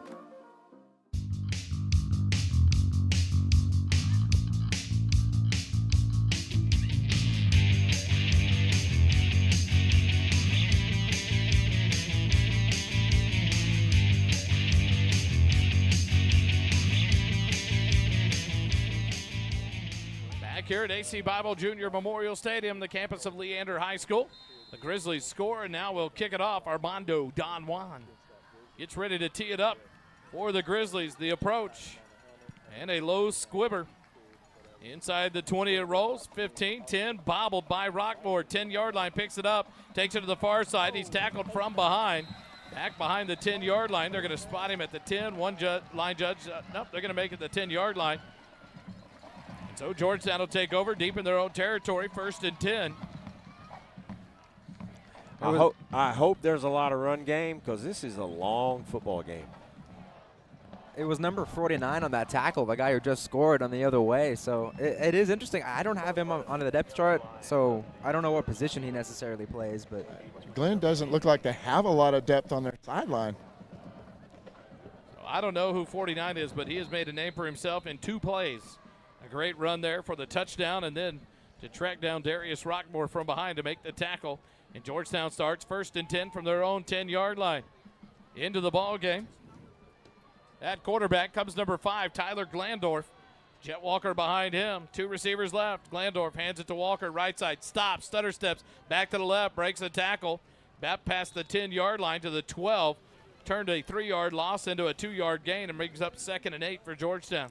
This has been a very physical football game, and both teams have had some injuries tonight because there is a lot of hitting going on out there. Jet Walker comes out of the ball game as Luke Livingston will check in. As you hear the cheer across the way by the Georgetown fans. Maybe that's the Glenn fans cheering that Jet Walker's leaving the ball game. Get off the field. Georgetown has it. 2nd and 8 from the 12-yard line. Glandorf with Livingston to his left. Snap back. Glandorf hands it to Livingston. Nope, keeps it, and he fumbles it. Glandorf falls on it. Back to the 12, make it the 13-yard line, a gain of 1. And that'll bring up 3rd and 7 now. And Jet Walker right back into the ball game for the Eagles. Glandorf got excited because he had a wide open field ahead of him, and he just bobbled that ball, wasn't able to do anything with it. And this is where you can't afford to turn it over. Glenn will capitalize on the mistakes if we let him. And here you want to get a 1st down and get out of your own end zone. That's why Walker's back in. 3rd down and 7 for the Eagles. They've got to get to their own 20 for a 1st down. 7-10 on the clock. It continues to run. Mylock comes motion right. Snap back to Glandorf. Hand it to Walker. Left side. Stutter step up the middle. Past the 20s. Dragging a tackler all the way to the 30. Another big run for a Burrow for tomorrow 1st down by Jet Walker. And that puts him over 400 yards on the night. That's 404. Tackle made by number 32 on the play. Ricky Nickelberry, and he came up gingerly after riding on that train. Just hauled about 12 yards by Jet Walker for the 1st down all the way up to the 30. Would you say he got to fly on a private jet for a little while? And it goes. Rock to Rosian, goes in motion left. Glandorf hands it off. Livingston right side. Breaks a tackle up past 35. Spins out of a tackle. 45 up past the 47-yard line. But a late flag comes in from the near side line judge. And that'll come. It looks like that one's going to bring it back. Maybe a holding there in the middle of that run. A big run by Livingston, but holding called on Georgetown. So it'll bring that one back. So we'll erase those yards by Luke Livingston. A tough run there by Luke. What a job to break out of a tackle and make some positive yards. This run game has been tough on these referees, too, because they're moving a lot slower in the 4th quarter than they were in the 1st. Should be a spot foul since it was thrown up past the line of scrimmage. But they're going to go 10 yards from the line of scrimmage. So to bring up 1st and 20 now, back to the 20-yard line. That holding, Kelly, was up about the 35-yard line. Yeah. Should have gone from the spot of the foul, but instead it's a 1st and 20 for Georgetown, back to the 20-yard line.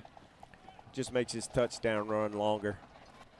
1 receiver wide left, 1 receiver wide right, 2 running backs in the backfield. Man in motion, Reyna.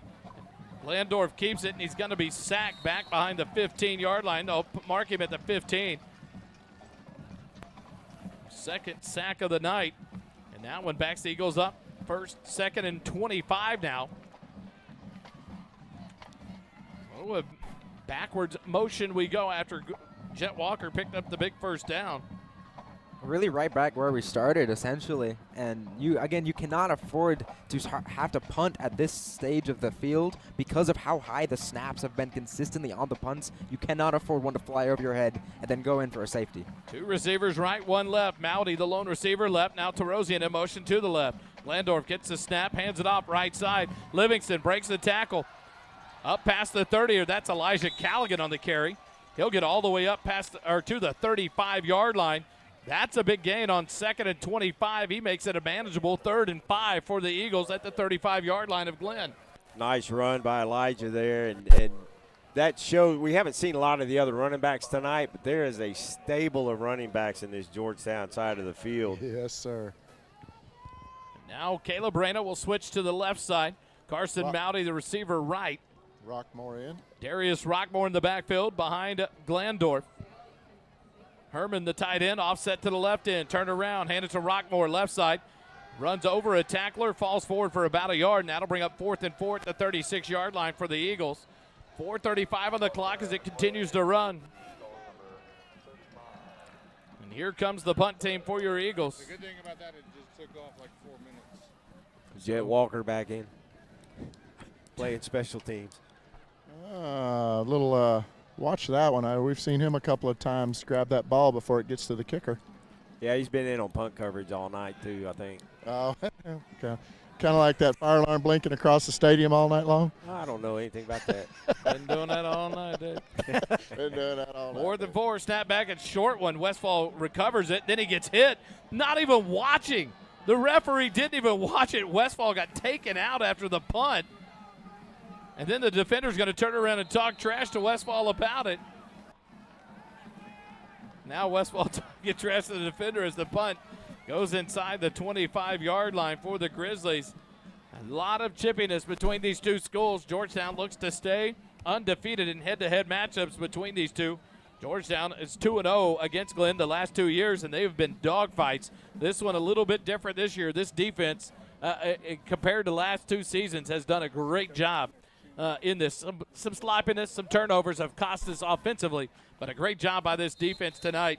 And we sit here with 3:49 remaining, 66-37. Georgetown leads it. Out of the huddle, Grizzlies come. Dubleby hands it off right up the middle to carry. Trying to see who they unpacked the huddle there. It looked like number 23. Nope, number 33 on the carry. Another running back for the Grizzlies. It's Peter Sura, the junior, with his first carry. The Grizzlies have it now. 2nd and 8.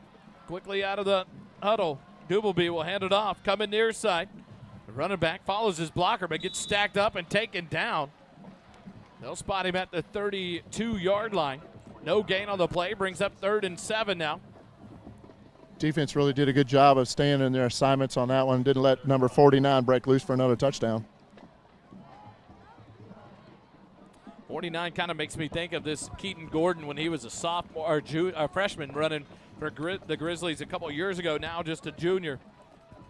Dubleby gets the snap, fakes the handoff, drops back to pass. He's looking long, hangs it up, has 2 men open, and he overshoots the receiver. So it falls incomplete. Brings up 4th and 7 now. DeMarcus Davis was wide open, but overshot on the pass by Dubleby, and that'll bring out the punt team for the Grizzlies with 2:40 left. Here in the fourth quarter, first half. Fourth quarter, it's been a long one. You've got new players in there, and a lot of them in the secondary on the defense, and they too bought into those fakes and sucked up. That's why you had 2 receivers down there all by themselves. Quarterback just couldn't hit them. And again, when you're playing quarterback in this kind of style of offense, you kind of have to accept the fact that with just the structure you're going to get hit, you might as well plant your feet and try to make an accurate throw. The punter, Israel Alvarez, stands about his own 12-yard line. Delay game. They couldn't get their folks in on the kick team. Oh, the delay of game will make it 4th and about 11 now, 4th or 12 for the Grizzlies. They'll back them up a little bit further, and they'll be punting from even further in their into the field. The punter Alvarez backs up, stands about his 8-yard line. The Eagles have no one deep for this punt. Snap is back to Alvarez. Oh, what a job to keep it from going in the end zone. The ball takes a Grizzly bounce into Georgetown territory. Down past the 35, continues to roll, and it'll be touched down at the 32-yard line. Looked like a short punt to start. He barely got it off, but a great play by Alvarez to keep the ball from going over his head in the end zone. A one-handed tip to himself and then punts it and got a great roll. And Georgetown will take over 1st and 10 at their own 32-yard line with 2:27 remaining here in the ball game. See if we have a change at quarterback for Georgetown. It'll be number 10 coming in to take the snaps. That'll be J.D. Lindstetter. Lindstetter, 6'1", 185-pound junior. In at quarterback now for your Eagles. In the backfield with him will come Elijah Callaghan. The tight end on the near side for the Eagles will be Brody Herman. One receiver left, one right. Snap back to Lindstetter, turn, hand it to Callaghan. Left side, hesitates, finds a hole, cuts back 35, up to about the 40, and he stopped. They'll mark him down at the 39-yard line. A nice run there for Callaghan. A gain of 7 brings up 2nd and 3 for the Eagles as the clock will tick under 2 minutes remaining here in the ball game. Just love seeing that clock run down now. This game has taken quite some time. Started at 7 o'clock, been over 3 hours in this ball game, which is kind of unusual for 12-minute quarters. Sophomore Josh Steffens trying to pick a fight with our number 90, A.J. Stevens. That's a mismatch. Snap back to Lindstetter, hands it off. Callaghan right side, up the middle, finds a gap up the 50-yard line. Now down to the 30, and he'll be tackled inside the 20-yard line. They'll mark him down right at the 20. A nice run there by Elijah Callaghan. And Georgetown will have a borrow for Morrow first down right at the Graham and Sons red zone. Nice run, and that's what I was talking about earlier.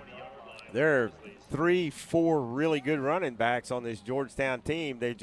Most of them are overshadowed by Jet, but earlier in the season they got a lot of carries, and these carries are very valuable down the road. And there's also a lot of elite depth on this offensive line. They've dominated this game from start to finish, continuing to create big space for these running backs to go through.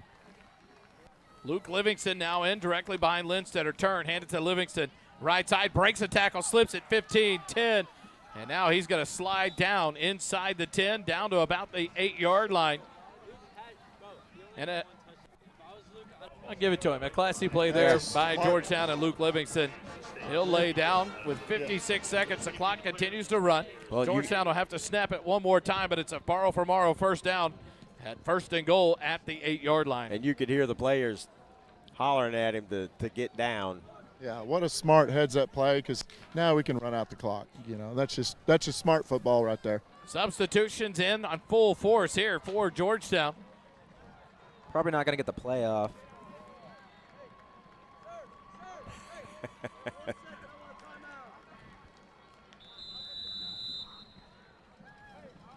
Now the wholesale subs will cause a timeout by head coach Chuck Griffin with 18 seconds left. Quick timeout. We'll come back. Eagle football continues in a moment. Kickoffs this season are sponsored by Syntex Shirt and Embroidery. At Syntex Shirt and Embroidery, we offer a variety of unique custom clothing and gifts, as well as personalized embroidery for gifts, schools, fundraisers, businesses, and more. Stop in today to browse what we have to offer and to ask about our custom apparel options. Whether you need 1 shirt or 100, there are no minimum order amounts on any custom pieces. Ask about our military discounts as well. Stop by our shop at 1911 North Austin Avenue, Suite 103, and check out our in-stock spirit apparel, or check out our website at www.syntexshirt.com. The official outfitter of your Georgetown Eagles broadcast team with First Responder Broadcasting.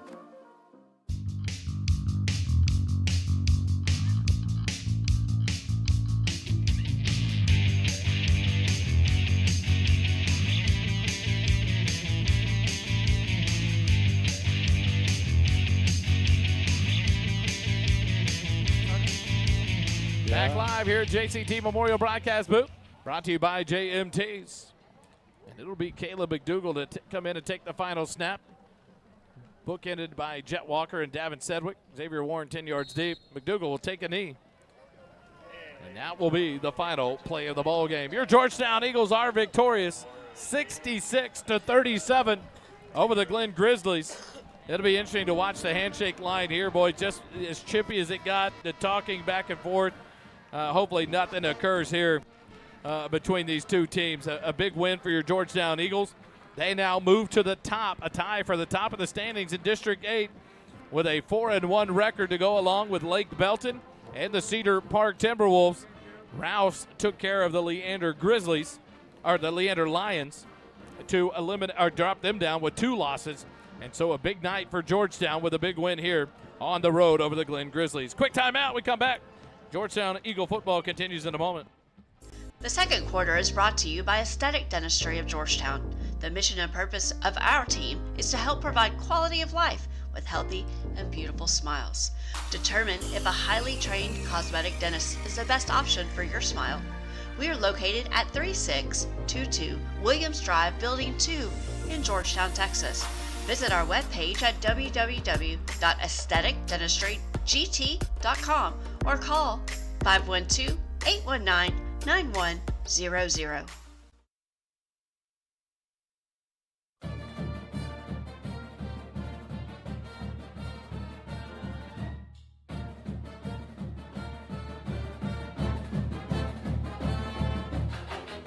Back here live at the AC Bible Junior Memorial Stadium.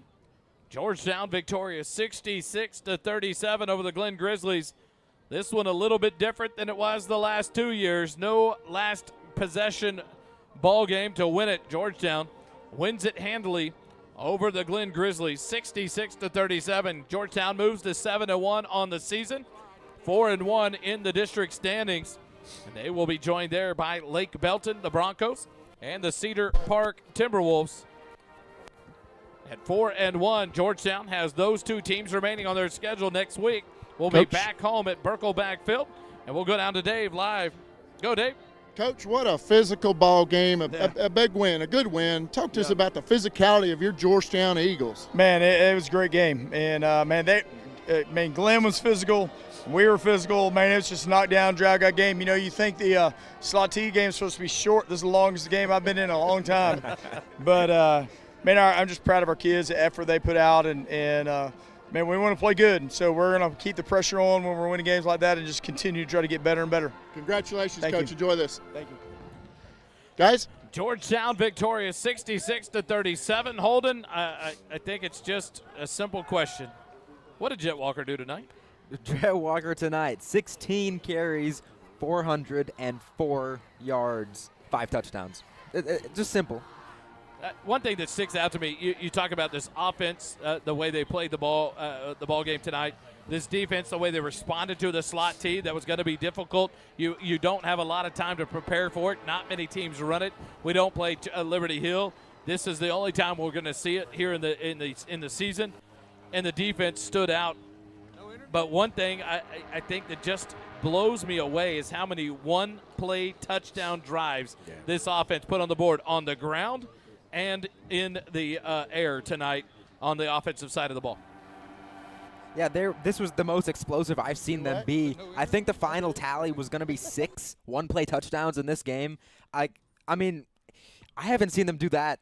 I haven't seen anyone do that at any level ever. That is, obviously you got to give credit to Jet Walker, the biggest explosive night he's had as a Georgetown Eagle. You got to give credit to the big guys up front making it all possible.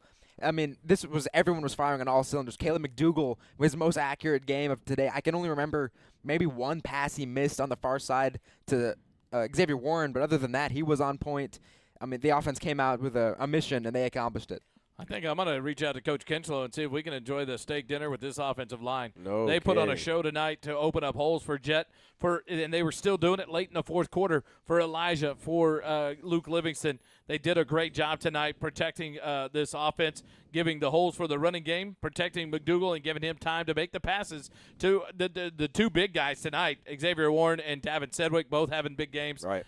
This offense just clicking, but, what sticks out is we didn't give them a lot of free stuff. We did make mistakes, but this defense just played great football. They really did, and I have watched a lot of high school football through the years, And I know there have been games like this with running backs, but I have never been in attendance where a high school running back ran for 400 yards. And if you look at what Xavier did tonight, if Jet didn't post 400 yards rushing, we would be yammering about Xavier's night tonight because he had a phenomenal night tonight as well. But you can't talk about this game without talking about the offensive line and what Jet Walker did, and it was just impressive. Total offense tonight, Holden, for the Georgetown Eagles? The Eagles are going to finish with 46 plays, 667 yards of offense, averaging 14.5 a play. And you just got Jet Walker, a great game. Caleb McDougal, the bus driver, just dropping dimes into the hands of Sedgwick and Xavier Warren tonight, doing a great job. But I think maybe my game ball has to obviously the game ball goes to Jet Walker. 404 yards on the ground. He performed like none other. If you take him out of the equation, I think this offensive line, they did such a phenomenal job to let Jet Walker have that night. And then I think the whole defense, man, you players of the week is going to be a tough one for Coach because so many performances by this team on both sides of the ball. A lot of great things occurred tonight, and you got to be happy with that. It's a slugger fest with a team like this that's going to run the ball and stay on you, and you still made mistakes and still win a ball game by 29 points. Yeah. And so a big win for Georgetown. They advanced to 7-1 on the season, 4-1 in the district standings. Final scores in the district. We know Lake Belton up into Cedar Park, so they are both at 4-1 in district, tied with Georgetown for first place.